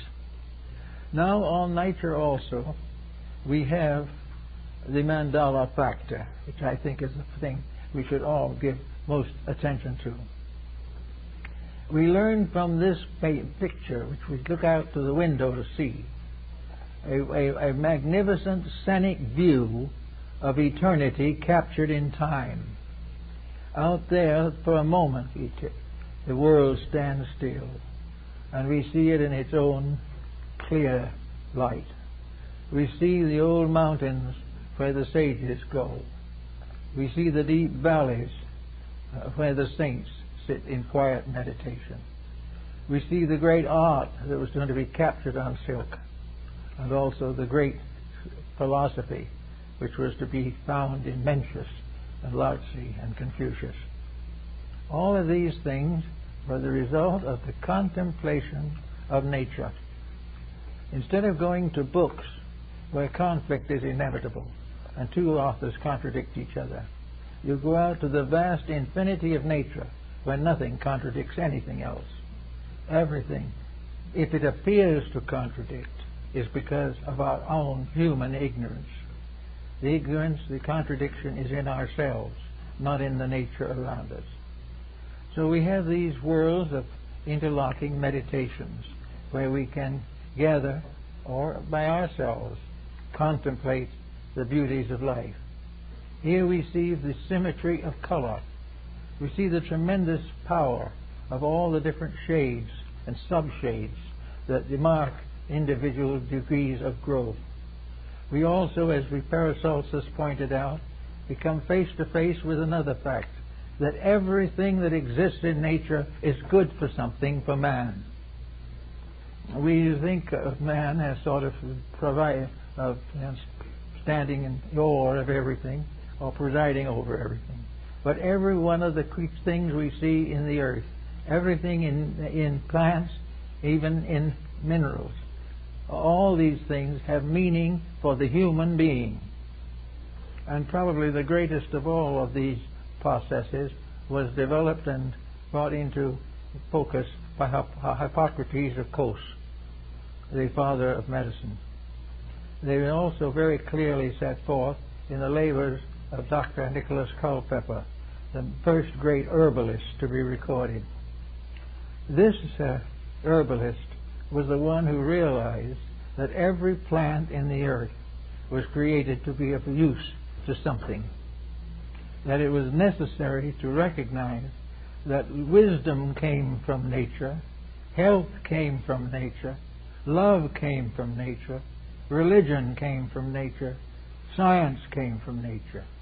From the contemplation of the inevitable harmonic patterns of the infinite, all truths are revealed. But the average person cannot reveal or understand or accept this naked truth. He cannot accept truth without all kinds of embellishments. He cannot watch the weed and grow. He cannot richen his soul with a dandelion, but he should be able to. Science has already proved to us through the microscope and the telescope the infinite variety of life. Also that the smallest and most minute things have just as much right to exist as the most noble things. We've become gradually aware of a universe in which there is nothing but life, and death is nothing but the ashes of outgrown life. There is no way in which we can avoid the realization that these mandalas of nature are the secret of health. We find everywhere the contemplation of things as they really are is becoming difficult. We now see so little of nature, and by degrees we are killing what there is of it. We are destroying the greatest source of instruction that can ever come to the human being. We are destroying the proof of peace. We are destroying the reality of fraternity. And we are gradually causing the brotherhood of man to come into a fatal antagonism.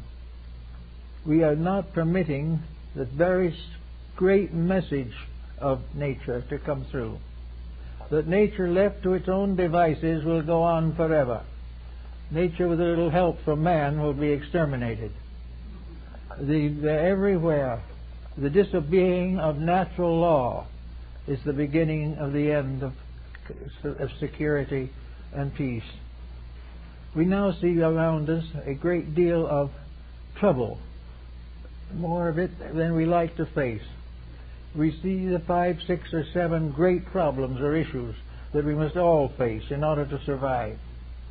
And we go to the school book to try and find an answer, and it isn't there.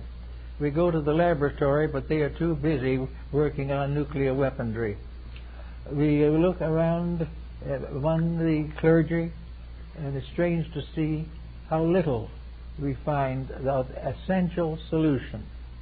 We go into these new groups of people that are coming along, and they're doing some fine work but somehow they don't touch the fact that it's not necessary or to simply say that we want to grow.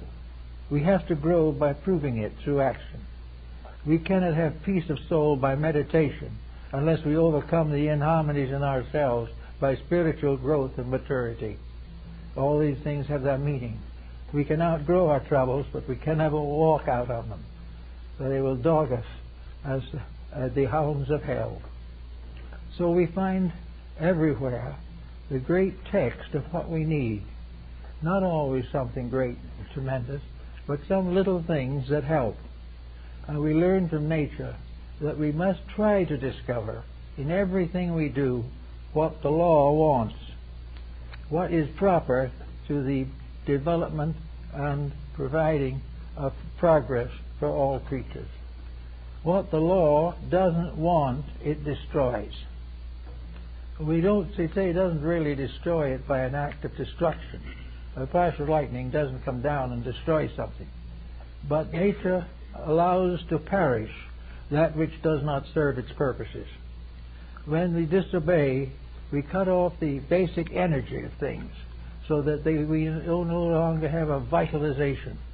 The things become passive and negligible and gradually fade out. So looking out upon the great mandala, we realize that the easiest thing in the world is for nations and peoples to dwell together in peace. Out in the field we have all kinds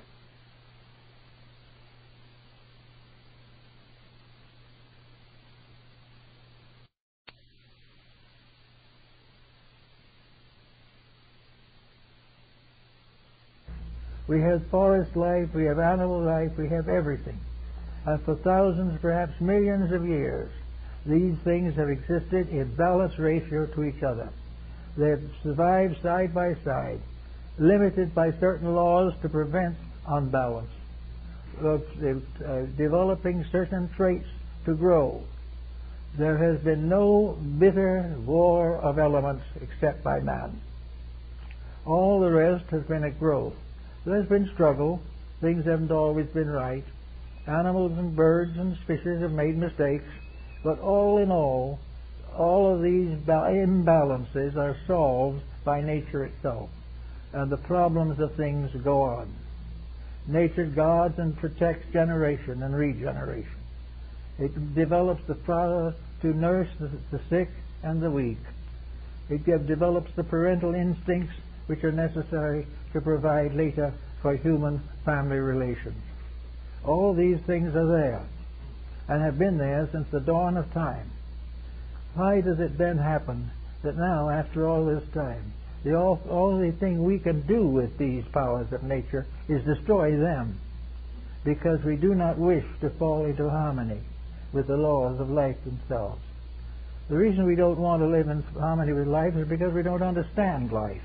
We don't know what it is. If, like Lao Tzu, we sat on the side of a hill for a while, relaxed, and let the glory of creation shine into our hearts, we might do better. But instead of that, we are very busy running to one place for another, and for the most part, wasting a number of hours every day watching television programs that leave something, at least, to be desired. They're not very good. But in any event, we are not taking advantage of the great nature mandala. We are not able to see God in nature. We see God as something sitting up on a throne, aloof, like some hybrid politician. We think of God as a despot, a benevolent despot perhaps, but this God has people he likes and he doesn't like. He has beliefs he believes in himself and others he'll never believe in. We are never able to quite make out of this mysterious power the kind of parent we would all like to have. Something has happened and cruelty has come in, apparently. We don't realize that cruelty in this case was merely a correction that was very necessary. But if anything goes different to our wishes, it is cruel. If anything frustrates our ambitions, it is cruel. If anything shortens our lives from our own bad habits, that is cruelty. And we begin to recognize nature only as a frustration, as something that is eternally trying to prevent us from doing what we want to do. So to meet this emergency, science came into existence. Science took the attitude that there must be some way to get over the problem of nature always interfering with the will of man. It was easy enough because science wasn't much troubled by theology anyway. So he didn't have to work that phase of the matter to any degree. So what science did very definitely was to try to find means of evading or avoiding the consequences of conduct. Science wanted to build a wall around the individual so that he could live within a more limited area, but exactly according to his own pleasures. He could get rid of the world by simply retiring from it. But he couldn't get any further than nature because there was no else place for him to retire to. So here we have now, after nearly 50 years of rapid scientific progress and a couple of wars and the panics and epidemics, all these things, we are faced with the fact that things don't seem to be right. There are problems we're not able to handle. So science is now quietly dropping back a little. Science is now emphasizing only certain phases of its beliefs, and the average scientist is beginning to think in theological terms. And also in these worlds of political chicanery, more and more people in more and more nations are beginning to realize that the divine government is the only one that will ever last, that all the others are very temporary. And where the individual breaks the rules of the fatherhood of God and the brotherhood of man, he's in trouble. So that suddenly we come face to face with the fact that the Ten Commandments and the Sermon on the Mount are rather important. Now, the Ten Commandments are very important because every one of them is based upon circumstances you can see in the mandala of the natural law. Every problem that comes up is handled in a way that reveals its cause and consequence. The only way you can avoid these recognitions is to ignore the patterns from which they are developed. And these laws or these patterns are absolutely necessary. I think I told you some time ago that there's a group of scholars are deciding to rewrite the Sermon on the Mount. And among the things they didn't like was, "Blessed are the meek, for they shall inherit the earth." Well, that was kind of not exactly according to Hoyle. The meek was the last thing anybody wanted to be. So they have decided that Christ didn't say it, which was the quickest way of getting rid of it, in their estimation. But whoever said it, or if it was actually composed by the printer of the book, it is still true. These truths are shown in nature. They are derived not from the mysterious depths of some cloistered laboratory. They are in the daily transactions of existence. They are in the relations of husband and wife, parent and child, church and state, everything. There are evidences that this material world in which we live is a magnificent diagram, a wonderful picture of the things that might be and should be. And it all began with the Garden of Eden, so to say. It began with an earth and a world in balance, everything in equilibrium, therefore without conflict, without difficulty, without dissipation, without pain. But the individual himself, as it says in Genesis in a rather crude way, decided to do it his way. And from that time came the troubles. The individual, breaking away from universal law, has not yet realized that something he can't win. We will continue to try to do it. We will call people intelligent who fight against truth. But you cannot do a thing that is contrary to this tremendous over-pattern on which the world is suspended. This, in the Oriental method, was the basis of the mandala diagram. The diagram was a picture of the invisible government of the world. It was also the picture of the invisible government of man by the invisible power inside of man. The human being from within himself has the answer to all things. The human being outside of himself has no answers that are legitimate. So, here we are coming into another century, coming into another time of testing. And what we need definitely is to find again the foundations of nature. Well, where would we find these foundations? They are not to be found really in the present generation, although they are hinted at. We have to cover the whole pattern of human life. The mandala is a living, moving thing. It is not a picture painted on something and left to hang on a wall. The real mandala is a moving universe, every moment changing, every moment growing, every moment setting up new patterns and new privileges and new powers, but always in peace, always in wisdom, always in love, so that the creating power becomes, so to say, the deity behind all change, because it ordains all change. Change must come because there must be growth.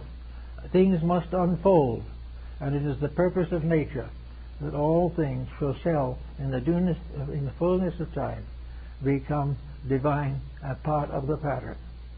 Now, when we go to another phase of this whole situation, we go again into the political and social phases. What is the great government?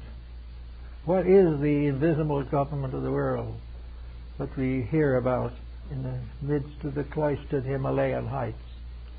What is this invisible government? It is the government of the internal over the external. It is the government of that which is locked within, and which is being deprived of the right of expression. Day by day and year by year, we must break down the wall between ourselves on the outside and ourselves on the inside. This is something far worse than the Berlin Wall. It is the wall that we have built around our conduct to completely separate it from our conscience.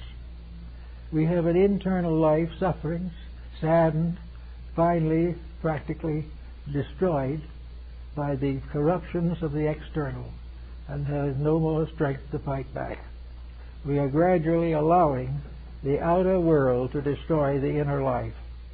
Well, we say we're allowing it, but unfortunately, or fortunately, nature doesn't take this attitude. Nature will never allow the outside to win against the inside. The outside is a dependency. It is something that is built upon inner life. The life of the outside is on the inside. And no way can we make it stay on the outside and continue to grow. We are fighting constantly to maintain a system that can never survive. We are determined to sacrifice life, generations, our own children, our human conscience, and all that is important and sacred in life. We are willing to sacrifice all this in order to keep on doing the things that are wrong.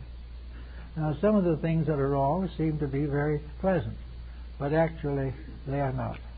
Nothing is pleasant that does not service the purposes and needs of mankind.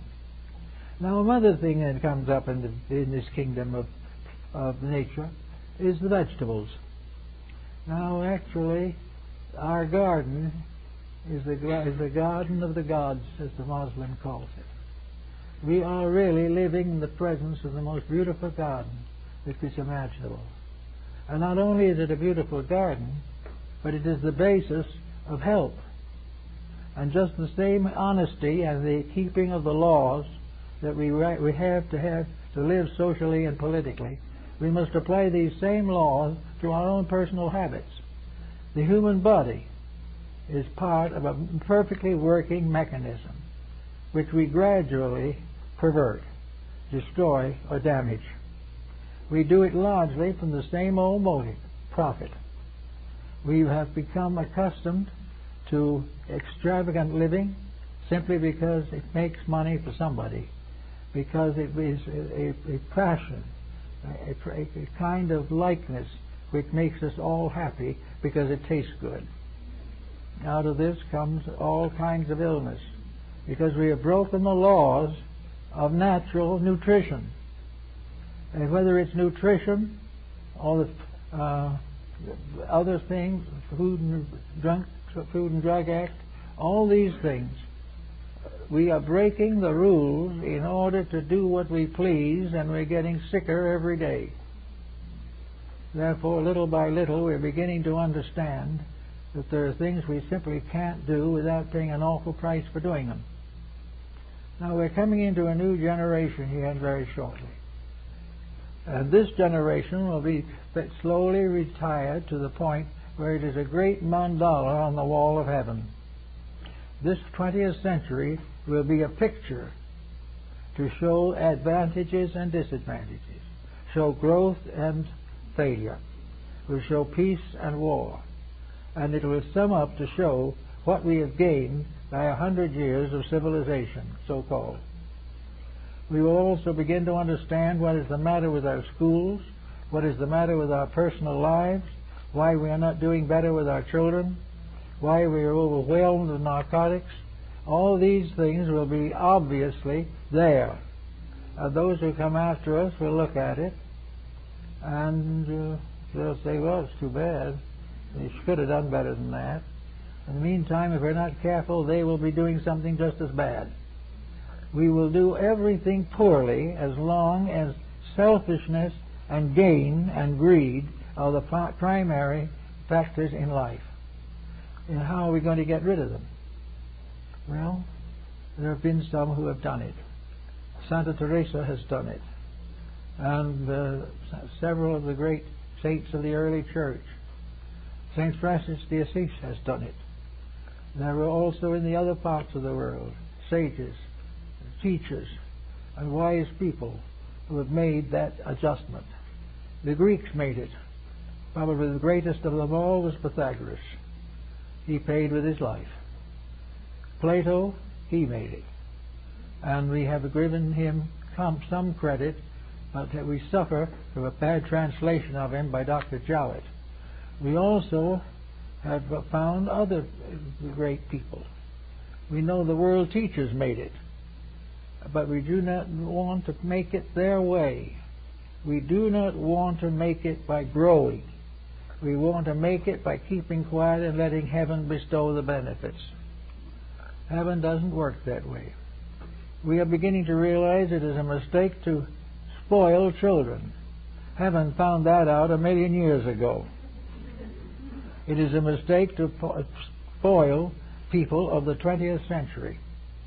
All these things are part of a great religious mystery.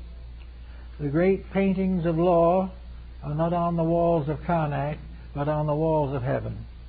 Everything around us teaches us to honor God, teaches us to find God in all things, and to find this God as a principle of integrity in all relationships of life. We are given the privilege of growing, and as we grow, to overcome the mistakes which have made past experience more difficult or uncomfortable. We are perfectly privileged to grow whenever we want to, but there is no one that is going to thrust growth upon us. If we prefer to remain as we are and fight with our relatives for the rest of our lives, we have the privilege of doing so. But somewhere in the great out there, these things come to pattern. Nature points out clearly that the end of its processes of growth is not annihilation. Nature does not build things age after age, century after century, in order to destroy it. Growth is not intended to end in dissolution. Growth is said to end in completion, in perfection, in attainment. Therefore, there can be no concept of completion apart from the correction of the mistakes with which we are burdened. We have carried some of these mistakes to the beginning of history. Others we have changed. We have a school system that could put these mistakes and how we made them in perfect sequence. We could take a school system and work out a study and the relationship of action and reaction that would be astonishing. We could prove conclusively that every misfortune of man has arisen directly from a dishonest effort on the part of the human being to cheat nature or his fellow man. These things are part of rules that we cannot break and cannot destroy. They're all the part of the law. But above it all is this beautiful, beautiful thought. The fact that we find God in the peace of the garden. It is said that God walked first in the garden. And then while it was a garden, He came every day in the cool of the evening. It is also true that the God in us can walk in the garden. It is perfectly true that if we will get some of the weeds out of it, There will be room for us to walk in the garden instead of falling over the dead shrubbery and the burrs and difficulties. We need to know that there is the nearest communion with God will not be in a building made by men, but be in the great house made by deity itself. The universe is the great house. The universe is the place where we find deity in the innermost and the outermost, and find reality as the simple system of simply being kind. We find all these very common virtues. Why not teach these to children? Why not put out a textbook for school children, emphasizing and proving conclusively, scientifically, that selfishness can never win, that dishonesty can never pay, that weakness can never end in growth, and compromise can never end in happiness. If we put all these factors together and work with them, we could make a very sizable proof, not only of the importance of nature to us and to the ages that come after us, but also the spiritual communion which we achieve through contact with deity in the actual workings of the universal plan. We must do some of these things, or else we will find ourselves deprived of so many privileges that life will hardly be worth living. There are many complaints now about the unhappiness of things. This unhappiness will continue until we realize that out in the meadow, flowers of 1,000 colors, with many petals and few petals, each one a perfect organism, something beautiful and wonderful, from the tiniest little blade coming through the earth to the old sequoia trees with their thousands of years of growth. Nature is a great temple, a great house of quietudes, where we can see nature growing in its own way, which is God coming out from within these forms into manifestation as the rules and laws of good life. We can all do something to help ourselves, and we'll do much better if instead of looking for some way to think ourselves along with troubles, to think ourselves into the curing of them. And if we get to work and make a good job of that, the future will be better. And we will realize that there can no longer be an atheist, because no one can explain the mystery of life by atheism. No one can decry the presence of a deity.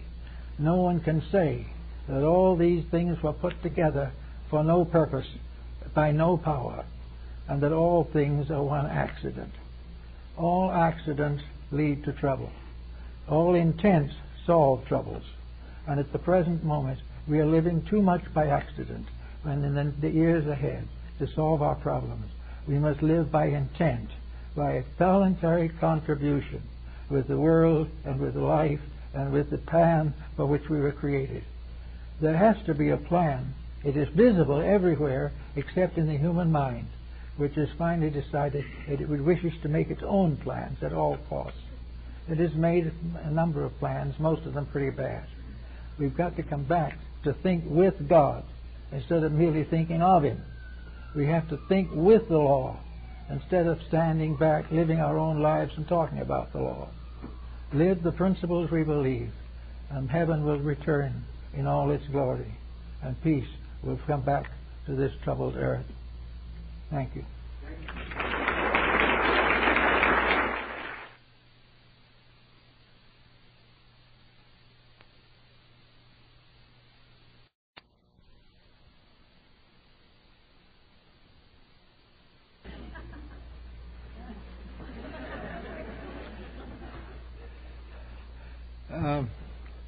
In the 5th century of the Christian era, a philosopher arose who has been remembered as the last one whom Plato might have welcomed into his school. Boëtius, a magnificent person, came in a time in the history of Europe, in the Dark Ages, was a tragic ground for thinkers, and most of those who had really important things to say perished. Boethius was one of them. He was sentenced to death, remained for years in a lonely prison, and was finally executed. Before his death, he prepared a little work called The Consolation of Philosophy, and this has become one of the great classics of the world, for it reveals things about philosophy and wisdom that I find in no other writing, either contemporary or later. Actually, we must therefore bear in mind that Boethius was a very devout scholar, a person of great personal integrity, who devoted most of his life to the search for truth. And every little fragment of truth he found, he served and tried to bring it to the attention of other people. Therefore, we may say definitely that he lived in love of truth, and he died in the consummation that his love had not been in vain. So we start with this problem by introducing a little part of the story of Boethius. It seems that in this lonely stone prison, where he remained for some time before his execution, he was alone with his thoughts. He had nothing to help him or to guide him but his own inner life. He knew perfectly well that he would never be released. It was not day to day just when, but he knew that his death was inevitable.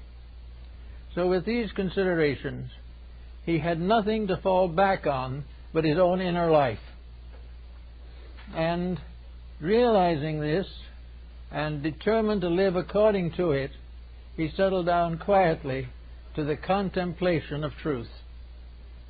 And one night, while he was contemplating as best he could in that stone cell the wonders of life and the wonders of the universe, a great light came into his prison.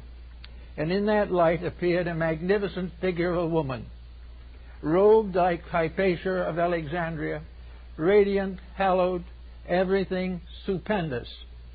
And she came up to him and she said, "I am the one you have served.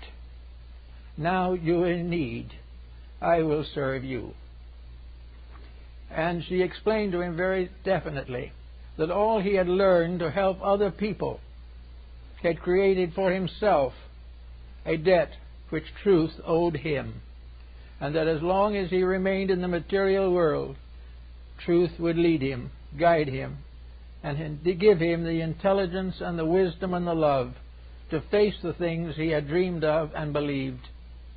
As a result of that, his essay on the consolations of philosophy has become a classic. It was in this realization of the return of the good deed to the one who does it that Boethius became aware of something, namely that truth is not a word. Truth is not a doctrine. Truth is not essentially a system or a school. But as all the ancients realized, truth is a living thing. It is a creature itself. It is something that has its own being. It has its own life and its own death, its own beginnings and its own ends, in infinitude beyond our comprehension. But truth is a conscious being, and this being appeared to Boethius in the prison. And from this truth he learned to live from day to day. He gained then the answers to all the questions he had asked. He gained knowledge of the distant places and the high places and the low places. He learned all the mysteries of space and time. He suddenly realized that truth was a great teacher, the one thing in life that knew that truth alone could lead man to perfection. And this perfection he had to earn by giving his own life to truth. Therefore, we are able to follow some of the thinking of the ancients concerning the mysteries of life. We think of things today merely as objects. We think of hope as some kind of a word representing an emotion. We think of wisdom merely as mental penetration. We think of love as merely a personal emotion of our own, shared by others, but still merely an emotion. But to the ancients and to the wise, these so-called things were actually beings.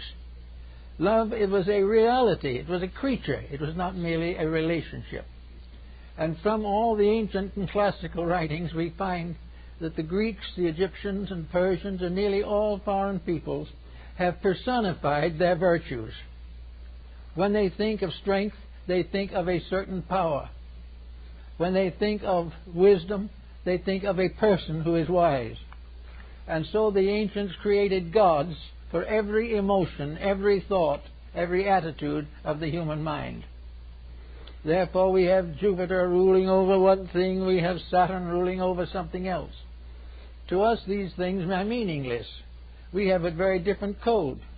But to the ancient people, with their mystical opportunities, these different things were realities. Hope was a being, not a thing. Hope was something that grew like a child in its mother's womb. Hope was a great moment of veneration, like the individual taking holy orders. All these things were part of a being, and all great good things are beings. They are personifications or embodiments of principles, and they appear to us as a kind of language of symbolism, a language which enables us to share in the wisdom which they impart. So Boethius in his cell saw in the vision of the power of enlightened love the fulfillment of a dream, the dream of the ages. He was told by this radiant vision that she had been with him from the beginning. The moment he dedicated his life to truth, she was with him. She would be with him to the end of his days, and at the same time she would be with all others under the same conditions, because no one walks through life entirely alone, and those who have given themselves to unselfish service to others walk constantly with a radiant presence beside them, something that is going to guard them and protect them because they have deserved it, because they have earned the peace of inner life. They will have it regardless of what happens in the outer world. This was a great consolation to Boethius. It gave him the courage and strength to know that once one dedicates themselves to the service of truth, they will never again be alone. They will be with something, someone, somewhere, who is ever and always waiting to help, waiting to use this truth that they have discovered in order to save them further punishment, further suffering, or further pain. So the wisdom that Boethius had assembled to teach others was now taught to him. It was shown to him conclusively that his dreams had not been fables, that his ideals had not been vacuums created by optimism or pessimism, that in reality truth is alive and walks with those who serve it. Regardless of how we view the matter, it is a beautiful thought, a very kindly thought, and a thought that gave consolation to this lonely prisoner doomed to die because he had tried to help.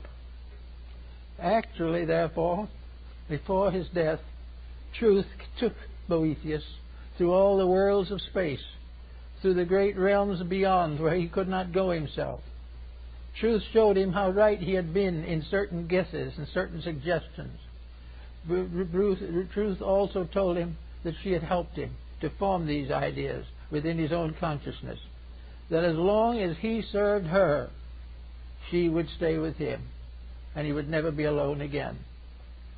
So Boethius, when the time came, passed on without fear or doubt, and his little book has brought comfort and insight to millions of people in a world that he never lived to know about or understand. This brings us very definitely to the concept that we had for the discussion of the morning, namely, truth as love. That truth is a being, a power, a quality. Truth is the most dramatic, dynamic way that leads to reality. But what is truth to us? How do we understand truth? Well, probably we understand it very much as Boethius understood it. We understand it by a little effort to grow. We try to be a little better today than we were yesterday, and we continue to grow a little every day. But the first step that we take toward reality brings us this contact, this something that walks with us the rest of the way. The first sincere, dedicated effort to live the life of truth brings truth to you, and truth walks with you to the end of your days. This was the idea of the Pythagoreans and the Platonists. It was the result of the individual earning dedication by his own dedication. When we do a definite good thing, when we serve those in need, when we improve the nature of our own contemplations, we have made an important connection in life. And once this connection is made, it cannot die. Once we become aware, once we have given birth out of our own souls to the soul of truth, that soul will live on. It will go with us, maybe age after age. We may backslide and forget and lose and transgress. But once we have made a sincere effort to try, we have taken the first step to eternity. We have taken the first move in the direction of everlasting peace. And therefore it was quite proper for these ancients to think of love as the faithful friend, something that could carry on beyond all of the powers of the mind. The mind can be deceived, the body can be punished, but the truth in the soul goes on. Nothing can stop it once it has started. And the first good deed dedicated unselfishly is the beginning of the long road that leads to regeneration. Buddha brings us the same point when he says that the journey to truth begins with a single step. The single step in the Greek system was the first absolutely unselfish, dedicated effort to serve. The one moment in life when we strip ourselves, when we are bigger than ourselves, and place a common good above our personal advantage. As long as we are selfish, truth remains alone for us and weeps. The moment we are selfish in our thinking, or in our actions, or in our codes of life, we cut ourselves off from the eternal love which is saved for us in the wonders and mysteries of the mystic life. So it's after a certain period we do make this effort. It becomes, as Buddha pointed out, after the first step, the second step is a little easier. But of course, all through the first steps and the second and the third, there is the pressure of outside forces. We are constantly under tension and stress and temptation. But as the moment we begin the journey, there is something there standing with us. When the good deed stands alone, as far as we can tell, it is standing actually in the presence of the principle of good in space. There is only one principle of good. It's not a principle of this being right or that being wrong. It is a simple, actual adjustment within ourselves. It requires no intellectualism. It requires no vast store of knowledge or insights. But these may contribute to it. But it is a step from the selfish to the unselfish, from the dark into the light. And once the individual makes this dedication, he is pressed gradually forward, one step at a time, to the fullness that he seeks to possess in the fullness of his own maturity. So in the story of now that we have today, in the story of love as truth, we have the concept of a standard of virtue, a standard of integrity that transcends anything that we know in our ordinary material relationships. I think probably the Greeks were very close to the fact when they began to personalize all of the principles and ideal forces of life. The Greeks did not see the earth as a body alone. The Greeks saw the earth as a soul, as a living thing. They did not see the sky as merely a great mass of stars. They saw it as a great mother brooding over the world. The stars in themselves were not just sparks of light or some kind of chemical explosions in space. The stars were beings looking down upon the world. Everything in the world was alive. Everything in the world was conscious. We did not know that consciousness, but by certain growth, by certain development, we gradually reduced the distance between personal understanding and this larger value of life. Now, much of this is symbolic, no question about it, but it is something that we have to give some thought to. I remember a story that Ernest Thompson Seton told me about a meeting of the Boy Scout movement in Canada one year while he was still alive. And he was there, and the young people from all over the area of the United States and Canada were gathered in a large hotel where the meetings were to be held. And a little American boy and a little American Indian boy were in the same room together looking out of the window, and it was snowing. And the little Indian boy said, this is the great-grandfather. This is the old one who sits at the North Pole, and he smokes all winter.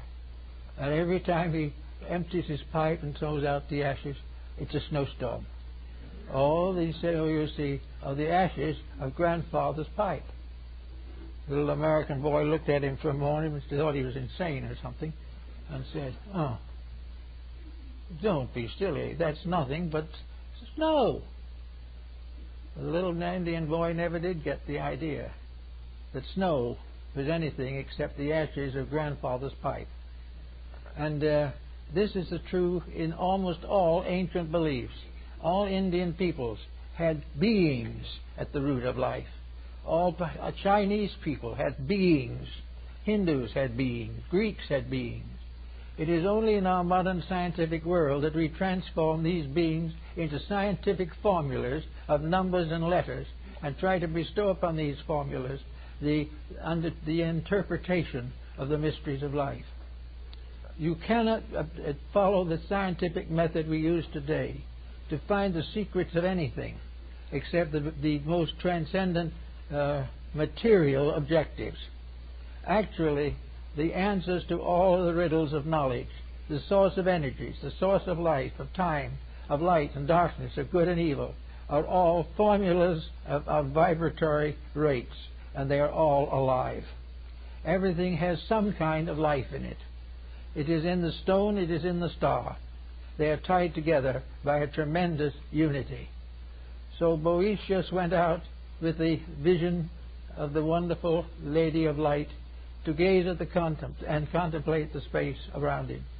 He saw it filled with life, not with dead atmosphere, not with just earth and air, but filled with living things, beautiful things, wonderful things, that surrounding man and all of his knowledge and thoughts and his ignorance also is a world of living things that he can't even see, a world he doesn't even believe in, but a world which affects him every day, a world which moves in upon his moods, upon his attitudes, a world that punishes him when he is selfish, a world that praises him when he is right.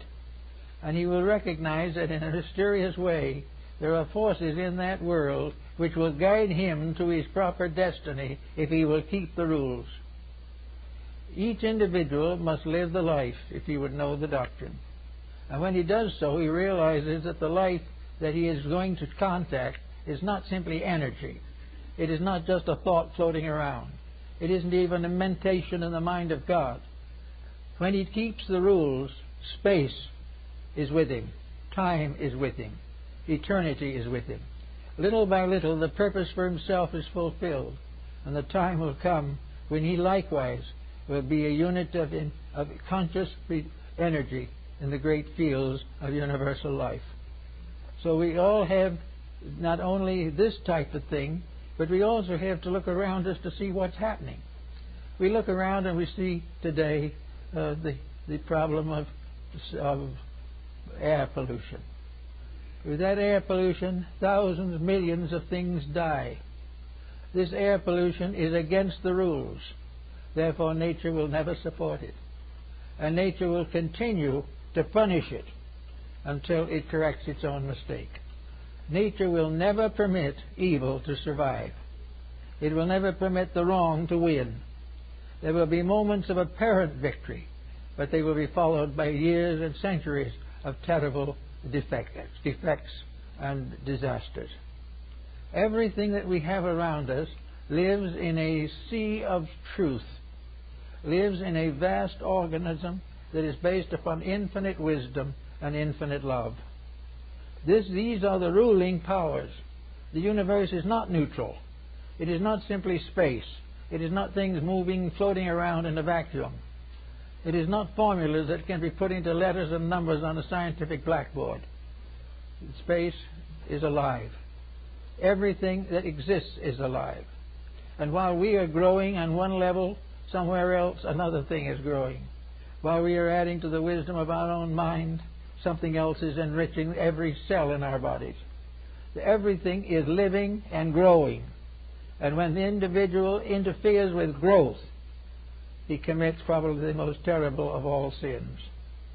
When he tries to block growth, or becomes indifferent to it, or denies it, in that moment, he places himself in the position of being punished. Now, punishment is not going to be eternal damnation. Punishment is not going to be something which is irreparable. But patience and virtue must take the place before punishment is completed. Punishment is merely an effect, the cause of which is wrong. As long as that effect is wrong, the consequences must be wrong. And what are the basic rules of this mysterious being, this infinite good one, whom we all worship under one form or another, or most people recognize under the general term of God? What is the law of this being? The law of this being is love.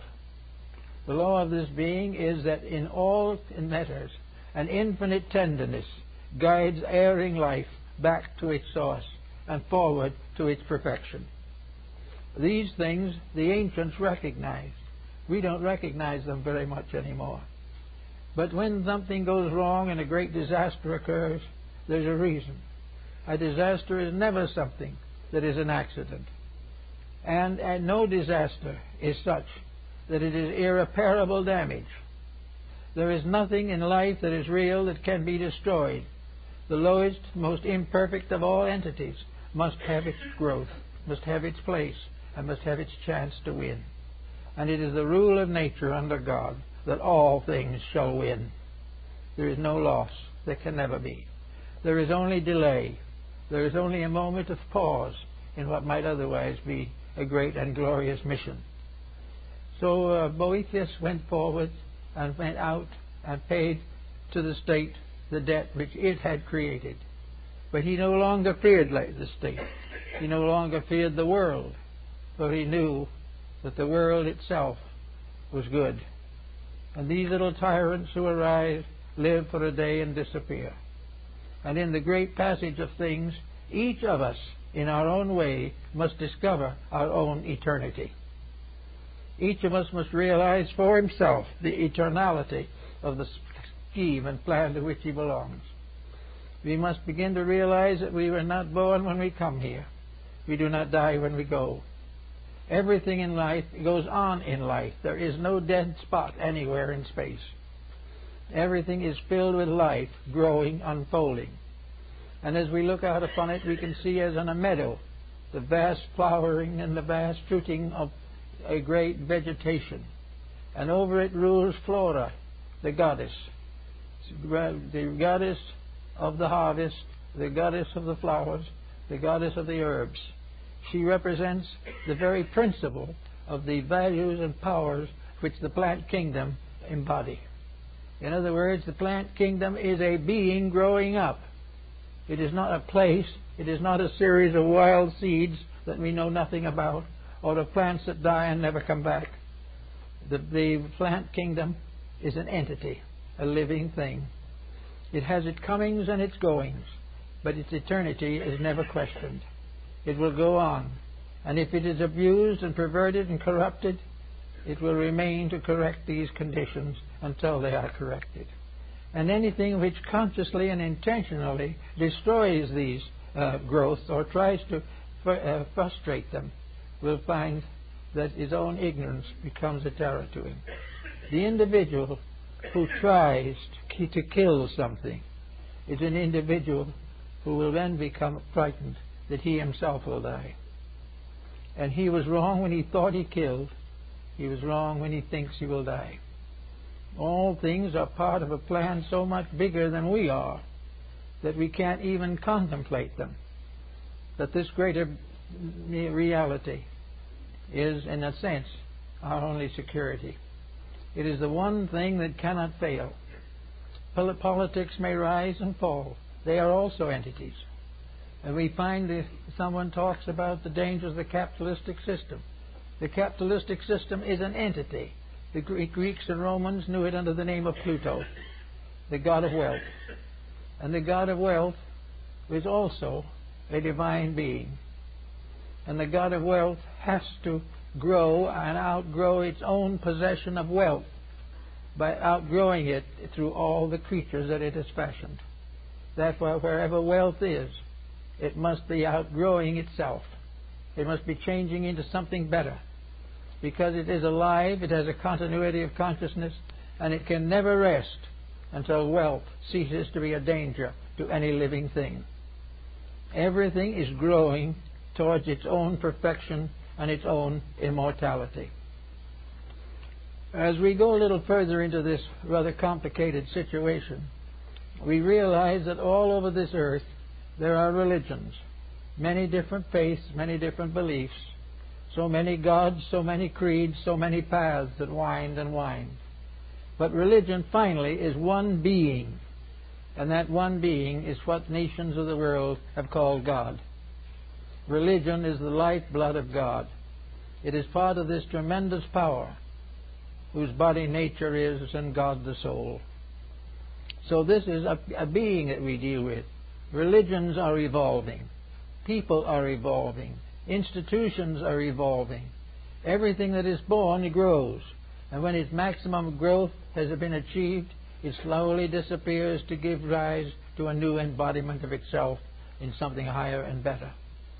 We are desperately concerned today about the future of our world, and from a standpoint of our physical existence, we are well justified.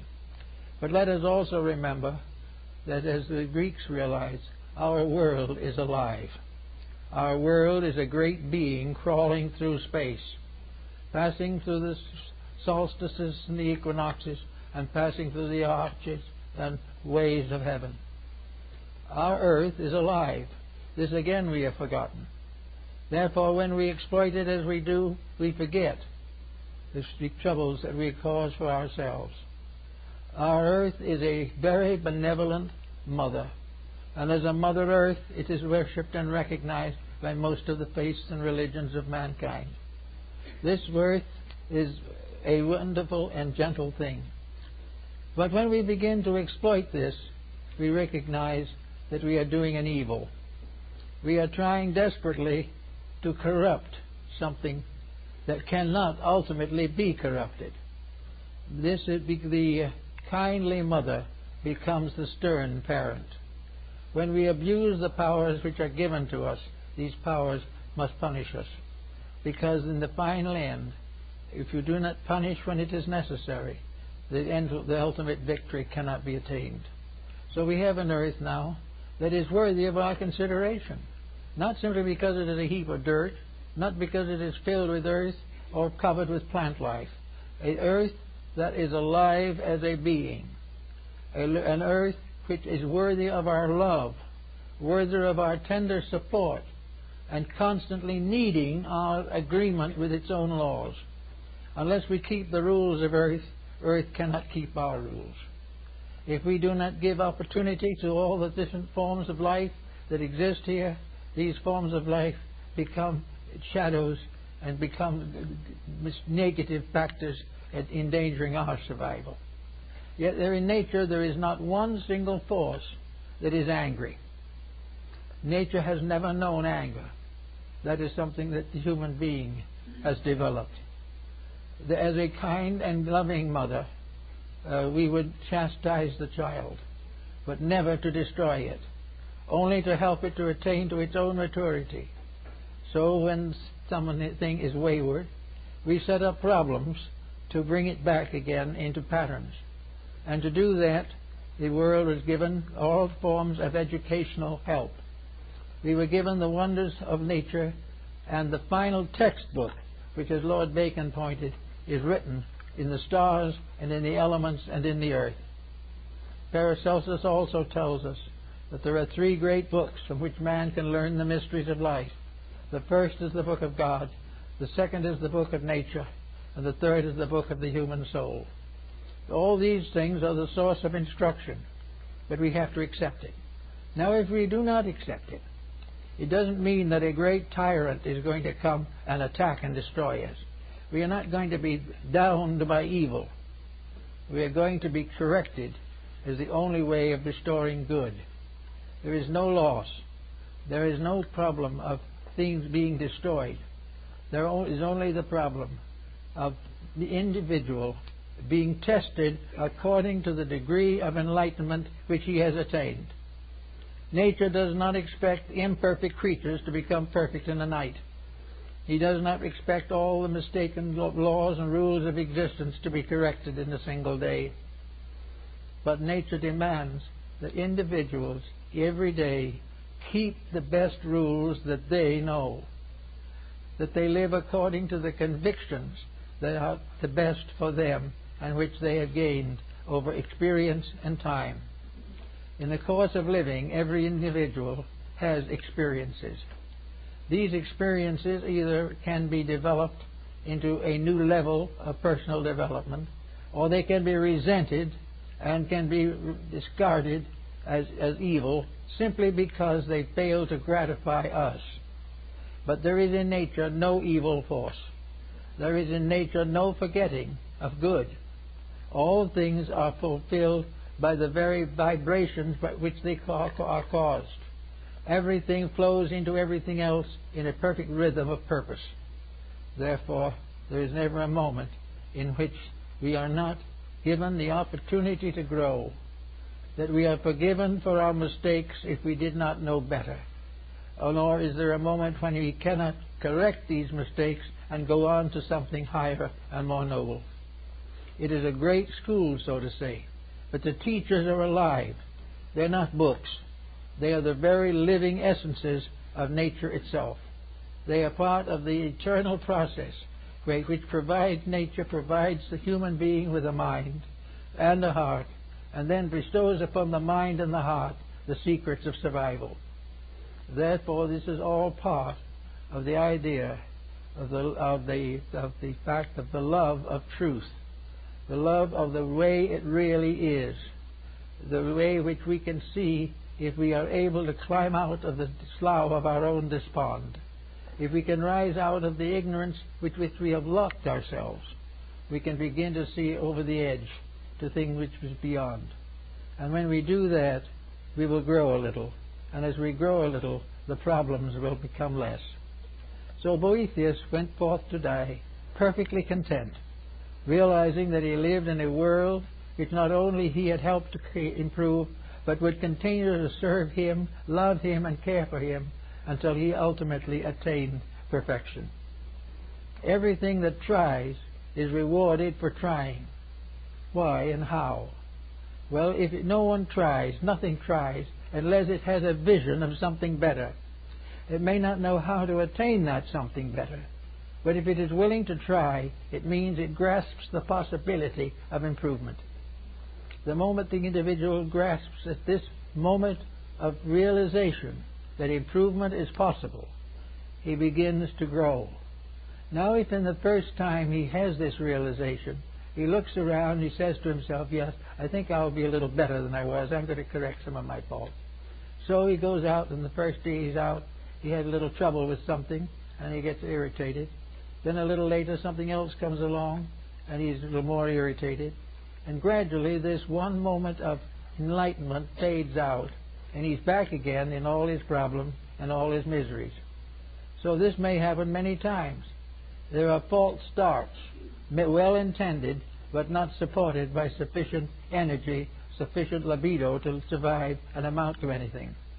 But ultimately, the effort to grow will produce a fair start. Most of the starts that we have in modern times have arisen within religion. While there are many backstopping and falls in religion today, there is also a great effort to grow spiritually a little.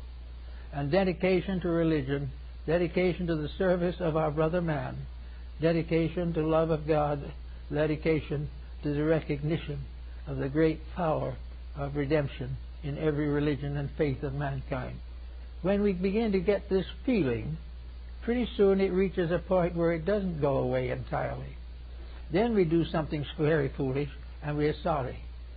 We are actually embarrassed to realize that we couldn't do better than that. Well, this embarrassment is the beginning of a gradual growth, in which ultimately we are able to make such advancements as our general condition will permit. We are able to be a little less angry because we've now discovered a way to pacify these situations. We will be a little less selfish because we have begun to realize the needs of others. We will become a little more content when we realize the blessings that we already have. And little by little, this grows until it creates an atmosphere of belonging to a growing world. That somewhere in the invisible planes of things are the powers that move all things to the fulfillment of their natural destinies. Little by little, then, we get to be little better people. Now, there comes a time when we have to make a decision or two, because most people are not ready to make a major step away from the familiar. But they are able to do something better. They have been able to straighten out a broken home. They have been able to solve a family feud. They have been able to visualize a better use of what they have. All these things help. And little by little, the individual grows. And the moment he has made a few growths like this, when he has been able to forgive an enemy honestly and completely, when he has been able to prevent an extravagance which he knows he should not have, when he is able to live in his own life without neglecting his children, all these things come little by little until he gradually tries to put his own life in order. The moment he makes this effort, the moment he tries to put his own life into a better social, economic, psychological condition, in that moment, truth comes to live with him. The radiant being takes up its abode in him and will be with him from then on until he makes the ultimate adjustment. It will take him through tragedy without breaking his spirit. He will go through hardships but will not recognize them as evil. He will do all kinds of things because within himself there is a great dawning coming. There is a moment of realization of something better, something nobler. And he sees that the things he has objected to and the things he has rejected, these things were false to begin with. But he didn't realize it. For when the time comes, he will discover that this truth principle within himself becomes the final censorship. Now, this censorship will never be excessive. It will never demand more of any individual than he is capable of giving. It does not expect perfection in this great universe in which perfection is beyond the guess and beyond the thoughts of stars. But it does mean that little by little he will begin to organize his own material pattern. Now, it's not only this is going to result in the beginning of genuine worship, in which religion becomes a significant fact, but it will be a very quiet, moderate religion, with no pressures, no compromises, no criticisms, no conflicts. It will be a gentle faith, recognizing that the more of the internal comes out, the better the external will be. Now, in a moment like this, we'll come across another entity worth mentioning. There is another wonderful being that we all have intimate contact with, and which most people do not understand, recognize, or serve adequately. This other wonderful being is our own body. We have a body over which we rule as Lord and Master. And it can be that this body becomes a slave. It is not given proper attention. It is misused. It is victimized. It is allowed to suffer merely to the gratification of the mind that dwells within it. Now, truth will never permit the misuse of energy. Therefore, this body, which is our house for a time, has laws and rules that must be kept. And furthermore, it is alive. We know the body is alive. Every cell in it is alive. Every part of it is alive. And yet very few people have ever tried to realize how the human body accumulates around a degree of unfoldment which we call the personality. Anyway, this body is our own particular living sheath, our completely personal organism. It is the first empire over which we can have dominion. It is the first nation we can govern. It is the first form of leadership that we are able to bestow beyond the leadership of our own minds.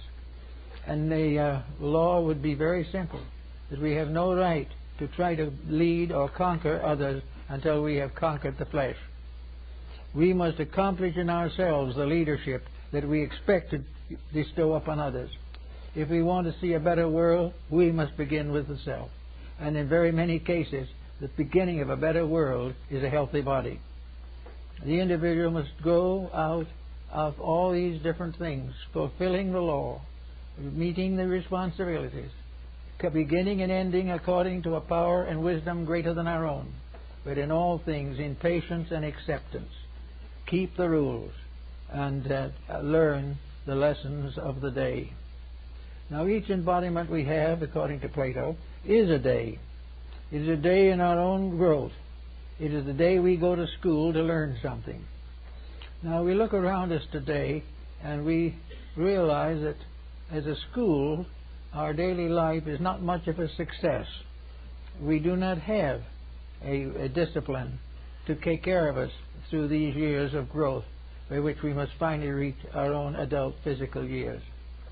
So nature depends upon this problem and gives us certain ultimata to face it with. Nature gives us the rules, and when we do not keep the rules, nature gives us the example of the broken rule. And one of the most beautiful and wonderful displays we have today is this great tapestry of broken rules. Now, everyone is worried about these broken rules because they are a danger to us. But we have not worried enough yet to correct it. We are still trying to play hooky in the school of life. We are still convinced that we are here to have fun, to have wealth, to have influence, to become famous. And as long as we do that, the great genius of truth will not be with us. When any ambition is false, it is not sanctified and it is not fulfilled by the laws of life. Whenever we have an ambition that is contrary to good, that ambition will ultimately destroy us. Whenever we forget our relationship with other living things, when we forget the brotherhood of life, if we get the parenthood of life, in these factors we begin to sound out our own troubles. This is being very clearly indicated today. Boethius is not here to express it. Maybe he is, but he was not able to live then to continue into the change that followed the Middle Ages. But we know that the rules of life that we have broken have put us exactly where we are now. Now the question still remains, how does it do it? Why does it do this, and how? Why is it that when we support the wrong thing, we get into trouble? That is because there is a rule back of it that tells us what the right thing is, and that rule is immutable. If honesty is a universal law decreed in the infinite pattern of things, No individual human dishonesty can survive. Now, when I say survive, it doesn't mean the individual or personality will perish, but it means that the goal or the attitude will have to change. There is no possible way in which evil can achieve rulership over the world. The battle for the struggle for this control goes more violent every day. The greater the ambitions of the individual, the more terrible his mistakes will be. The more desperately he tries to escape the consequences of his own conduct, the more desperately those consequences will close in around him. He cannot.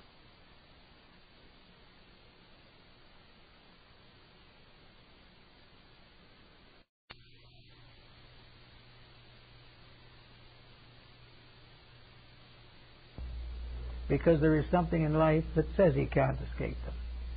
And the symbol of that something in ancient times was the great mother of mysteries, the great mother of the world.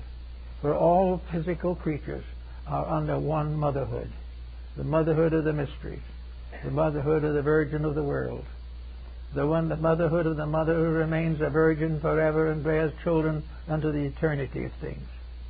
All these wonders and mysteries are very simple. But the great mother of the earth, the great mother of the mysteries, is nature itself. Not as a blind force run by physical means and few chemical symbols to tell what it is, but a living, vital force that dreams, thinks, hopes, prays, does everything necessary to bring home the wayward children. That something which knows that the problem must be solved, that there can never be allowed for evil to survive, that never can ignorance prevail, never can violence destroy peace. And in the process of doing this, nature finds the individual, unfortunately, lacks the internal resources to make the proper decisions. He cannot say to himself, I have told a lie, and therefore I must correct it. The individual tells the lie, thinks he gets away with it, and then a consequence sets in that hurts him. And this consequence that sets in is the only way that he can learn not to lie. He cannot be expected at this time to come to the moral solution all by himself. If he does come to that solution, it is because he is already on the road that leads to light. He is on the way to something better. But for most persons, responsibilities must be evaded. They must be avoided in every way possible because they interfere with the smooth passing of a useless life. About that is the problem. There can be no smooth passing of ignorance. There can never be a success built upon stupidity. There can never be a peace built upon violence. There can never be a wisdom based upon a principle of ignorance. All these things have to be worked out in their own nature. And therefore we are all concerned every day with the world around us. But the great mother of mysteries is with us. She is brooding over us now, just as she always has. She is the one that is constantly waiting to bring the wayward children back again to the rules. And she will never stop until they come back. No one will ever be permitted to be a truant. Actually, the truant will hate punishment. The dope addict will hate to be prevented from gaining his justification or his pleasure from the narcotics. He will try everything he can and will hate the laws that prevent him from doing what he pleases. But above the laws that will make us do what we please, there is a great law that tells us we must do that which is right. And in this way, we gradually discover that there is a universe of intelligence, a universe of wisdom, a universe of good, a universe dedicated to the service of eternal truth and dwelling forever in the presence of the divine being. Therefore, if we go along a little, as Boethius did, we may come to the gate that leads out from this life into something else. But when we go through, we will make the discovery that we have not been cast again into shadows. but that the light in ourselves, if it is there, will never leave us. And no matter what happens from that time on, truth will prevail in us. And that means that peace will take over. Now, if truth prevails in the average person, let's take an example, a very concrete one, of just how it operates. Supposing truth in the case in consideration is a problem of maintaining the health of the physical body. This is something that is very significant today. The physical body is, in a sense, our child. Each person has a body that is a kind of psychological infant with which he has been endowed, and we must train this body to serve him, or else he must relinquish his leadership and let the body take over. If the body takes over, he's in trouble. But he doesn't know he's in trouble, because if the body is gratified, the rest of him goes to sleep. But the real fact of the matter is the body has to be brought into harmony. It has to be disciplined. Now, when the body is brought into discipline, it is said to be healthy. When the soul is brought into discipline, it will be said to be healthy. When the infinite in man is brought into discipline, then the universal being is healthy. Every compromise that destroys the leadership of the superior over the inferior is dangerous and must be carefully avoided. So we know from every experience of living that we can and do have the power to change things, to make them what they should be, to accomplish that which is necessary for the common good and for our own good. But before we settle down to the creative processes of changing the world, which we're all much interested in the moment, we should give a little thought to changing ourselves. Because actually, we find that the world is very hard to change, and we become more and more disillusioned as we see nation after nation breaking the peace, country after country exploiting other countries, and it looks very terrible. But if we look down from the heights of those things into private relationships, we find people after groups out to destroy each other. We find exploitation. We find the effort to dishonorably accumulate at the expense of others. We find the broken home and the broken heart and the broken body. So that we know that the great change that is necessary, we have not even been able to make in ourselves. Little by little, however, we have an answer to this. As the health problem goes along, we suddenly learn that there are ways that health can be improved. But improving the health is nearly always a discipline. We have to do some things differently. We have to sacrifice some excess in order to achieve moderation. We have to do something right in order to nullify that which is wrong. So, we discover that we only through discipline can we bring ourselves back into harmony. And in the moment we come back into harmony, the mysterious power of nutrition, which is another being, another radiant character, that nutrition can take over and do properly for us. All of the gods of antiquity must manifest through disciplined bodies. We think of wisdom, it's only possible through a disciplined personality. Wisdom in the keeping of the foolish one is folly. We know that there is only one way to achieve courage, and that is to be dedicated to a cause worthy of courage. If we try to use courage to defend negative things, we risk hurt some more. Everything is there to challenge, but nothing is there to hurt for the reason of destroying us. It is because it is the only way to prevent us from destroying ourselves. Now, if we look around us in society today, we see the problem that is coming everywhere at this time. We see the problems of space, of housing, of food, of health. All these things we see very definitely. We realize that something has to be done about them. So we start trying to plant trees. We try to find ways to purify water. We try to find ways to cleanse the earth of the pollutions and problems that beset it. We try to find ways to control populations, prevent the destruction of natural resources. let us for a moment turn all these things back into ourselves and realize the reason that we can't solve the problem on the outside is because we haven't solved it on the inside. We haven't made the contact which make it possible. When Boethius was given the presence and vision of the saintly being that came to serve him in his sorrow, he gave us an account of a wonderful discipline and a wonderful courage against circumstances. So if we want to do any of these things on the outside, something must come to us on the inside. We cannot improve the world if we can't even save our own necks. We can't bring peace in the world if we can't have it in our own family.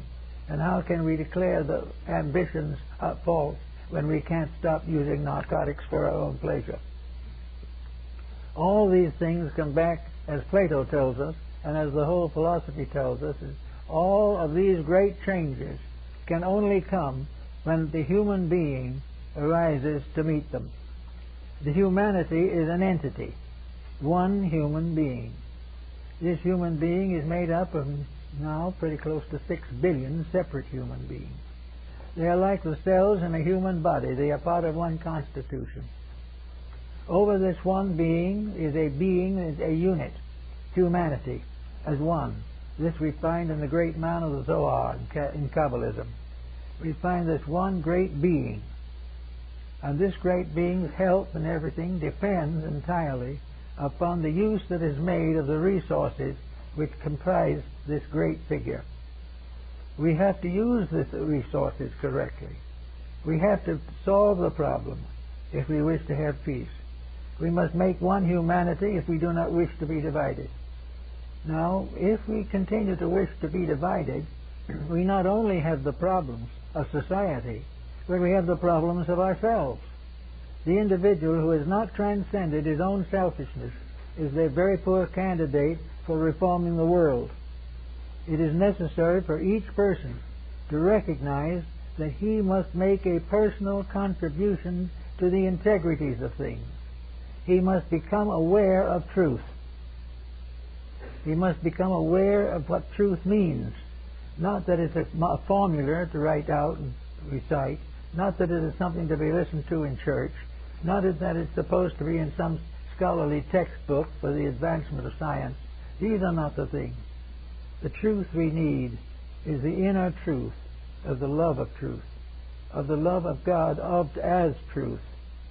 Deity recognized in the manifested form of the infinite parent, also always solicitous for the good of its children. We must think of the faiths of men as being the gateways to conduct. We must think also of all the dreams and hopes of the ages and realize that they cannot be fulfilled until the individual loves truth better than he loves himself. There is no way of solving the problem unless we become aware of a strange and wonderful beauty as Boethius saw it in his prison cell. A radiant being. We can call it peace. We can call it wisdom. We can call it love. We can call it whatever we want to call it. But it is a radiant power that blesses dedication, that rewards definite effort to perfect and to fulfill. It is something that can take over the life of the individual when he is no longer willing to dedicate that life to the fulfillment of his private ambitions. So with all these points, there is this wonderful opportunity that comes, which Boethius noted, and which is the love of truth. Now, love is a very capital word. Love to the average individual is a very physical word. Life and love to the theologian is an emotional experience. Life and love to the philosopher is an intellectual experience. But beyond this is the simple, direct fact of the love of truth. A love which does not require rationalization, does not require scientific proof, does not require anything but the evident fact that if we love peace, we will serve it. And if we serve peace, we will have peace. That if we serve and love truth, We will dedicate ourselves to truth. We will correct the curriculums of our schools. We will add knowledge to the courses necessary to instruct the young. And we will put ideals and principles ahead of profit and private enterprise. These things are the transformation of the love of truth as we know it today to the love of truth as it must be, a dedication to the fulfillment of the works of truth. Now, these works of truth are not simply strange things floating around in space somewhere, because truth, as Boetius found out, is a kind of being. It is something that lives but never dies. It is born but never ceases. In other words, it is almost actually another name for the human soul. But whatever we call it, it is the victory, the inevitable victory of good over evil. It is the complete victory of faith over fear. It is the complete victory of virtue over vice. And it is achieved because it is potentially possible to the individual. And each human being is born with the potential of the perfection of truth within himself. There is nothing that can prevent the individual from attaining truth except his own reluctance to improve his ways. Now, it's possible for him to realize that some of the truths that he must ultimately know are now beyond him. He's not going to be able to be perfect at the moment. He is not going to be able to be perfect as his Father in heaven is perfect. But he is going to be able to move forward step by step in a dedicated search for reality. The moment he starts these steps, the moment he begins to make an effort to direct and vitalize his own integrity, the journey towards the reality begins. And in that moment, the light shining being of truth takes his hand and will lead him to eternity. And nothing can interrupt it. Nothing can prevent it. Nothing can have victory over the inevitable victory of reality over illusion. We have lived for a long time in illusion, and some of this illusion we call learned knowledge. We think of science as very wise. We think that science is solving everything. We think that Einstein was incredible when he found the formula for the atomic fission. These are not the truths we need. These are not truths at all. They are struggling with the misuse of universal potentials. The atom, the cell, all these things are each of them a unit. Each is a truth in itself, and it must be treated as one. It must be recognized, and if we wish to advance things, we must work together to make these various parts work together well in us. If we can make the cells of our own body cooperate, we have health. If we can make the various forms of knowledge to cooperate, we will have peace in the world. These things are part of our destiny. These things were well known to Plato and Pythagoras. They were well known to the foreign and eastern nations. And everyone has realized that it is impossible to solve our present problem unless the individual himself moves from a theoretical standpoint and ceases simply about talking about how things should be done to the dynamic experience of personal growth. And this personal growth, he can start where he is. He doesn't have to worry about anything. What is his problem at the moment? Well, maybe it's a need of a job. Or perhaps it is domestic difficulty. Perhaps it is a wayward child. We do not know what that is. But if whatever it is, if at this time he has not found a footing in a pattern for his own permanent growth, that problem which he faces today must become that footing, or one of its equivalent. It must be something done by the individual himself to prove a sincere dedication to advancing the cause of common good. Once he makes one statement, the seed is planted. And once the seed is planted, it will never die. It leads, one good deed leads to others. One bit of wisdom leads to greater wisdom. One concept of the divine love of God for man is fulfilled in the divine love of man for God. These things are all part of a wonderful mystery. Truth in a mystery. Love and wisdom in a mystery. All these things we have to face as coming to us in the course of years. So we can wait in our own way for the radiant woman who comes to the prison cell and says, you have served God all your life. You have been a good person, and you are not going to be deserted in your gray hairs. The good you have done to others comes back as a radiant being to lead you to the peace and security that you desire. Under those conditions, things will get done in a reasonable length of time. Thank you.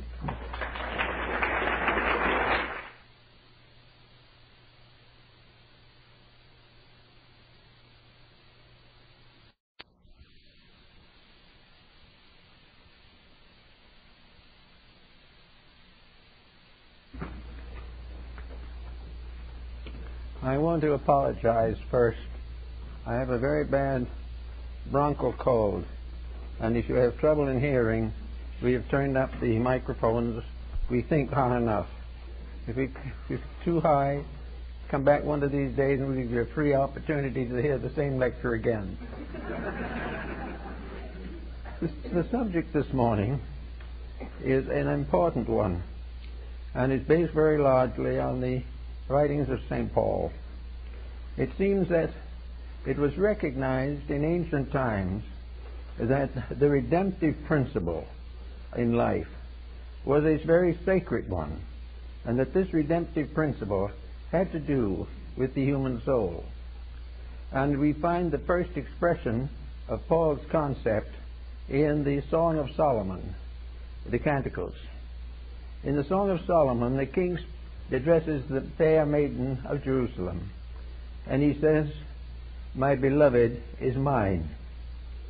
A good, masculine, possessive statement. Halfway through the poem, however, he changes his tune a little bit. He says, my beloved is mine, and I am my beloved's. And at the end of the poem, he says the simple words, I am my beloved's. The whole change of tone shows what we might call the redemptive power of love. First it was possessive, gave some very little and took all. Then it became more or less democratic, gave some and took some for the beloved.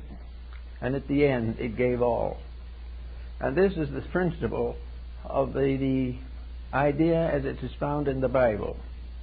This is why St. Paul speaks so strongly of love. The greatest of these is love, and that it is the great redemptive power. That this power is the thing that takes people, lifts them out of themselves, and makes them the custodians of nations and of great world's works. The idea, consequently, of the redemptive power goes into alchemy, where we find it is the transmutation of various factors into the production of the universal medicine. Actually, we have the transmutation of personal emotion into divine emotion. We have a power that lifts the individual out of his own concerns and brings him into sharing with the universal purpose. The ancients nearly always had some deity upon which they wished and adored with the various faculties of their possessions. This idea of the giving all as the proof of ultimate affection goes on, and St. Paul finally establishes it more or less in the human heart, that instead of the heart being the seat of deity, the deity remained forever in the infinite, but the redemptive power of deity was the power in the heart of the individual which redeemed him and which enabled him to redeem his world. Therefore, the redemptive power to change all things to make them better is in the heart of the individual. As a man thinketh in his heart, so is he. Well, in the course of time, we see that times have changed, and the individual now thinks very largely of himself. He thinks of his whole nature being his own. He doesn't realize that there is within him a part of a redemptive power in the universe, the redemptive power of selfless love. Anyone can be selfish with a little practice, and most people are without much practice. But it is very rare to find a person who is completely dedicated to a redemptive way of life. This redemptive way of life is the giving of self completely, the giving of personal considerations, all for the advancement of some cause greater than themselves. And this cause can be the redemption of their own natures, or the redemption of a family, or in higher postures, the defending and remending of a nation. It is all possible according to this thought that we have. Now, bringing this very sensitive thing down to our own personal living, there are things we can all learn from this, things that we will be much better to know and understand. In the individual himself, there is a power by means of which he is capable of transmuting nearly all of the difficulties and problems of his existence. This transmuting power is the power of love. The heart is the great crucible. It is the great alchemical receptacle in which a great transmutation is constantly taking place. In the Old Rosicrucian manifestos, the heart is represented as a universe in itself, with elements and universal symbols. There are old penitentiary and Central European symbols of the crucifixion taking place in the human heart. Everything that is religious is centered in the heart, which is on the crest of Mount Moriah outside of Jerusalem, according to the anatomy of the sacred body of God. So we have now this problem of the redemptive factor that is in the person.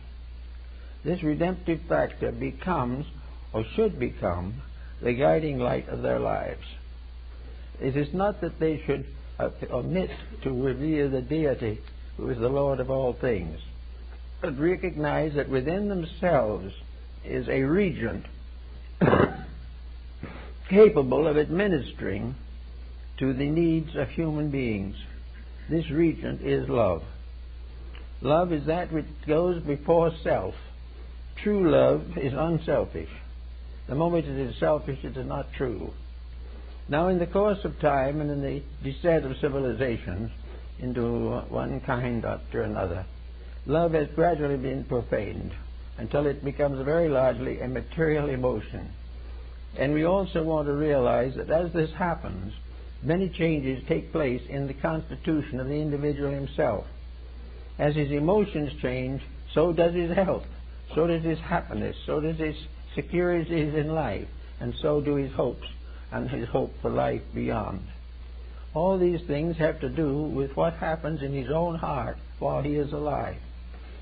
We have a world today with all kinds of terrible problems. And almost all these problems center on one or two things that we can easily notice.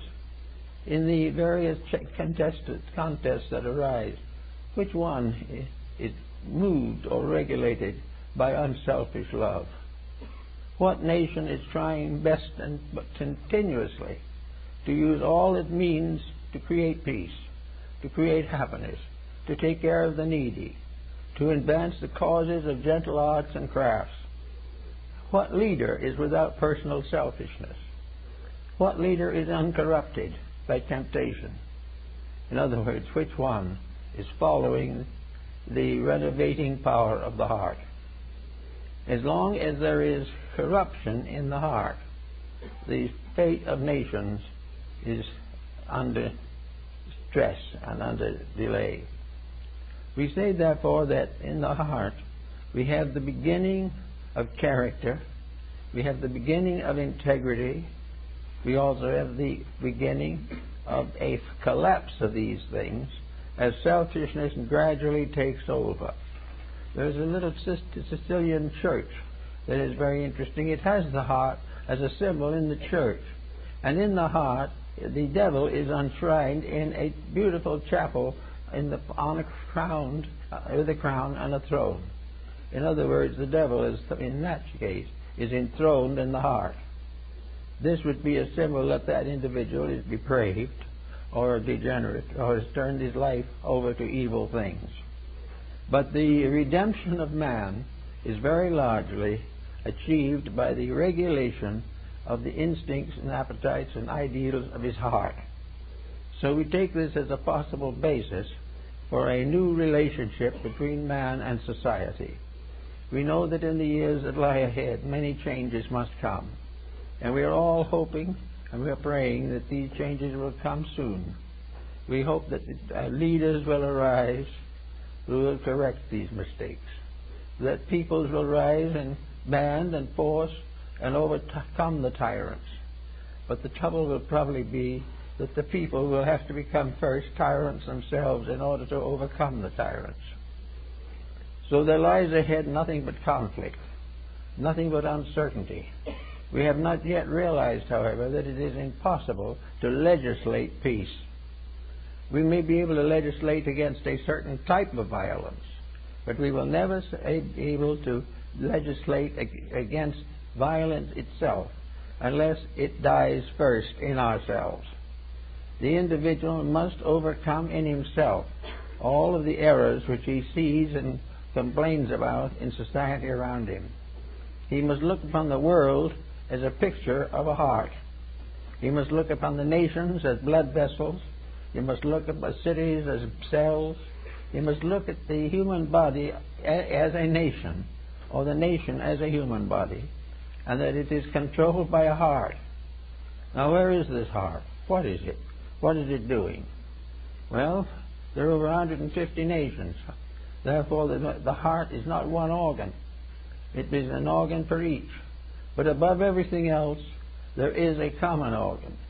There is something that we must all work for and strive to maintain, and that is the divine heart, the heart of the mystic, the one heart in ourselves, which together with all others of a similar nature creates the one heart of an evolving civilization. Until the individual himself redeems his own nature, he cannot expect civilization to improve. There is too much against the things that are necessary. Paul also goes back into the Scriptures to find many other interesting analogies to his point, namely that he has moved the concept of Christ from the heavens and placed this concept in the human heart. Christ in you, the hope of glory. And that this Christ in you is the christened consciousness of heart. It is love in the final, unselfish, eternal mood. Love that thinks not of itself, but of all things. Love that does not cherish its own properties, but protects the properties of all. In other words, there is a love that is personal, love of individual for individual, a love of friend for friend, love of leader for leader. But there is another heart and another love, and that is the complete total love of God as manifested in the heart of man. Therefore, that we have in man's own heart the great peacemaker. It is not only the pacemaker, but the peacemaker. It is the one great organ of integrities. It is the dedication to this that proves the individual's dedication to God. And by proving dedication to God, protects civilization from corruption. The person will not be correct, will not be covetous, or do things that are wrong. The undedicated person will occasionally do something right, but will usually be mistaken or inevitable in their works and doings. They will be inadequate. After, therefore, that we take all this, we say, in the heart we have this center, the center that represents our whole kingdom of life. The whole world of the beloved begins in the heart and grows as a seed, and grows from their seed to a great tree that is for the healing of the nations. And this tree is the human soul arising from the great root in the heart. Now, the way this was originally intended is that there should be faiths, philosophies, and doctrines that would be developed by the heart concept and turned over to the keeping of the heart enlightened people. When we have a new discovery in music or a new discovery in anatomy and physiology, the righteous person immediately dedicates this discovery to the world good. The individual places his discovery upon the living altar of his God, as this altar is in his own heart. If he makes a great discovery in science, he dedicates it to the need of the world. If he makes a great discovery in diplomacy, he dedicates that. If he wants to write a great book, he dedicates that. All these things are lifted up and dedicated upon the altar of eternal good. They are no longer held for an individual. They are no longer kept finally and completely for royalty or something of this nature. You don't worry by selling. It isn't something in which you immediately sell and make all you can for yourself. Everything that is necessary to man must come to man through man. And when that thing comes, it comes to his heart, and from his heart it is released to the world because he is a good religious person. So we find that there is an absence of this religion. We find people doing all kinds of things for their own advantage, not for the advantage of the common good. And as this continues in this direction, problems will become more and more strenuous. This is one of the reasons, probably, why in antiquity we had so many orders set aside of people for various types of worship. We had various groups that renounced the world and worldliness and lived fully and completely to serve the human need. We had brotherhoods and sisterhoods of sacred persons. We had temples of healing. We had temples of wisdom. All of them serving this mysterious power of good in the heart. For all of these enlightened individuals were enlightened into comradeship, into a state of brotherhood, a state of natural loving, which was, in fact, the redemptive power in every case. The individual is redeemed when he overcomes his own selfishness. He overcomes his own egotism. He gives up the false prides and false activities which make him dangerous to himself and others. Therefore, the regeneration of society begins with returning the leadership of life to the matchless altar of the human heart.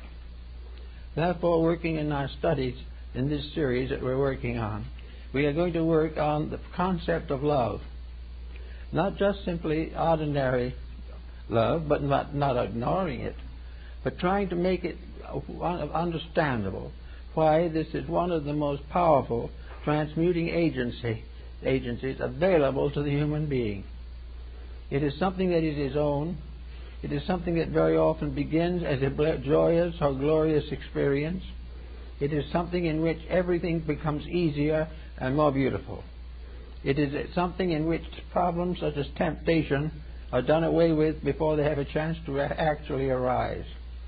If each individual in his own way served truth to the best of his abilities, there would be no war. But we can pass laws against wars for 100 years and still have them, because the change has not been made in the deep centers of the human soul. Now, the ancient beliefs were to the effect that the human soul was, in a sense, the beginning of a new being in man. This human soul was a spiritual being created all the time by the person. The beginning of the human soul was always the seed of divinity, which is in the heart and which is served and helped to develop by considering the heart as a garden in which all kinds of plants and things were growing. In this heart the tree of life grew, and the tree of good and evil, the leaves of which were for the healings of the nations. And this tree that grew up in the heart was by the ancients called the soul. And the soul seed was the mysterious, magical, transmuting agency of alchemy. Now, this soul seed in the human heart is the thing that is growing by this process of redemption, of transmutation, and of the restoring of principles. And it is not visible, but Paracelsus and many others made pictures of it.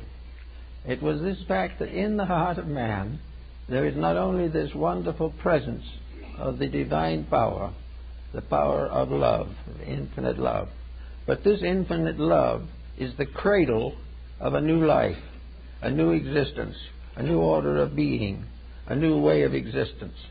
This little cradle, so to say, is like the manger in Nazareth.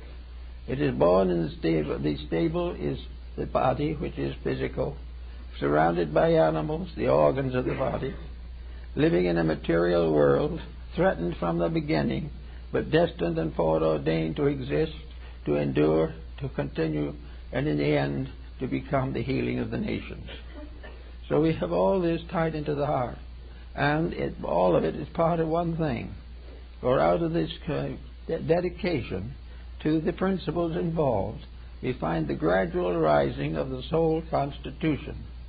In other words, the heart, with its true affection, is telling us the story of its own quality. In other words, love, unselfish love for all that exists, is the force flowing from the soul, from that power which is created in man but goes on to eternity. The soul is the body, a part of man, which has a beginning but no end but eternity. Its seed is that of ages of evolution and growth. It goes on to become the final Lord of all that lives. And in all parts it is beautiful. In all parts it is good. Its virtue is complete.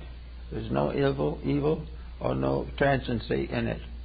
And so the mystics developed whole sciences relating to the soul, relating to the heart and its mystery, relating to the renovative power of emotion. Now, as we get down a little further into the problem of heart as a representation of soul, we come also to daily life. We have all kinds of love. We're going to take up some of them in the present series. We have love of country, patriotism. Now, it can be very secondary. The average individual probably isn't at any particular time anxious to go out and die for his country, but it's the country, he respects it, and he supports it in its emergencies, and when it calls, he answers. Then there is the love of nature, the love of going out and commuting quietly with the flowers and plants, the love of going out and sitting by the mountainside and contemplating the beauty of the infinite. And in this beauty that it contemplates, the heart and mind experience something of the divinity that lives and develops through all things. Then, of course, there is other types of love of art, great paintings, Michelangelo, Leonardo da Vinci, works of art that have been loved and cherished by centuries, among the great and noblest products of human being. Not so ancient, but also so renovated and revered, is music, which has always been part of the story of human rehabilitation. The harmonies of music are symbolical of the harmonies of the soul. And when music is distorted, it is distorted by the distortions in the soul which permit it. If the soul did not permit it, it would not be so distorted. So the soul must be brought into order. It must be refined, reformed, and built into the realization of that which was good. And all through life there are jobs of every kind that you can take. There's profession, there's work, there's art, music, all these different classes of occupation. All of them containing the mystery of this wonderful heart story. There is in every art and science part of the soul. The soul is the source of all beauty, of all virtue, and of all good. And in appearance it is all invisible to the eyes, but visible to the inner nature as peace. Peace and harmony. Peace and friendship. Peace in the family, in the community, We are now in a period of time in which families are in great difficulty. There doesn't seem to be any way of controlling the various pressures that have arisen. Well, most of the trouble is due to the fact that nowhere now is it obvious that we are actually dealing with a direct expression of the heart principle. We have all kinds of occupations and our recreations, but most of them are selfish, self-centered, or unimportant. We do not have our joys arising from great foundations, but from trivia. Instead of recognizing the tremendous import of the universe itself as the greatest of all instruments, we are satisfied to sit around and play on a banjo out of tune, thinking that we are doing something quite unusual. We are so unusual it should never be done. And we go on with these things, and we find we're living in a universe in which we are simply doing nothing with the best part of it. We are living to fill the active pursuits of the day, most of them self-centered. We are there trying to make a few extra dollars. We are trying to advance various causes, or advance ourselves in various positions in nature and in business, but no thought of the great internal integrities upon which our own lives and the life of everything we know depends. The human being is not simply a little isolated creature in a desert of waiting. We are not simply isolated, left alone to hope and to fear, to live and to die by forces that we know nothing about. We are here as part of one tremendous plan. We are here because of the eternality of ourselves. We are here because we are the potential laborers in a tremendous enterprise. The whole universe waits upon the labors of its creatures, and we are sitting around wondering why something better doesn't happen. We are not working with these things. We are not accepting the challenge of right use. And yet there have been enough people all down through the way to have used these things well to be able to show us what way to go. It's perfectly possible to understand music or philosophy or religion. These things have been engineered. They have been brought forward from the past. They have been put in reasonable order and arrangement. There is no reason why there should be anything so strange and impossible about them. For a few $100s, we can take a series of lessons on toe ballet music, dancing. We also can, for a few $100s, get a recipe for taking off overweight. We can get almost anything we want. But why do we never want the things that are most important?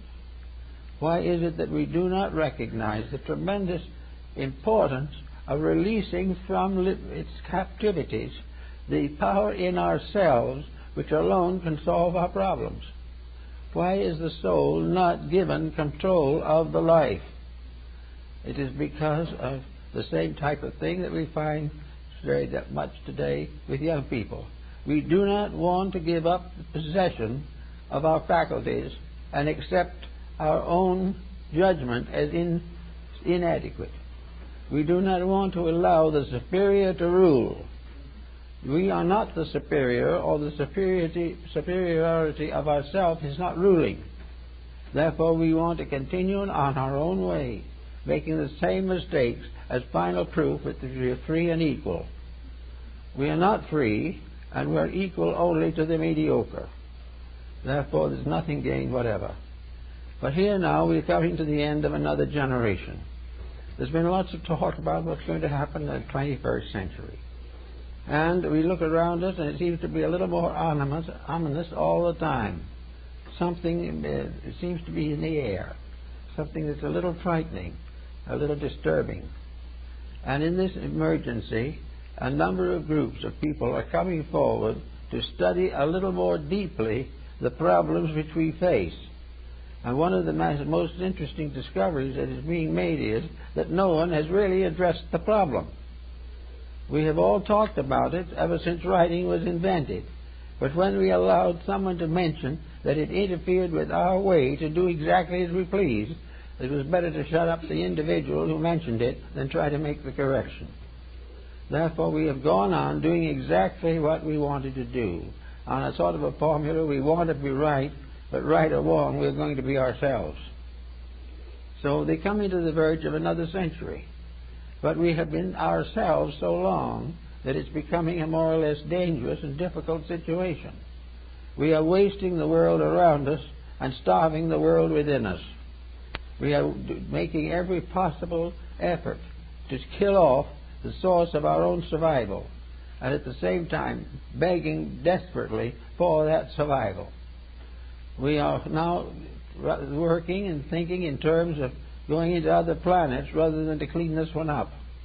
I saw an article not long ago in which some humorist pointed out that the best way to get over this congestion and corruption is to move somewhere else and leave this as the garbage pail. And this type of thing we are beginning to realize, but not to the degree that it may change us. Other people should do better.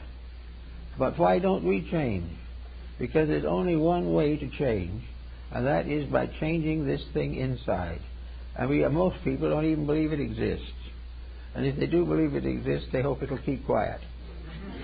Actually, the only way we can solve any of these problems is to vitalize our own integrities. We have got to do the things that make life better for ourselves and other people.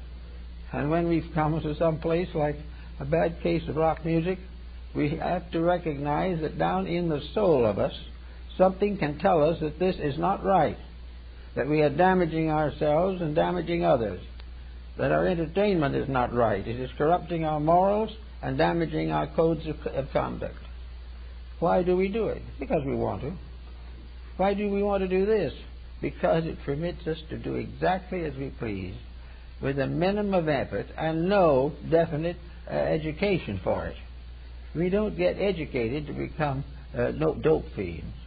We remain uneducated, or if we are schooled and the dope fiend is a postgraduate, if I'm holding a Phi Beta Kappa, it means that he's never been educated at all in spite of his credentials. Everything is based on a merit system in nature. And the merit system tells us that the supreme ruler of our lives is not ourselves, in our common sense of the word. It is not that self that gets hungry. It's not that self that wanders around trying to get around the alcohol restriction or to drive cars while on the alcohol.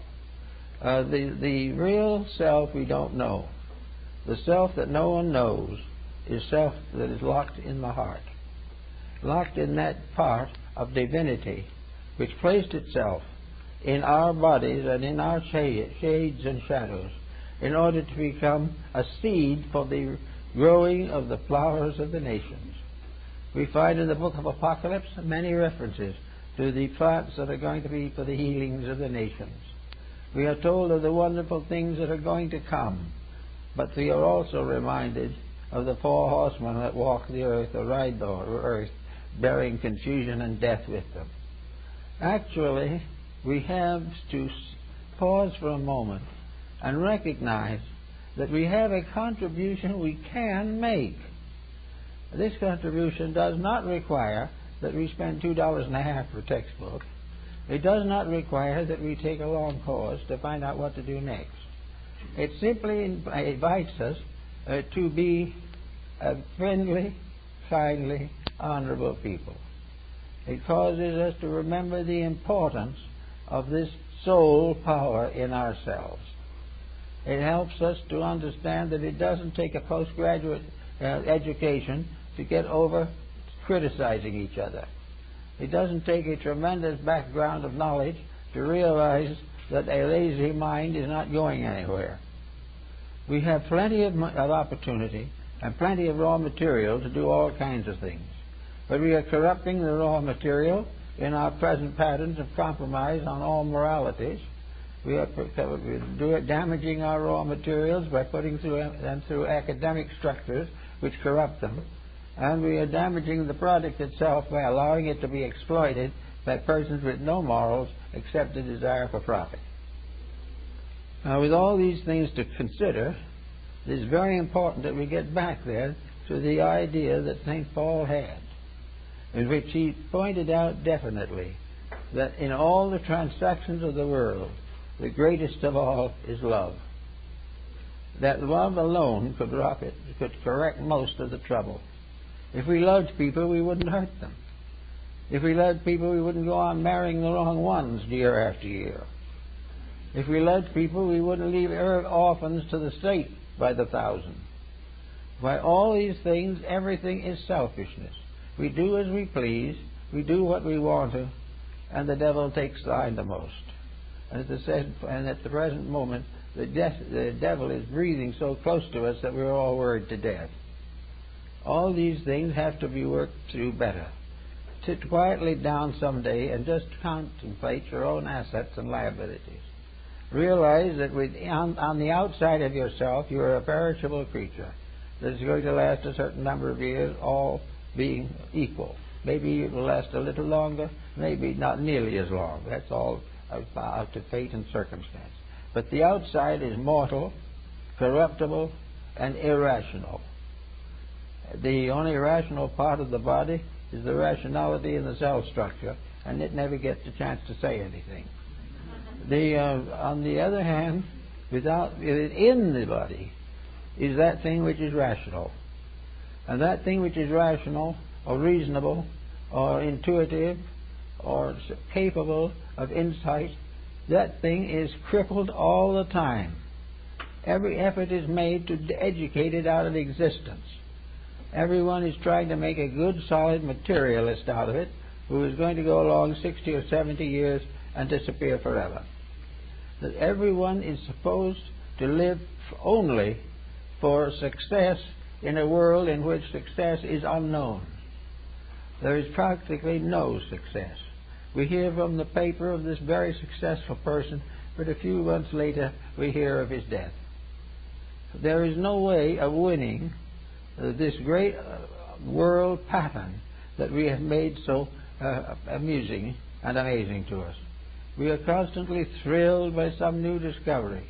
We find out that there is a new kind of poison that will kill bugs, and the next day it tells why it will also kill people. There is no answer to this way. The answer is to so love one another that we make other persons' lives part of our own responsibility. Not that we want to govern them, not that we want to lead them, not that they want to make serfs out of them, but that wherever the human being is, there's a potential friend. There's a potential co-worker for a good cause. There are leaders to come. There are many who can help in countless ways to end the problems that cause war, that cause crime. One of the things I think that most people today are beginning to notice is that the moral issues are not clearly put to them. The individual isn't given a fair choice of what to do. Several candidates apply for office, and all of them are equally uncertain. No one knows who is the best, and the answer may be the only way we could ever tell is to try to decide who is the worst. We have no way of doing these things. When we decide on public offices, they should be people who have lived with the heart. They should have behind them a story of help, of doing things that were good, that have lives dedicated to principles that were real and valid. Once in a while someone like that does come along, and we venerate them, and we may canonize them, and we may build monuments for them, but we're rather grateful when they leave, simply because we never did want to be changed as they would want to have changed us. We didn't want to be better, we just wanted to be about the same, but a little richer. And that's as far as it goes. Now, there are a lot of people we can turn to for help. All kinds of artists will give us lessons. But the supreme artist, the supreme scientist, the supreme mystic, the great theologian, and the great intellectualist, they're all under the skin. They're all in us. We have to develop these faculties. The human being is an infinite creature with an infinite capacity to grow, and that this growth should be healthy, and it should be regular, and it should be continuous, and we should all be growing naturally and happily from one step of intelligence to another. There should be no conflicts and no inconsistencies in our lives. We have faculties, powers, organs of perception, everything necessary to regulate our lives. We have everything except, well, two things: the will to do it and a clear vision of which way to go. The problem, one of the problems that Paul worked on a long time and never did get to quite a personal and perfect answer to, is to which way do we go? If we are ready to dedicate all to an effort to improve, what should we really do? How do we get at it, really? Well, everyone will ask somebody. We will pay for courses on the subject. Learned people will write books on the subject. We will make little experiments, most of which will fail, and disappointed we'll drop back into the old ways. The real answer is that the answer must come through us and not to us. It must be the result of our own natural growth. Because if each day we are a little more kind and a little more honest and a little less selfish, changes take place within us. What the scientist sometimes likes to call the libido gets to work. If we become better people, we have better thoughts. If we think longer viewpoints and develop them more clearly, we have better solutions to world problems. Every solution we need must come through us, not to us. And it comes through us because we grow up to deserve it. When we reach a point where that solution is the next level of our own thinking, it breaks through to us very easily and simply. But while we are contented to let it go as it is, not try to make any changes, drift along, follow all these easy roads, and watch ourselves being exploited day and night, if we are continue this that way, then all mysticism, all esotericism, all these things we've studied so hard and so consistently become nothing. No matter how many books we read, if nothing grows, there is no life. If we take all kinds of lessons and come out of the school with the same morality and ethics we went in, there's nothing to be gained. And anyone who seeks to develop and become more than he is, and is satisfied to do it only by improving the looks of his body, he is also misstrained completely. We are not there to develop a pleasant, dominating, world-captivating personality. What we are there for in life is to develop strong and enduring principles and integrities. But the interesting point is that the two work together very neatly. And the individual who actually attains this integration also attains to a looks about themselves, a way of living, a way of thinking. Even the lines on the face and hands, everything become beautiful. The beauty on the inside comes out, but the beauty that's on the outside and doesn't go in is useless. And this is what we're struggling with again. Now we are already in the throes of further international complications. We just get rid of one war and another one threatens. And all of this thing is selfish. Now also in this situation, as Paul points out, there is a certain religious factor that we also have to be very careful of. It is true and beyond doubt that the most destructive force in the world has been theological. If we go back through history, the religious conflicts have killed more people than the great world wars of modern times. Or they're still killing them.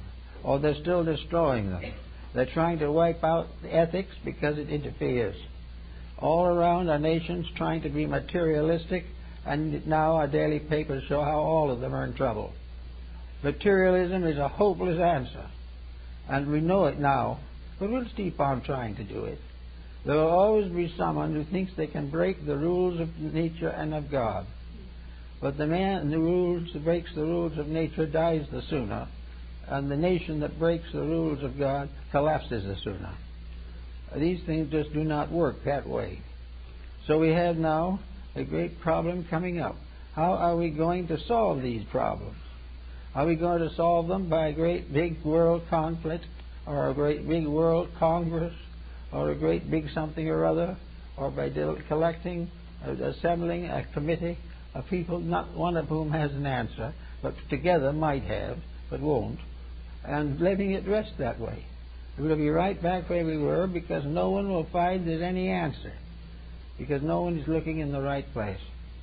If you want an answer, sit quietly and look inside. Look what you know would be best for you. And don't remember the fact that you wouldn't like it, but remember that if it's best for you, ultimately you will like it. If you are satisfied to become an alcoholic, that is inevitable. Or if you are entitled to continue smoking your favorite brand of cigarette as long as you live, that's all right. You have the right to. But you must pay the bill. And there's no way to escape the bill just because you like to. And in all these problems in life, you can do as you please and suffer. And you can do what is right and get over the suffering. And the problem is, which is the most important? The pleasure of the moment, which will go in a short time, or the suffering of the moment by correction, through which you may produce a lifetime of improved health and happiness.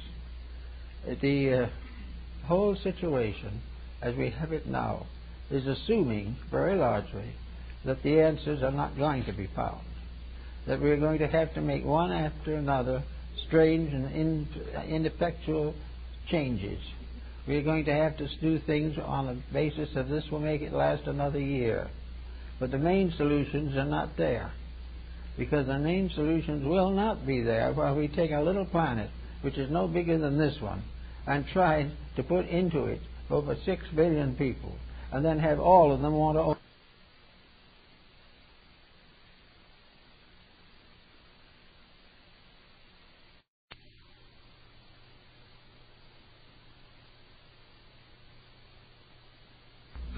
It's just too much. And it's too much if even half a dozen get together and try to own it. What do they own? They own a pinball in space. They own virtually nothing. And by the abusing of what they find this way, they lose what they did have. We have coming into a world that has been exhausted by exploitation, ignorance, and selfishness. And now, none of those factors are religious. It is not true that we were foreordained and predestined to kill ourselves. It is not true that the highest phase of religion is to believe nothing.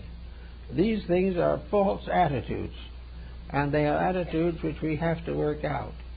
They are the seat of good attitudes. The home of the real principles that we should be cherishing is in ourselves. And in the heart is the dweller in the innermost.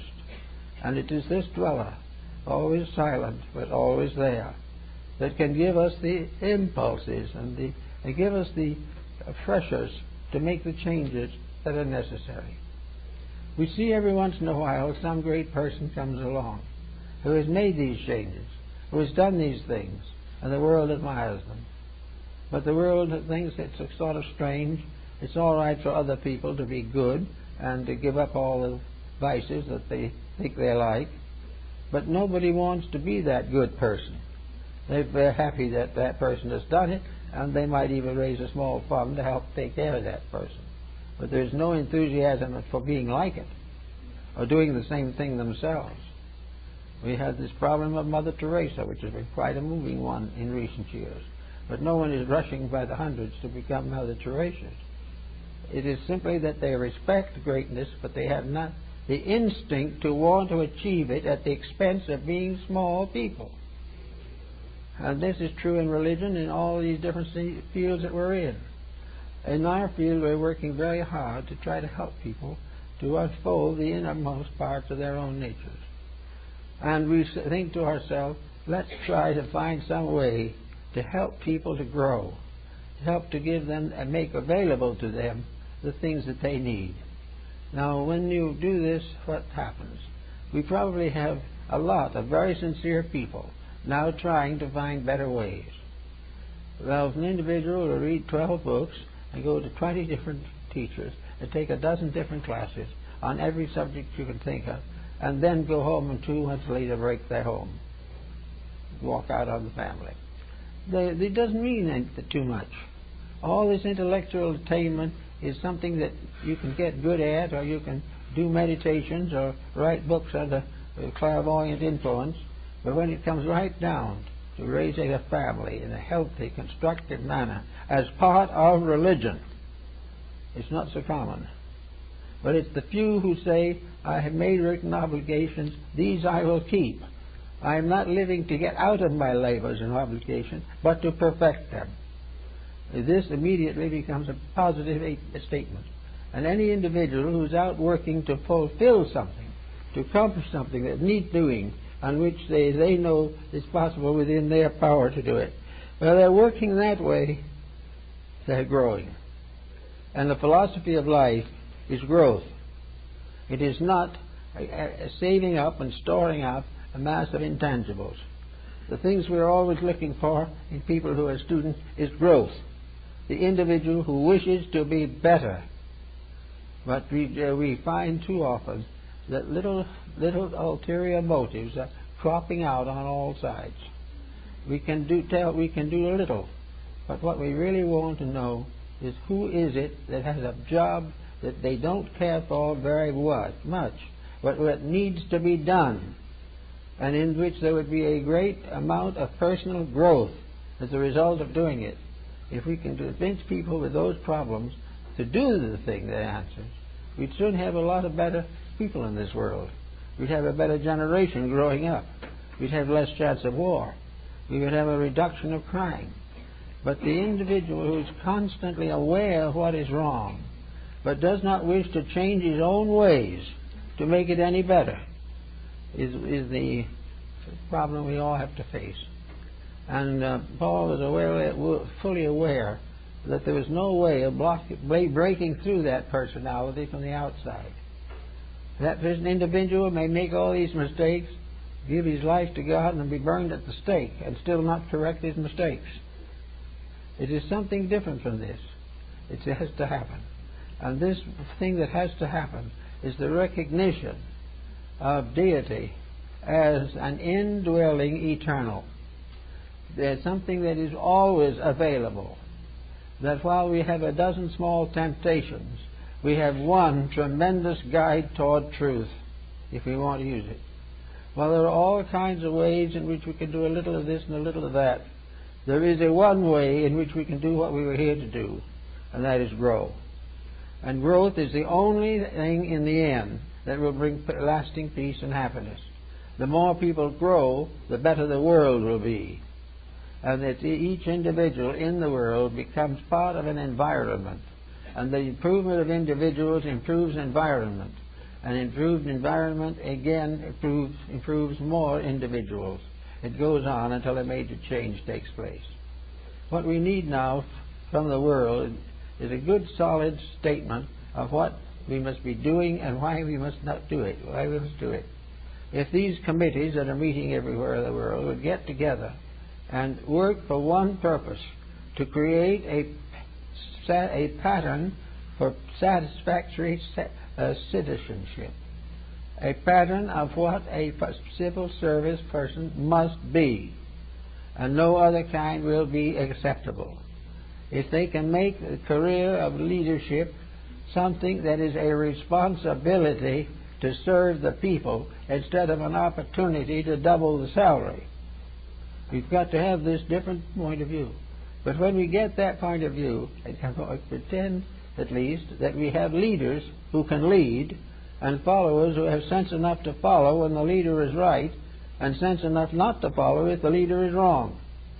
Then we have the individual of nearly 6 billion of them in all walks of life, of all colors, all shades, all degrees of intellect and all degrees of wisdom, out here in this tremendous hinterland that we call the earth. These people, each one of them, has within it a fragment of immortality. The only thing that is real is these people. The only thing that is important is to release the integrities of these people. For these released integrities are the only answer to our pressing need for the future.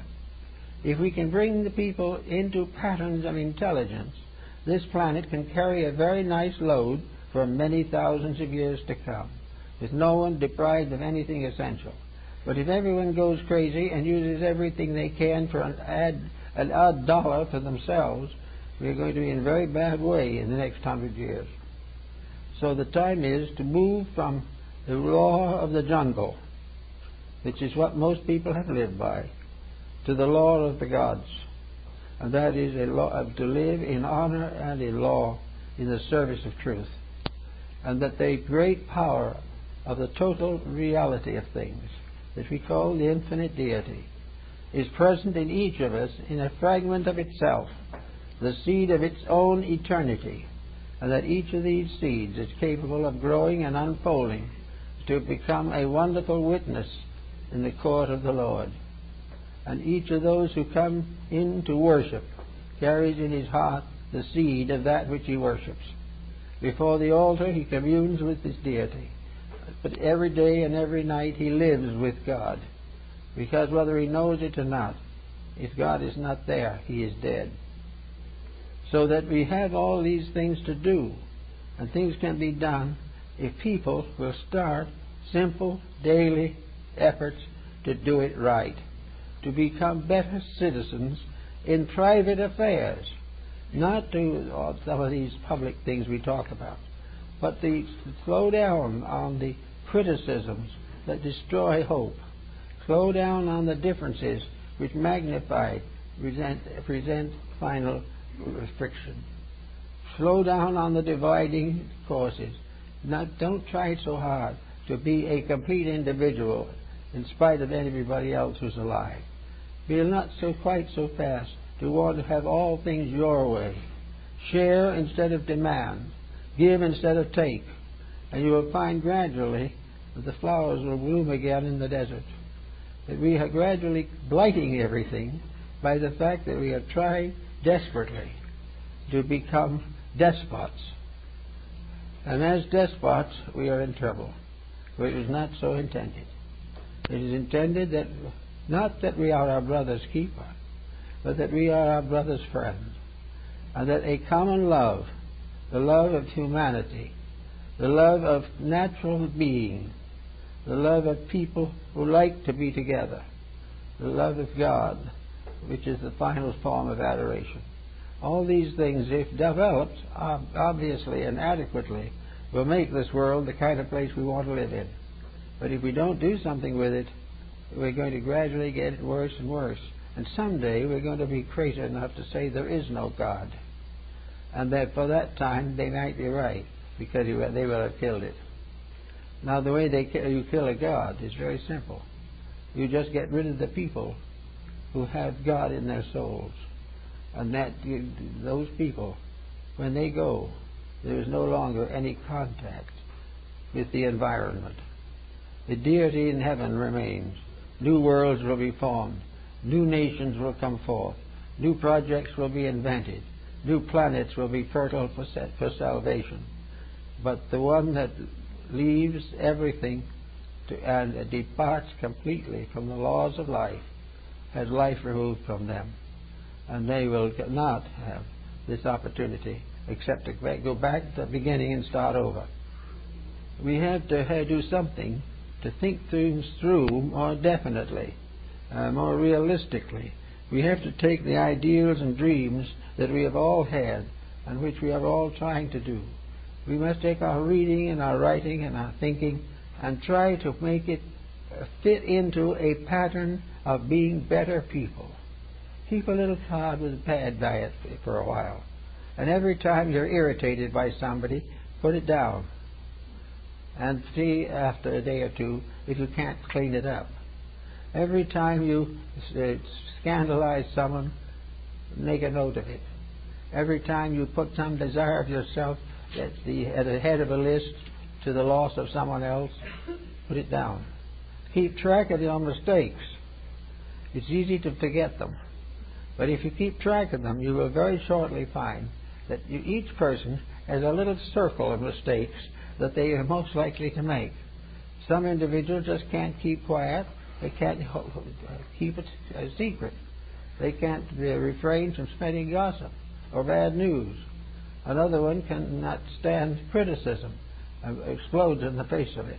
Another has great antagonism to a religion or a philosophy or to a person. Others hate their neighbors. Some hate their parents. But all of these things, if written down by a mature, grown-up person and looked over by that person, will begin to look pretty foolish.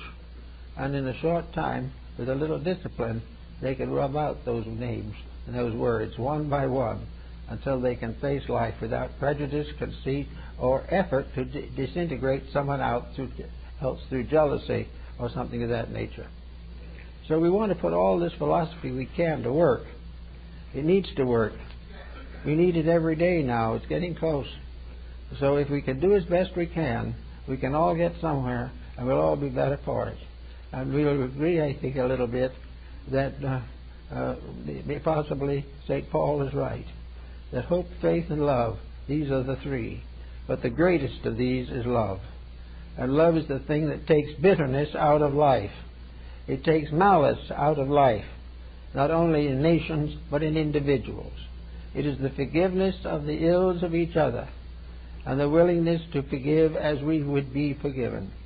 And out of that comes the very basic essence of the best of Christian religion, which is the religion of letting the God in the heart rule the mind and the hand, and dedicate the labors of the life to the accomplishment of good.